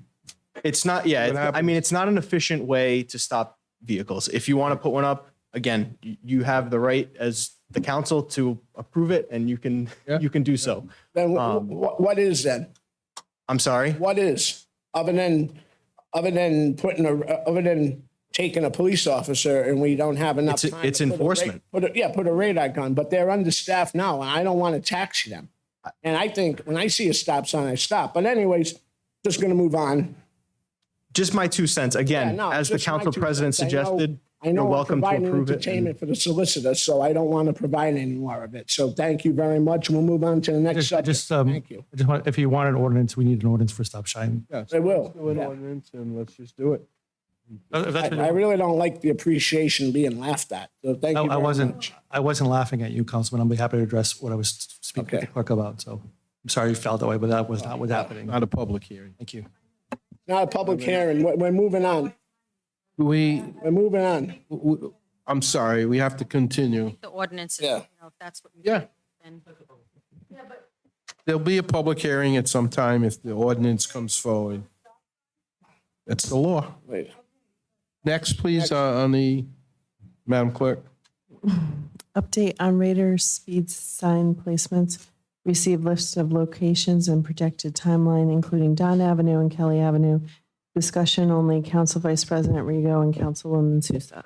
Dan updated me on them. They're coming in. I want to thank them. They're in. Yeah. They're in. And I know that, and they're delayed because of the sewer scenario. So I just have a question. I thank you on those, and I appreciate it. And those streets in Rumford in Ward 1 will appreciate it as well. Thank you. Yeah, so just for the record for the council, we had 18 additional speed signs delivered to DPW, I think Thursday of last week. So unfortunately, we've sort of moved our cement crews who will typically help us with, you know, putting these signs out. We moved them to catch basin crews for the time being to, you know, assist with the catch basins that I discussed a little earlier tonight. But the hope is that, you know, working with the council, we can come up with some locations in each ward to evenly distribute those signs throughout in, you know, in problem areas. I already have a list of some locations. Those might overlap with what the council, you know, might have some suggestions on. So I'd be happy if you send those to me. I'd be happy to, you know, look at those and implement additional signage throughout the city. So you have, Councilwoman, you had a question? thank you. So you haven't assigned the 18 signs as of yet? No, there's a few locations, you know, like Don Ave and Catlin that Council Vice President had mentioned. These had been on the list, you know, for some time. I believe there are a few in your ward, Councilwoman, that, you know, Summit and a few of those other side streets that, you know, had either received just one in one direction. You know, we'd be looking to implement in the opposite direction. Obviously, we only have 18, so, you know, we can determine where we put them, but if, you know, if there are some ideas, feel free, the council, to please reach out. And I don't know if you know this off the top of your head, but what does one of those units cost? So we buy them in bulk. I want to say they're about, I think around $3,000 each. So like this 18, how many did you know how much you spent on 18? It's like, Since it just came in, but I mean. yeah, I'm not gonna hold you to- 40,000 maybe. 40? Yeah. Okay. Councilman, can I just add, when it comes to speeding, stuff like that, I go to Dan and Chief Francisconi, I say, you guys are the experts, tell me what's the thing, and they go out, they'll do a traffic study, they can pull data from these radar signs, and you'll often find that, yeah, people are always going to speed, but when you look at the averages and stuff, it's kind of a perception reality thing. So I absolutely agree, we got to listen to our constituents and stuff. But it's all over me. I'd put a speed bump everywhere that somebody's complaining about speed, but that's not feasible. So I just wanted to throw that out there that my process when I get a call on a speeding thing is I go to Chief and Dan and let them guide me. Thank you. So we'll work on that ordinance. Next item, Madam Clerk. Update of city paving program for 2023 from Department of Public Works. Discussion only. Council Vice President Rego. Thank you very much, Dan. I see that the mayor released the information that there was a grant from the state. You provided us with the list a couple of months ago, and I want to know if all the streets that are on the list will remain on the list. So they should. I'm going to read off a few bullets here because I pulled some of this off of the DOT website. So DOT, just to give you a little synopsis here, the DOT has a program that was approved through the governor's most recent budget called Municipal Road Fund Program. And this is actually giving municipalities additional funds for paving, roads, doing sidewalk improvements, bridge improvements, so on and so forth. So as you know, the city recently went out to bid for the road paving contract. The city intends on awarding the contract to the low bidder, who is Pawtucket Hot Mix, who had the contract, this last time. And they were one of 5 bidders, I think, that had bid that project. And once additional guidance from the state is provided on the new Municipal Road and Bridge Fund Program, we intend on, awarding that contract. Until then, we're sort of on hold because the funding that we'll receive from the state is subject to what the city has allocated for funding. And if we start to expend that, the percentage of money that we'll get from RIDOT will obviously decrease, subject to what we have allocated. So in order to capitalize on, this free money from the state, we're trying to get additional guidance from the state before we move forward with paving roads. So we haven't awarded the contract for that reason, because we're still waiting to see where the state sort of sits with distributing those funds and whether or not we have the ability to start paving roads and then get reimbursed, potentially next year, depending on when they release those funds. So the city, just to give you an idea, all municipalities are eligible for funding under this program. The program funding for those municipalities that participate consists of 67% local contribution with a 33% match. So each municipality off the bat will receive $128,205 if you apply. The remaining, there's a remaining 15 million. So out of a pool of 20 million, out of a total pool of 20 million, 128 is distributed to each city and town evenly. The remaining 15 is distributed proportionally based on each municipality's non-federally eligible roads that are taken into account by lane mile of road. So there's a formula that goes into place. So the more money we have allocated, the more we'll receive from the state. And we think we're going to receive close to $500,000, if not more. So the hope is, that's a lot of money. And so we're sort of on hold, unfortunately. But the roads that we provided you, the list of roads we provided you, which I understand, I know we had some confusion as to some of the roads weren't included. Those will be paved under the cleaning and lining project. But the roads that we provided you will not change. We have the funding set aside for that, plus some that we hope to get from the state. So I know a little long-winded, but I think hopefully you. Will this impact the waiting for this? Will this impact the ability to complete the paving list given the time frame? It could, and unfortunately, the mayor's been working with Director Alviti to determine, if we're only going to get this funding next year, the beginning of next year. The hope is that we can show the state that, hey, we have 2.3 million, whatever we have remaining, already set aside. We're applying for this program, but the hope is to not sort of have a lull in our paving efforts. So the hope is to continue to pave throughout this season into next season, because we did get a pretty favorable cost from an asphalt perspective when we went out to bid, compared to other municipalities. So the hope is to be able to still pave, but we also don't want to lose out on Sure. $500,000. So it's kind of a, Dan, does it make sense to, Pawtucket Hot Mix, they've been a great partner taking care of us. When you pave, there's sometimes some asphalt left over. I'm thinking Bold Point needs to be repaved after the engineering, and Veterans Memorial Park, which I noticed was roped off today. That parking area too. Maybe, I'm just throwing this out off the top of my head. Maybe we could see if, once the engineering's complete, if we can work Yeah. out a deal with them, or if that part of, with unused asphalt. Is that what you're saying? So typically, I mean, when you're paving a roadway, they only deliver what they need on site with a small Gotcha. percentage of Okay. refusal. That refusal is usually good for no more than a few more hours after they put it down. So most of the times they're either taking it to Forbes Street, they're dropping it there, and then we transport it off site to dispose of it properly. Gotcha. Because that stuff cures like Okay. cement. So unfortunately, no, because then the other side of it is there's a lot of engineering that goes into the sub base of the pavement I so get that it that, doesn't yeah. fail. You get want it to last the longest amount of time.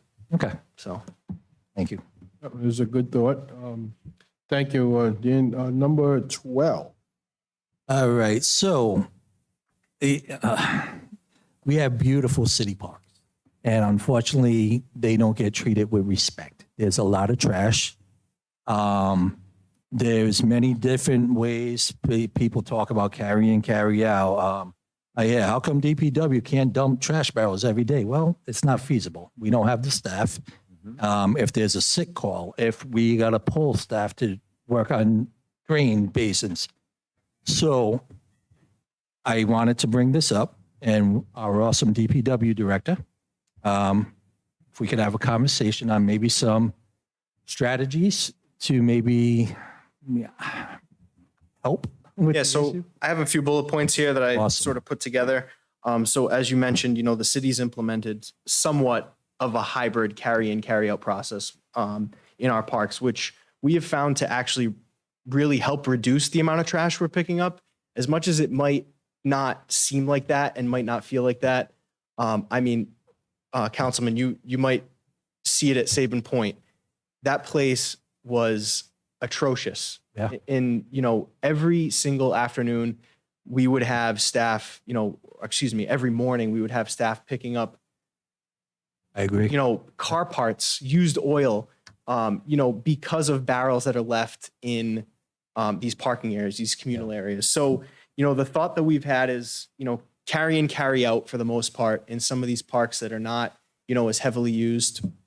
And then implementing, trash barrels in these heavily used parks, but placing them, 100, 200, 300 feet in, where a family is going to come and gather, have a picnic lunch, and then be able to dispose of their trash. Now, we've found that has worked for the most part, but, particularly these parks on the bay, on the water, you see a lot of seagulls, they start ripping the trash apart, they throw it all over the, the park. And then furthermore, when the barrel's full, people just throw the trash on the ground. And we physically can't get to it quick enough. We clean it every day in the summer. I have a crew that just does trash every single day, and we cannot keep up. So in the more heavily traveled parks, the city is planning to implement trash compaction units that will help eliminate overflowing bins. So these new barrels will be connected to like a centrally located communication system. They'll have a SIM card, and they're completely enclosed barrels. So they don't have just an open top. So a seagull can't get in there, rip the stuff apart, and people can't just throw trash around. So the hope is that we can utilize these. Their capacity is about 5 times greater than, your traditional trash barrel. And they compact, as people use them. And as they get full, they notify us by email saying, hey, the trash bin at City Hall is full, or 80% full. It's time to get over there and change it. So we've actually, I had a meeting with the mayor today, looking to potentially allocate some capital funds to purchase these barrels.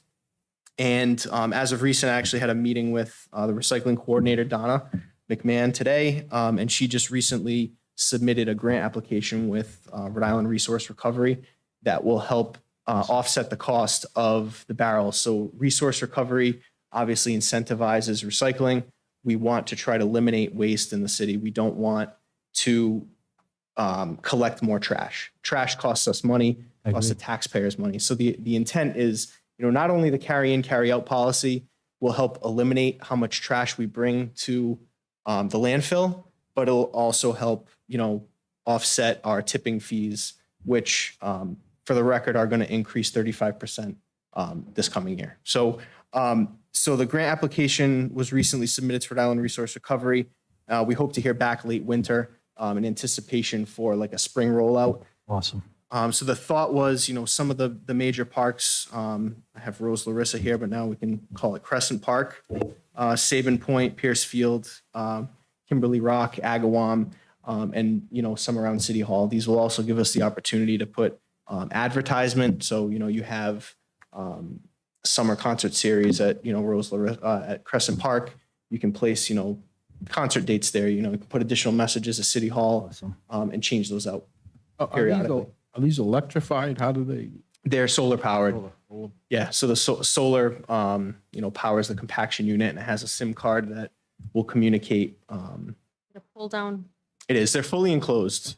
So they have a foot pedal too that allow them to open. Newport has them, I think. Yeah, Newport has them. I think Pawtucket. They're called We got them on Big Belly. campus at Brown too. I think we have a few. They're coming popular. Yeah. So the hope is that, that'll help us. I'll be able to allocate resources to more important things, right? Cutting grass, maintaining our parks, rather than picking up trash every single day. We're picking up trash maybe once every 2 weeks because these units, will be able to collect a lot more trash. Utilize technology. Yeah. If I could just suggest either Central or Hull Street as another location. Yeah. And Kent. That we picked. Yeah, so Kent is sort of an interesting one because it's under design, so we'll likely be able to implement some of those. And a lot of youth, I'm noticing there's a lot of youth basketball players going over there, playing the league actually of their own. And Okay. it's getting utilized a lot. Matter of fact, that was going to be coming up to Council President Rodrick's about that process of what's going on with Kent, but another time. Thank you. It's in the works. Yep. Dan, do you think signage at like Sabin Point, some of these other parks that are really the problem parts, that says the carry in, carry out policy may be beneficial? So we're working on a sort of a rebranding campaign and we'll come to the council, hopefully very soon to sort of show some of what we've been working on. But the carry in, carry out signage has been developed and it's sort of in the final tweaks. So the hope is to implement those throughout, every single park in the city. And the hope is to really, again, I can't stress enough, I want to try to eliminate the amount of barrels we put out in the city because, we shouldn't be collecting other people's trash, particularly in some of these parking lots where we're picking up car parts and transmissions. It's just, The day of the fireworks at Pierce, the president and myself was walking in the outside of the outfield to get to the stadium. There was this huge dumpster there. Whose is that? I mean, the thing was loaded. Remember, you even questioned it. Over by where the bar is. Over there. might be the bar. No, it was further down. It was like down. It was like in center field of the back road. It's a good question. Yeah, just Maybe one of the Little League, or it might even be a city. It might even be a city dumpster. It was quite full. That Bob noticed it more than me. I wasn't paying. I'd have to look. I'm not sure the exact location, but I can look Yeah, into we'll it. check it out and get back Yeah. to you and see if it's still there. Yeah. Okay. Thank you. Thanks, Dan. City Council response to Charter Commission inquiry, discussion only. Council President Rodrick and Council Vice President Rego. Well, I'll just start by being very brief and just trying again to reiterate charge to the Charter Commission. I think I won't get into all the details. Sometimes time heals some feelings, but I think some of us were taken aback by the Charter Chair's comments at the last meeting when he mentioned that he thought there was some incompetence here at the City Council. And that we were a little bit, I don't know, little bit green at our job. So let me repeat. Should not be rocket science. I don't feel to be incompetent. I think I've probably been involved in a lot of government things longer than many on that charter commission. So I don't think I'm wet behind the ears. I'm certainly not right all the time. But all they have to do, I see this as maybe a 3 to 4 pronged thing. The Charter Commission is asked to review the current charter and just go through it however they want to. And they were all picked and some were elected because they had an interest and or a knowledge in city government. So they're not newbies.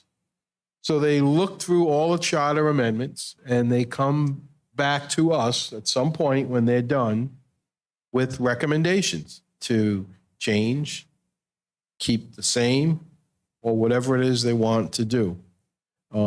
We as a council will also review the current charter if we want to. I mean, individually. No one says that we have to do anything. But individually, we will come up with our own suggestions to either change, keep it as is, or do something that we will discuss at a subsequent meeting.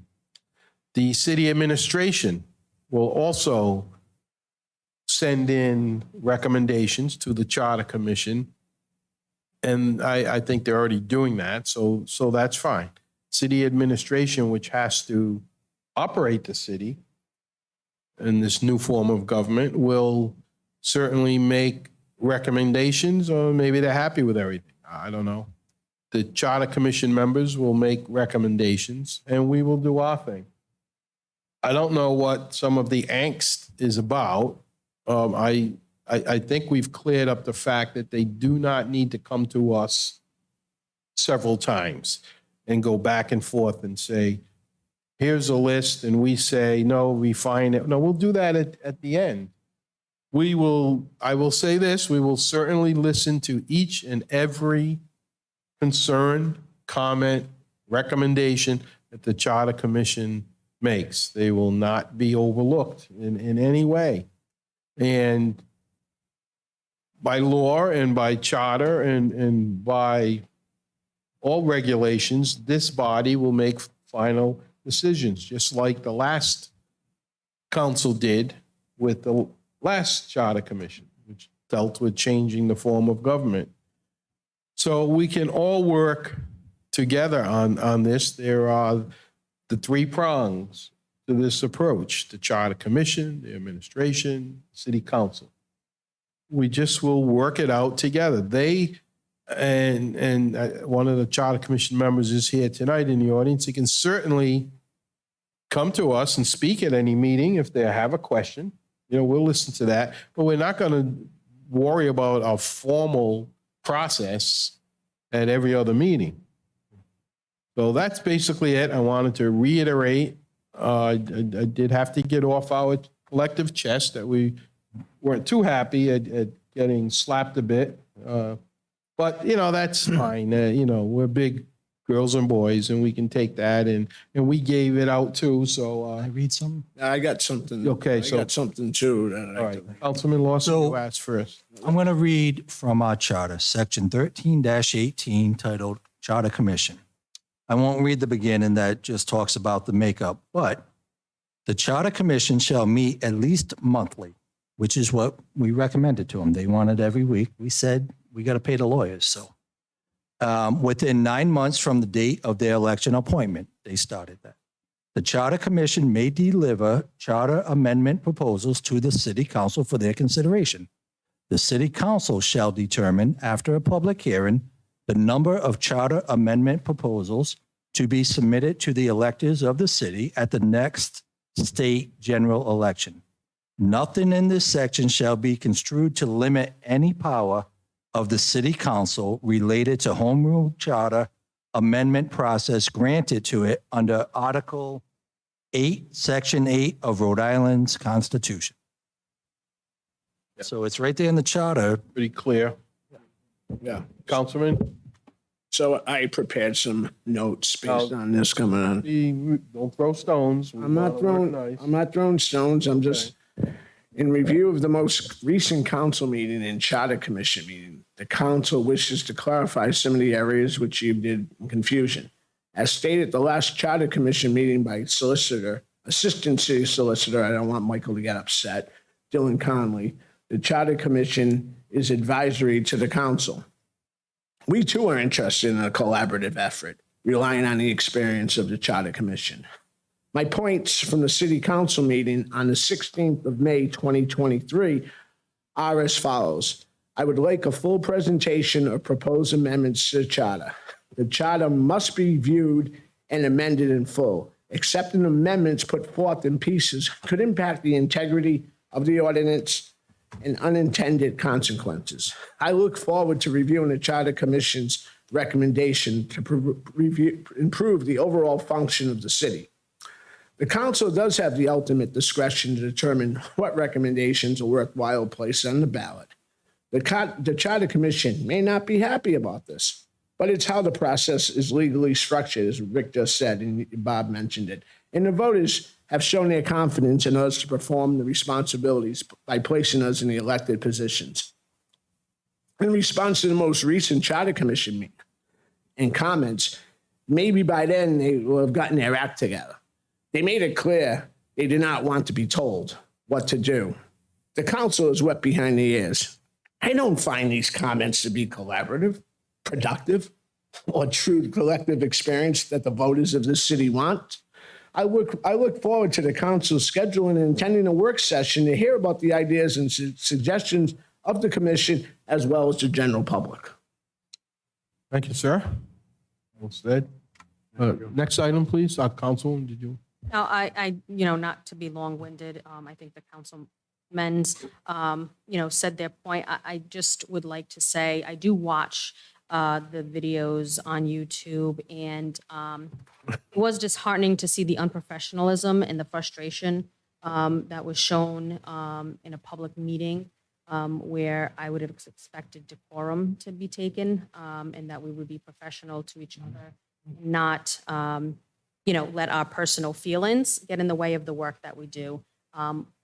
Unfortunately, we can't take these things personally, right? We're here to all do work in the people's business. And sometimes we don't like what we hear, and sometimes the way in which things are delivered might not be with a soft cushion, but they are delivered how they are. And for those who are offended by that, it's not, I don't think, intentional by the council at that council meeting, but they do have to work, I think, in my own mind, having seen those meetings, they do have to work amongst themselves, and I have full confidence that they will focus on what the task is at hand and not worry about what who has control over what, and just focus on what the mission is of that charter. And I think it'll be productive once they do so, and keep out all of the personal wants versus the community needs, I think is the best form of action. Because when we start thinking for ourselves and what our best interest or a particular group or party's best interests, you're not really serving the greater public. You're serving a minority of the community. So that's all I have to say about that. Thank you. Next. Request for RFP to build a concession building at Crescent Park and a concrete pad to hold an event tent. Vote, Councilman Lawson. This will be very quick. I've already talked with Napoleon about it. There was a little bit miscommunication. The carousel manager was tasked to do this project, and she sent out a thing through the state MPA list. It was not an RFP. And she was under the impression the city was going to build an ice rink at Crescent Park. Somehow it didn't get communicated to her that the city administration nixed that idea. So the bids, it's understandable why they were coming in as high as they were. I mean, we were asking for a 2-bay garage with 3 garage doors and a pad that was eventually going to house a seasonal ice rink. So my simple ask is that we go out to RFP for I'm going to be very clear here. Crescent Park is a historical place, as we talked about earlier. Part of that history was a shore dinner hall. Clam cakes and chowder, that was part of the fabric of that park. They used to have benches. They didn't have individual tables. They'd hold up a paddle. We got room for 3 or 4. So all we are asking is a clam shack building. The current one there is too small. It got outgrown. And if you ever been there, there was always lines to get your clam cakes and chowders, lobster rolls, whatever Blount offered. So we would just request a clam shack building, possibly a covered seating area I'm not even worried about indoor seating anymore. Couple public gender neutral bathrooms, and then a pad with electric run to it to erect an event tent. Now, in my mind, we would probably want to determine what size tent we would like, and then that will determine how the size of the pad is. So I've emailed this request to the administration. Council President was on that. And that's just my simple ask, that can we just get a clam? We've been talking about this for years, and I'm all in working with the administration to whatever it takes to accomplish this. Did we change it? So just so I understand, so you want to scrap all the work that we already went to the concession building and just build a clam shack? Well, If the work was for building a 2-bay garage to house a Zamboni and stuff, absolutely. But if it can be reconfigured and say, we're not building an ice rink, and see what the group that you decided, I'm fine with that. This thing got convoluted. And if I'm reading it, we were asking for an architect to design a seasonal ice rink. So my simple ask is a clam shack and a pad for an event tent. I don't know, I assume that this was communicated to you last week, but the whole idea was to, after reviewing the plans, was to scale it back and make it a lot smaller than what we originally envisioned. But hoping that we could do that with the process we're already in. As long as we put a shovel in the ground and get this built, however it happens, I am on board. Okay. And let me add, sure, we don't have to reinvent the process. We just want to amend it. Yes. Scale it back. Scale it back, definitely. No ice rink. I No am absolutely train. fine with that. No, we're saying clam shack, a refreshment building. It doesn't have to be, a clam shell shape, although that might look cool. But I think, that's our message. Just cut it back, smaller, bigger than what's there, because that's not big enough, right? Blunt walked away from that. Wasn't big enough. Yeah, you had too many people in a small place, and you got fryer-laters, grills going, and, I would like to see that building repurposed. Absolutely. Maybe lease it out to a Dell's or an ice cream. But Napoleon, whatever you guys think is the best way to get a clam shack built, I'm supportive. And this goes back to my thought of we get a plan, an estimate. Now we know we have a price. Yep. And we say do it. But there's a process. Right? We have to. Yeah. So, I think fine with that. we've already got it, somebody working on it. We're envisioning scaling it back dramatically, not including the ice rink. And I encourage you guys to help us with that as we, amend the plans. Yep. So if you're comfortable with the person we chose, we don't need an RFP. I am comfortable. Go ahead. We don't have to go back out to RFP. The building, so from a technical standpoint, when you're designing a building, the way we put it in the bid was for a prefab building. Whether the building is 10 by 10, 10 by 20, the structural design will be the same. So it'll be the same, but a little bit more effort. So the scope that we have, we're comfortable with being able to, scale back to what you're looking for.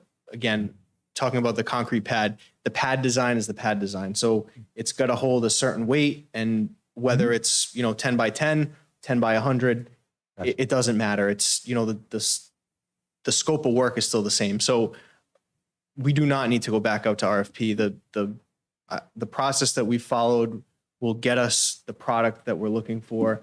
And that's where we're going to work with the architect to refine the scope of work and start building out the details. That's the whole point of hiring the architect, was to build out the details and get us the product we're looking for. We have an architect already? Yes.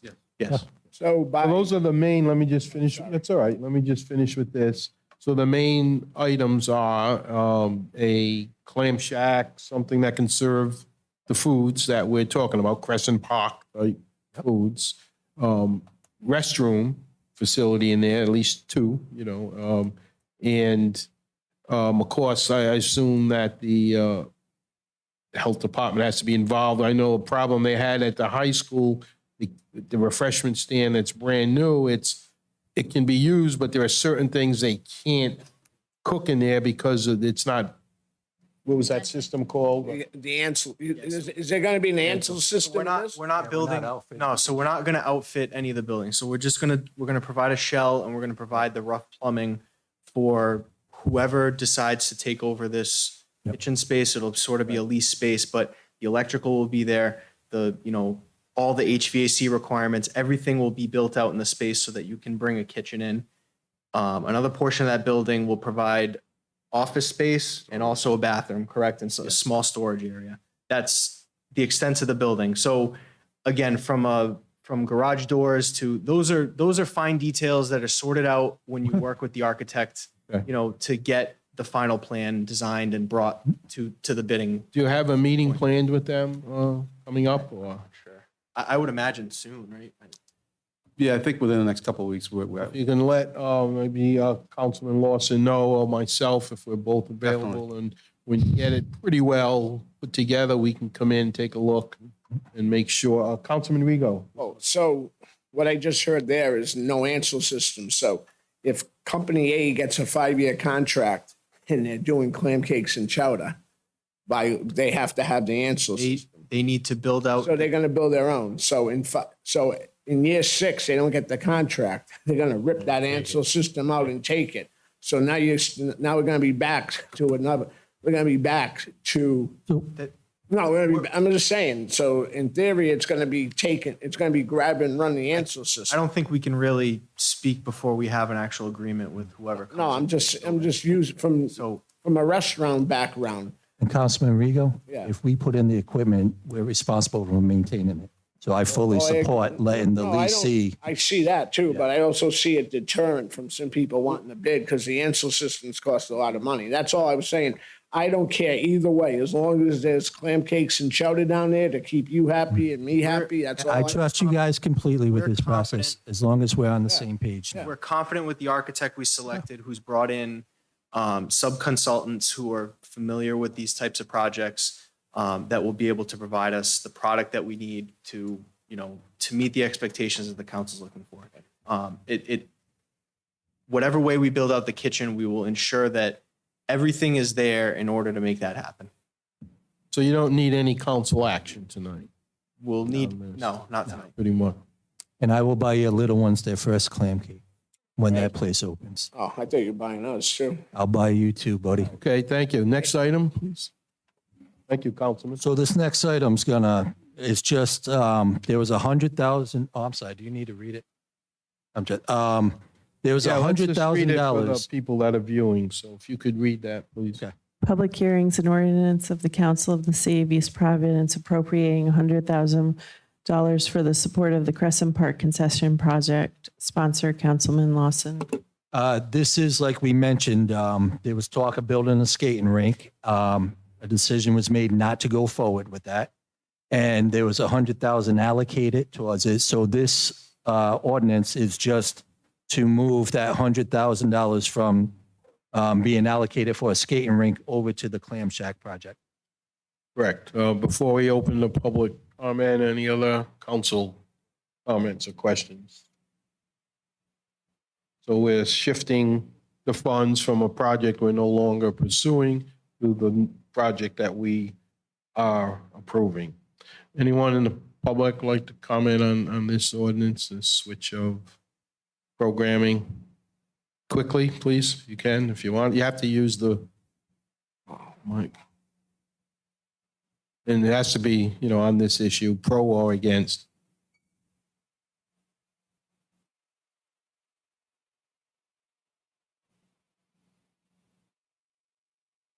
if $100,000 was being used for the ice skating rink, which is, it seems to me a more expensive project with the garages for Zambonis and all that. Do we really need 100,000 for a clam shack? Oh, yeah, all of that, sure. We're going to All right, need the not funding. enough. Yeah, all right, sorry. Okay. Anyone else in the public would like to speak for or against this? Was there a motion? Yeah, so let me say, this 100,000 combined with what has already been allocated brings the total to 636, I think. 636. So that is also part of the reason for me asking about the opera funds to be the gap finance. Hopefully it comes in way low. We hope, but we don't know. So I will make a motion that we, is this first passage? That we, oh, perfect. I make a motion, we approve this ordinance to move the funding that was allocated in the amount of 100,000 for an ice rink over to the Crescent Park Clam Shack. Second. Motion made by Councilman Lawson, seconded by Councilman Fogarty. All in favor? Aye. Aye. Any opposed? The ayes have it unanimously. Thank you. Thank you, Councilman, for bringing that forward. Next, Madam Clerk. An ordinance and amendment of Chapter 8 of the revised ordinances of the City of East Providence, Rhode Island, 1998, as amended, entitled Licenses and Business Regulations, Summary Section 8-6, Authority to Issue One-Day License. Sponsor, Council Vice President Rego. Thank you, Madam Clerk. This is the second passage of this. What this does is to make sure that when people have block parties and they bring food trucks into the city, that the food trucks are registered with the city so that we don't have any issues with outside vendors coming in and not being properly licensed through the City of East Providence. I move passage of this as this is the second read. I second that motion. Motion made by Councilman Rego, seconded by Councilwoman Souza. This is also a public hearing. Anyone present wishes to speak for or against this? Seeing none, any other council discussion? All in favor? Aye. Any opposed? The ayes have it. Unanimous. Thank you. Next hearing. An ordinance and amendment of Chapter 16 of the revised ordinances of the City of East Providence, Rhode Island, 1998, as amended, entitled Taxation. Summary, Section 16-94, Rateable Property Classification. Sponsor, Council President Rodericks. Thank you. These next couple of ordinances and taxation, et cetera, are second passages that we have discussed and that in some instances have been already approved by the Rhode Island House and Senate. We have approved, we've had other discussions, and this is the second passage. Any discussion? I just, again, want to thank our state delegation. I think sometimes people in the city take them for granted. And without their work on a lot of these issues, we wouldn't have been able to get this through in an expedited manner. There was a lot of pressure put on them, and I'm fortunate that I work with two of these people. Well, I should say three, but two that were very instrumental in this, Representative Kazarian and Senator Lawson. Without their efforts, these probably wouldn't have come to fruition as fast as they did. So again, thank you. Shout out to our state delegation and everything they did this year for the City of East Providence. Well said. Anyone here, public, would like to comment for or against? Seeing none, did we get a motion? I'll make a motion. Councilman Lawson moves. I'll second. Councilman Fogarty seconds. All in favor? Aye. Aye. Any opposed? The ayes have it. Unanimous. Thank you. Okay, next, An An ordinance and amendment of Chapter 16 of the revised ordinances of the City of East Providence, Rhode Island, 1998, as amended, entitled Taxation, Summary Section 16-56, One-Time Tax Amnesty Period, Real Property Tax Payments, sponsored Council President Roderick. This is also the culmination of our prior work with the city state delegation to provide a one-time amnesty on penalties only. People still have to pay their tax bill, but this is hoping to give people a little bit of relief. And as I said, it's been vetted, and this is up for second passage. The only question I have, when will we be notified of this period? Is it going to be 30 days, 60 days? How long and when is this going to start as far as the amnesty? I think the mayor's office will probably make an announcement. We're going to leave it up to the assessor to figure out how to implement it. But we've been working with her on the forms and stuff to get this done. That's good. Then obviously we'll be notified through the mayor's communication. Probably before that. All right, thank you. Make sure that happens. That's good. Make a motion to approve? Can I just clarify, it's a waiver of interest and penalties up to $10,000 on real property. Yes, this is the next one coming up is on motor vehicle. This is on real property. I'll second that motion. Motion made by Councilman Lawson, seconded by Councilman Fogarty. All in favor? Aye. Aye. Any opposed? The ayes have. Thank you. Unanimously. An ordinance and amendment of Chapter 16 of the revised ordinances of the City of East Providence, Rhode Island, 1998, as amended, entitled Taxation, Summary Section 16-57, One-Time Tax Amnesty Period, Tangible and Motor Vehicle Taxes, sponsor Council President Roderick.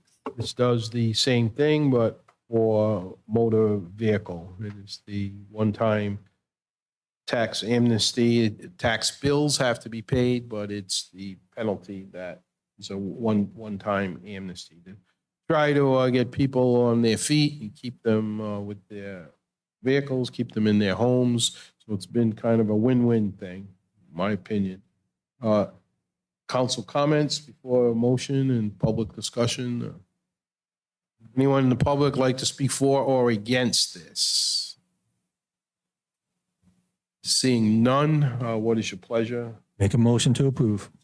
Motion by Councilman Lawson to approve, seconded by Councilman Rego. All in favor? Aye. Aye. Any opposed? The ayes have it unanimously. Thank you. Next. Continued business, receive reports and act on possible audit, discuss and vote.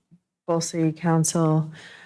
Number of citations were paid from post-warning period inception to June 30th, 2023. Number of events from Census Gasso issued from inception to June 30th. Okay, you don't have to read the rest of it. I had asked that this be removed from the agenda today for a couple of reasons. We'll revisit this in our August meeting.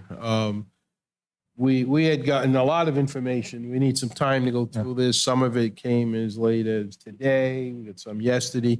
And the principal in the company has had some personal issue, serious issue that he's dealing with or she's dealing with. And they were going to come, and then in the last minute, it didn't look like they could make it. So it made sense to, with our lengthy agenda tonight, to put it off. Do we need a motion to table or the next meeting? Yes, so. make a motion to table till next meeting? Motion by Councilman Lawson. Is there a second?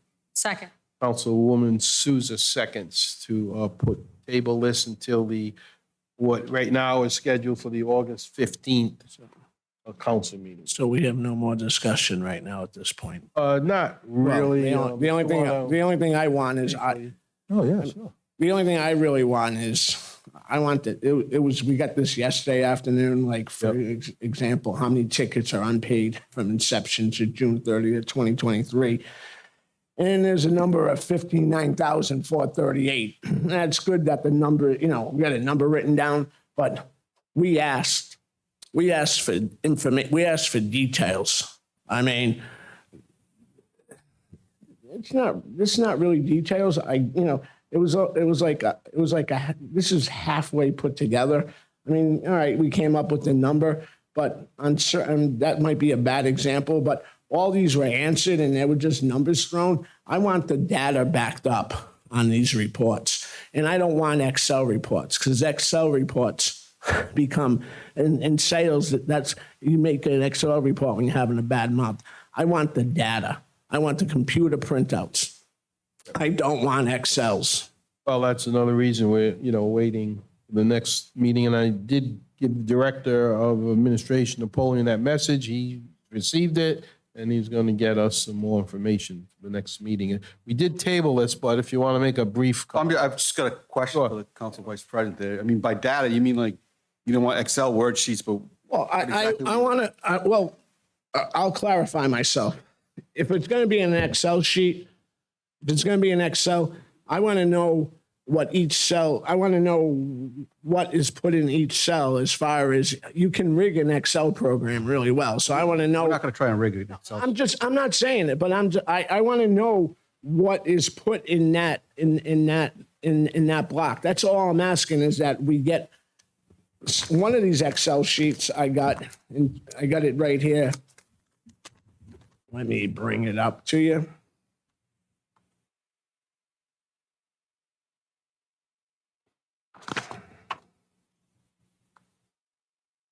Okay. This one that you gave me last week with information. So I just want to say, we're going to discuss this next. No, this is fine. No, but I don't want to prolong the night. This is a good Excel report, right? Yeah. Yeah, that one is, right? This one, this one is. Don't comment without the mic.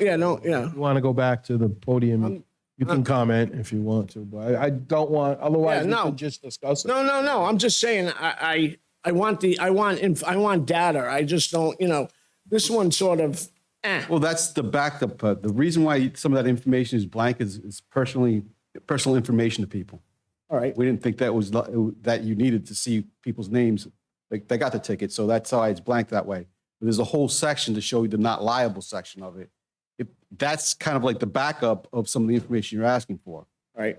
That's fine, and we can have, and then I understand the information, actually put them together, it makes sense, but this is great. This one, when you look at it real quick and go through it, you're like, That's the backup for the information you're asking for. That's right? just me being an anal. So, that's just me being anal, but I'm just trying to get understanding. We can have a conversation later on. I know it's getting I late in the understand hour. where you're coming from, and I don't want to beat I want to beat a dead horse here, but yeah, all right. So, Thank you, Councilman. Thank you, Mr. Director. Our next item, please. New business, is it?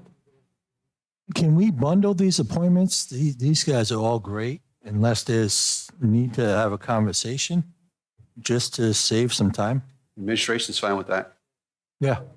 I mean, I try to attend these economic development meetings as much as I can, and those folks are awesome. Okay. They are, I and see I one don't of them say in that just the because audience tonight, Michelle and Dominic are here. I do have a question, though. Dominic being a city employee, does he need to be appointed to this? Okay. So. You vote, okay. I'll make a motion to bundle these 4 appointments of these awesome people. Can I for just the- have a point of order? Sure. Yes. So just because there's some uncertainty on the tabling of the motion, there was a first and a second, and then there's conversation. so, yeah. So I just want to make sure that we take a vote on it. And if we do- Yeah, I think We hadn't voted yet. So I just, even if we did, it's elusive to me whether we Okay. did or didn't, so I think just doing it again to make it. Sure, we can do it again. My Solid is- recollection. Make a motion to table. Motion was made by Councilman Lawson, seconded by Councilman Regal. And I'll ask again, all in favor? Aye. Aye. Are there any opposed? Okay, so it is unanimous. Thank you, Councilwoman. I'd like to make a motion, Yes. to under- bundle these 4 appointments I to think the. you should just read the names, though. We don't have to vote separately, but so people here can hear. So you can read them in your motion. The people. Well, here are people the viewing they also. know name, they know their name. Well, people view these meetings. I will, Napoleon, if you'd like to introduce them. Without, no background, we just read the names of the, Of course, the first name is going to be difficult, and that's why you want me to read it, right? Azil Telefero Mazla, Economic Development Commission. Dominic Leonardo, Economic Development Commission. Michelle Martin Spatello, Economic Development Commission. And Daniel Correa, Economic Development Commission. Michelle, you're the chair, correct? And these are the folks that, if you don't know, they deal with the small microloan with small business. They deal with the facade program. They do awesome work. And so I would like to make a motion to bundle these four Second. appointments. motion made by Councilman Lawson, seconded by Councilwoman Souza to bundle the 4 appointments. All in favor? Aye. Aye. Any opposed? The ayes have the bundle. Is there I'll a make a motion to approve these 4 appointments. Second. motion made by Councilman Lawson and seconded by Councilwoman Souza to approve the 4 appointments? All in favor? Aye. Any opposed? The ayes have it. Next time, Councilman Congratulations. Lawson, let's do it earlier so they didn't have to sit here all night. No, let them sit. Let them sit. That's- Yeah. Continue, sir. The next one is the allocation of funds from the sale of Platte Waters property to Economic Development, Urban Development Action Grant accounts. You guys have a letter from the mayor, making that request to you. We also, it's also down as a So resolution. resolution. And these lots are also the house numbers we voted on earlier to accept. Yep. That, I believe there Right. was 12 total lots. Mr. Solicitor, should we do the resolution at this point, or does it matter? Doesn't matter. So it makes sense. So at this point, Mr. Director, this would be, your request is in the form of a resolution, and Councilman Lawson, you can comment also, but basically, we are recommending to take the one-time sale of the property from the closed Platte Waters, the money that the city received, and to, as this resolution will state, support the increased funding of the Small Business Revolving Loan Fund. So without taking money from budgets or other sources, we're utilizing this one-time revenue to beef up and show our support for small business. Correct, 500,000. $500,000. And it's not to say we will still receive tax revenue in the future from homes when they're built. But So a little background of this, I believe a grant years ago, in the 80s, was it? Was the initial funding source. And over these decades, the economic, if somebody wanted to come and borrow some money to start a business. So basically this 500,000 is to pad up that fund. So I'll make a motion to approve this resolution. motion made by Councilman Lawson, seconded by Councilwoman Souza to approve the resolution supporting the increased funding for the Small Business Revolving Loan Fund. Are we under public hearing for this? Just a resolution, so. Make a All in motion to favor? approve. Aye. Any opposed? The ayes have it. Thank you. Thank you. Thank you for all the work. Thanks that for all your work. your committee. It's great Thank you. created by the Thank you, Michelle, not Dominic.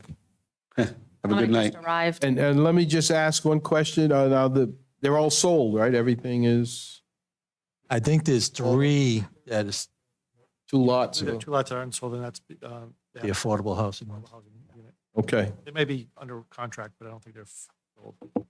We can find that out for you. okay. Thank you. Good luck. Congratulations. You're welcome to stay. We got a long way to go yet. Don't be late tomorrow, Dominic. Okay, next item. Oh, Malcolm. Mr. Director, you're still up, right? Malcolm Moore.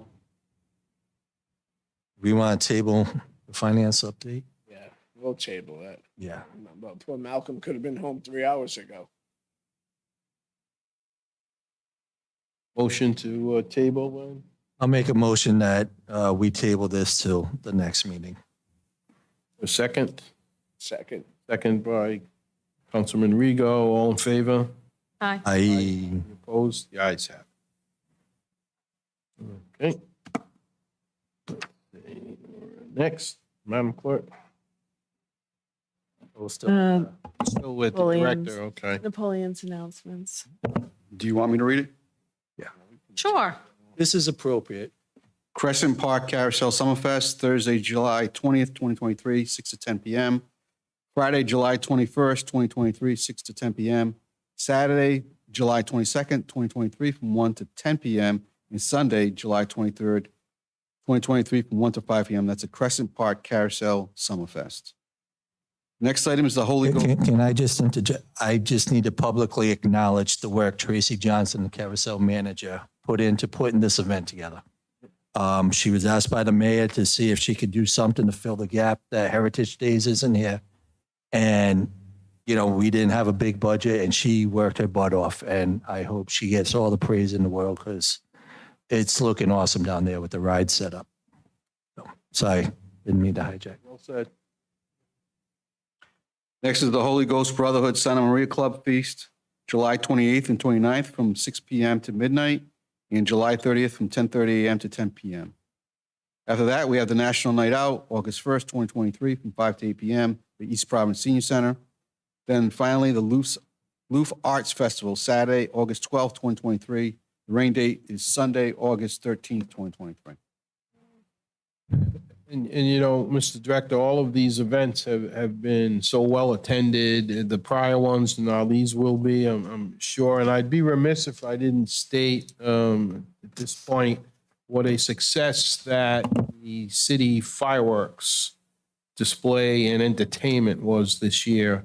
The comments I received from just about every single person, I had no negative comments. And people were saying, most of us I know were there, were saying it was the best they had seen in years, that the entertainment with the video and the patriotic display was awesome. A few days later, I ran into a person who was at the Providence display, and he said that paled in comparison to what East Providence put on. And I know the mayor did tell me that going to be looking for some more money in the budget next year. Fireworks, as we can all guess, have gone way up. I was going to say skyrocketed, but no pun intended. And the price, I can imagine, is probably almost doubled. So we'll have to cross that bridge when we get to it. Sponsorships. But yeah, maybe more sponsorships. But congratulations to Diane Sullivan, Recreation Department, everyone who worked on that. They did an excellent job. We missed you. Does that conclude your comments? That's it, I'm done. Thank you. Thank you, Napoleon. For nostalgia, Bob, do you want us to vote to extend past 10? I think, didn't we change the rules on that? They're at 10:33. You're a half. Madam Clerk. Report of school committee liaison.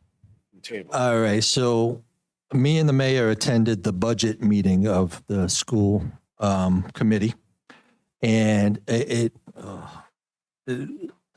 I sat there for the first hour and 15 minutes talking about all these state mandates we have to fund. DCYF, if they place a kid out of state, the school department has to fund it. It could be over 100,000.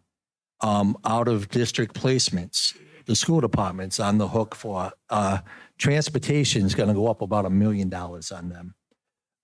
So it looks like they're going to come to us and they're going to need a couple million above what we gave them last year. So I just want to prep everybody, and I fully support our schools. And I think we need to start talking with our state delegation about these mandates. For instance, we have a children's psychiatric hospital. So the special needs kids, they somehow fall under our school department. So I just want to prep everybody that as we start budget season, the school and everything they were talking about, there was no fat in there. They, the teachers, we got to pay the teachers, and transportation. It looked like it was $1 million more than last year. There's some kids that we're responsible to transport that may be out of district. Well, they talked about one kid. It's like an hour ride, and he has to have a nurse, which we're going to take care of kids. I personally think state funding and federal funding for public schools need to go up, because if not, it's on the backs of all us property tax owners. So just want to give that heads up. School department's doing a great job going through the budget process. They are really working hard to keep it thin, but there are obligations. And as a city, we need to start meeting them. Well, I shouldn't say start, we do meet them. So just want to give everybody that heads up that they're pretty close to wrapping up. And then, of course, it will be part of the budget process for us. So, Councilman Lawson, I would just ask that when they do finish their budget, that when we, as a council, receive it, that it is an itemized, so that we can really see what the breakdown of stuff is in their budget, so we can better understand where the allocations are versus just lines with numbers. I can make that request. Absolutely.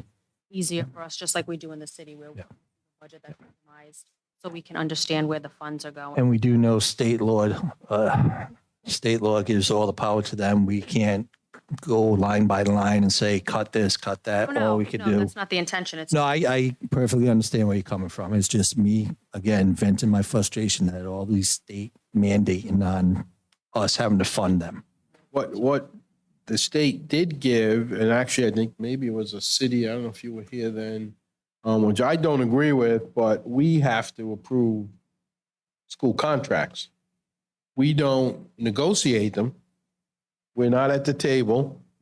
We have nothing to add about it.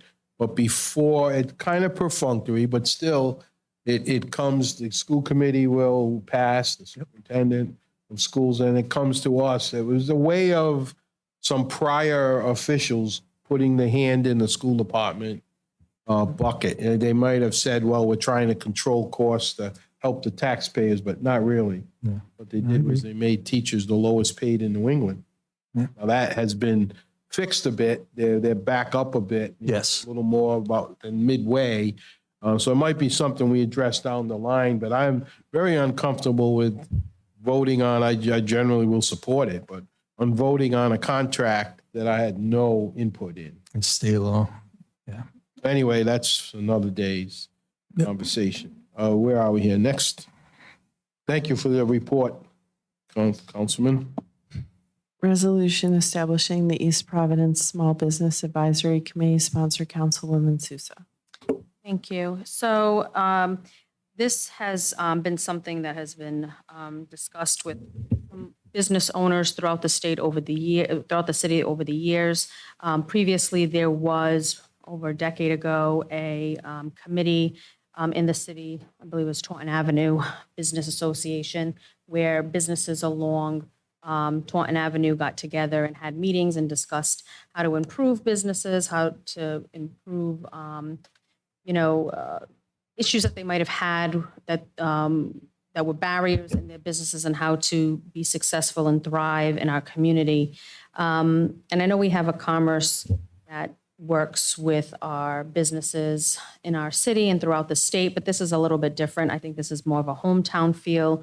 We have many businesses that have come before the council who have sought some assistance, whether it's relief from taxes or tangibles or sewer and water. I mean, there's an array of different things that different businesses struggle with that the council and the city may or may not be aware of. And because there are so many different businesses in the city, brick and mortar to food truck to at home, it's really a good way of bringing together business owners and entrepreneurs to really sit at a table and discuss how their businesses can thrive in the city, how they can be productive, and how the city in turn can assist them in being productive. I know one of those things obviously is this revolving fund that we've just allocated over $500,000 to. So this is what promoted and motivated me to create this advisory committee, because I'd like for the city council to be more active in helping the needs of our business owners.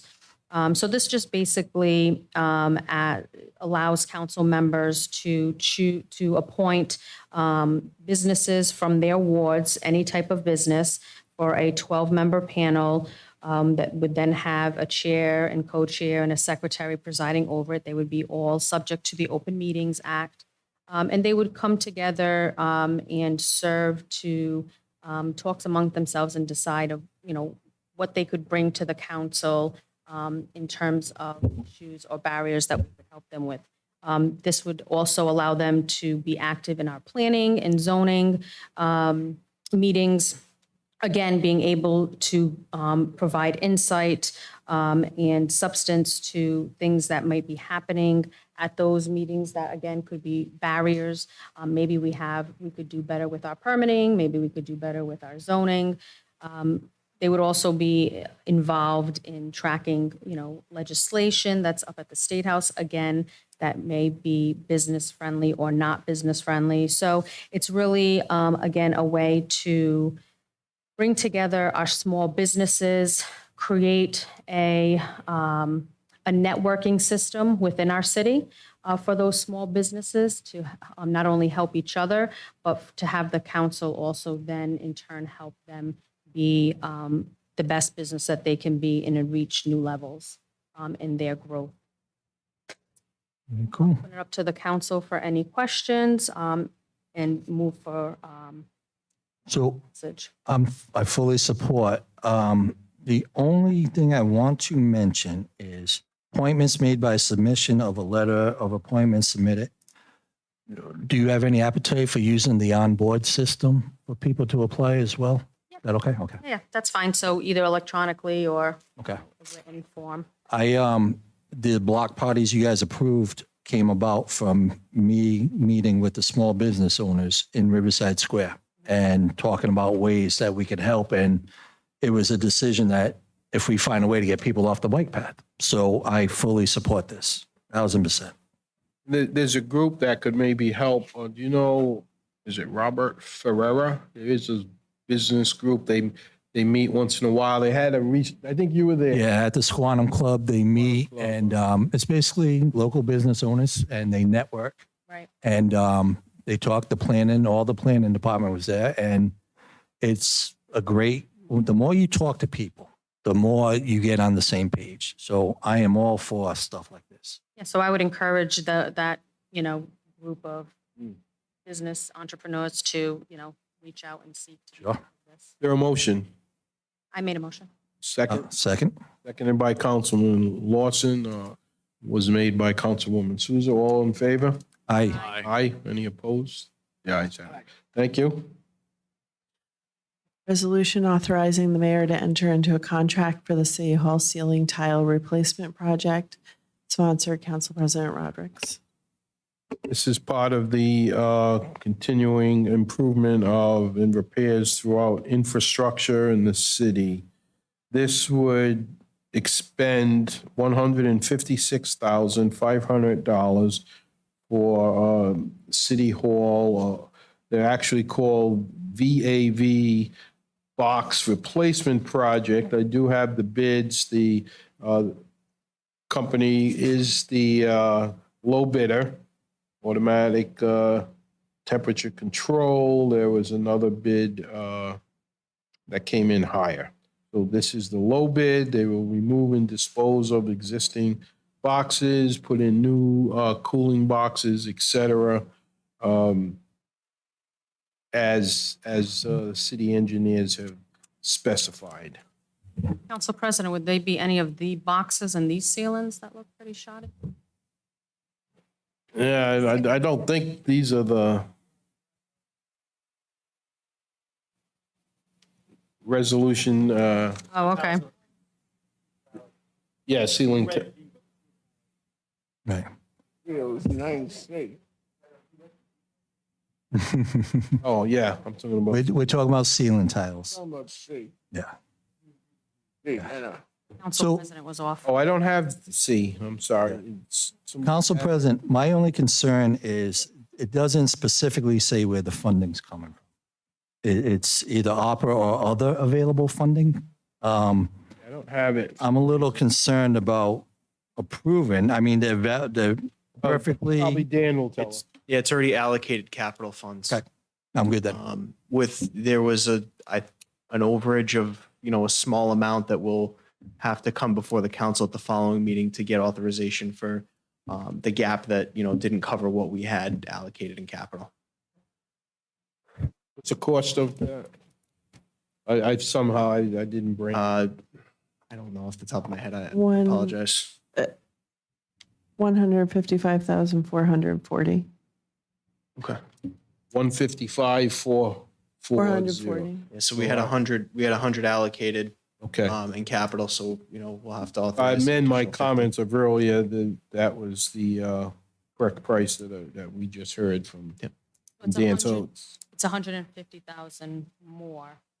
No, Oh. we have 100 allocated. The bid came in at 156,000. We need an additional 56 to complete it. So we already have 100 allocated. We're preparing a ordinance to appropriate the unexpended capital for the $56,000 difference. So to give the council an idea of what we're doing, council chambers, first, second, third floor, and common areas, particularly above the reception area out here. Yeah, look up. It's not good. Don't look up, it might fall. I'll make a motion to approve allocating 155, 440 towards a ceiling tile replacement project. no, We're only asking for you to enter into the contract that's before you. Just a number. We'll come back to you on the other stuff. $100,000 was allocated in capital funds for this. We're just seeking your approval to enter into the contract for that. We just want to start the project I and will, not wait another month. I will move that we approve this contract to get the ceiling tiles. Second. motion made by Councilman Lawson, seconded by Councilman Souza to start the seal and tile project at the amount stated. All in favor? Aye. Any opposed? The ayes have it. Thank you. Next, Madam Clerk, which, Resolution authorizing the mayor to enter into a contract for the City Hall VAV boxes replacement project. Sponsor, Council President Rodrick. well, that's what I was reading before incorrectly when I didn't have the ceiling tiles in front of me. This is for the low bid of $156,500 for the VAV box also replacement projects on the first, second, and third floors of City Hall. And it is these are for the automatic temperature control units that are needed to be replaced here at City Hall. The bid was about $25,000 less than the next highest bidder. Any questions on that? Motion to approve. Second? Motion by Councilwoman Souza to approve, seconded by Councilman Lawson. All in favor? Aye. Any opposed? The ayes have it. Thank you.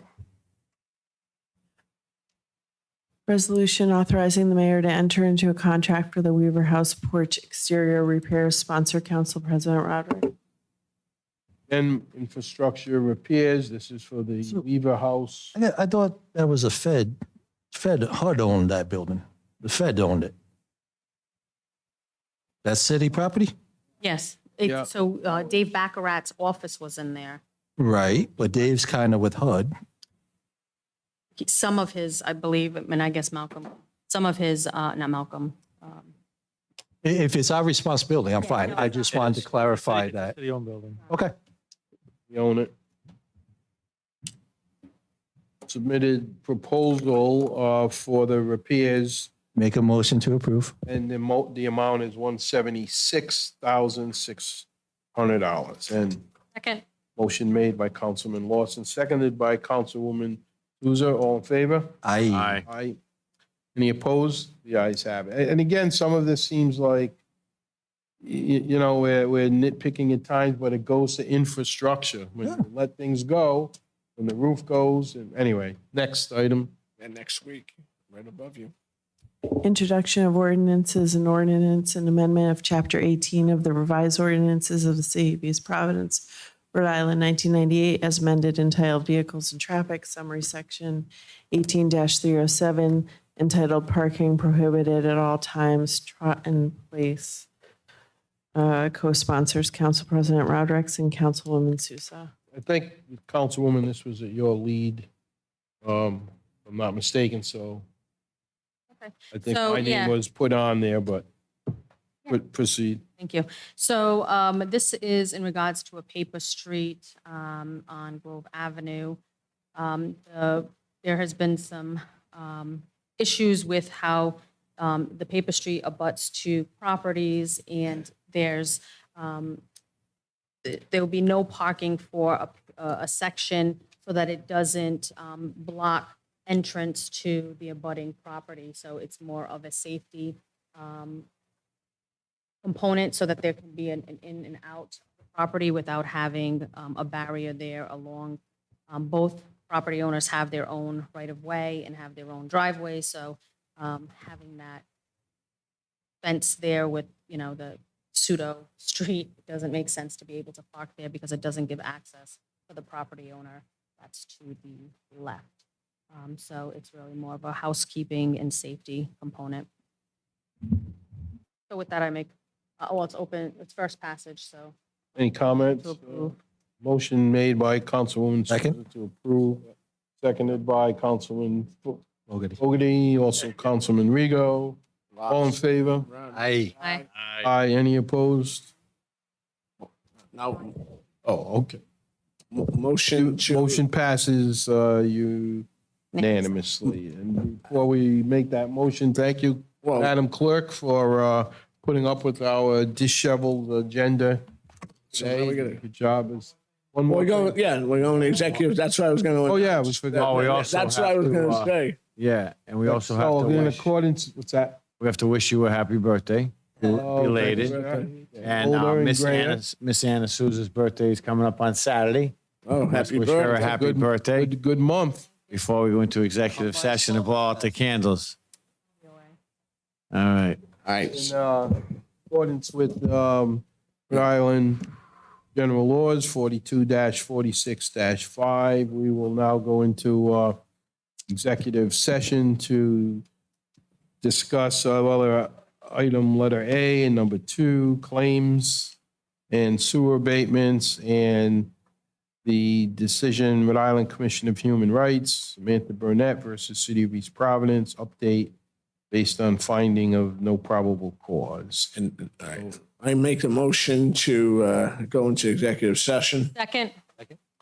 All in favor of going Aye. to executive session? The ayes have it unanimously.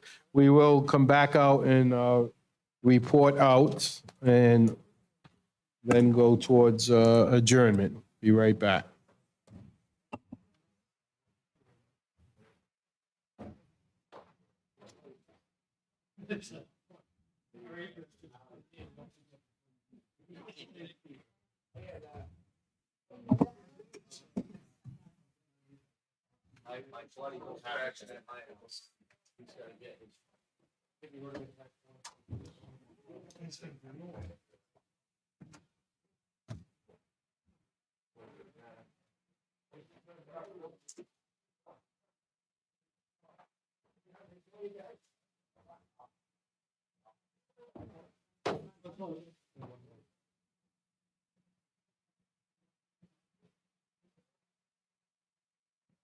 Budgets, those will be long. We're just preparing you for it.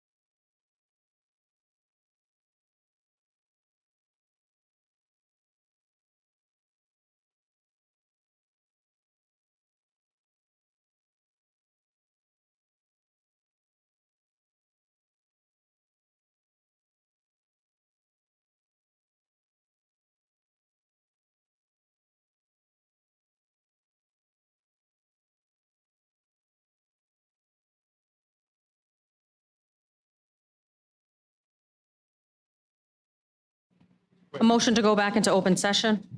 Motion by Second it. Councilwoman Souza, seconded by Councilman Fogarty to return to regular public session. Mr. Solicitor? Thank you. We just met as a Claims Committee to discuss the following claims, and the following action was taken. The claim of minor or serial in the amount of $1,895.20 was approved. The claim of Manuel and Gilda Pereira in the amount of $467 was also approved. Sewer charge abatements, Alda Cordero in the amount of $283.97 was approved. Claim of industrial height condo for $1,347.97 was denied. and the claim of Kristen Carlson Dreyer in the amount of $492.43 was approved. That concludes my report. You want to, Fill the minutes? before that, do you want to read out on the report or is it? And the last thing is as you know, the city council, the previous city council, an allegation of a discrimination by the former city clerk was filed with the Rhode Island Commission of Human Rights.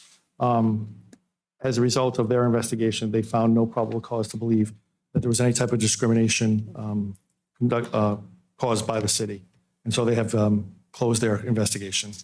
Thank you. Motion by Councilwoman Souza to adjourn. So moved. Seconded. Second, third, Council fourth. President, I made a motion first to seal the minutes. Oh, I thought you were adjourning. Seal the minutes. Wishful thinking. So that motion was to seal the minutes of executive session, seconded still by Councilman Lawson. All those in favor? Aye. Motion to Opposed? adjourn. Nay. Motion Wanna to adjourn by Councilwoman Souza. Second. By By everyone. the rest of the council, all in favor? Aye. Thank you for those watching. Next council meeting will be August 15th. Thank you.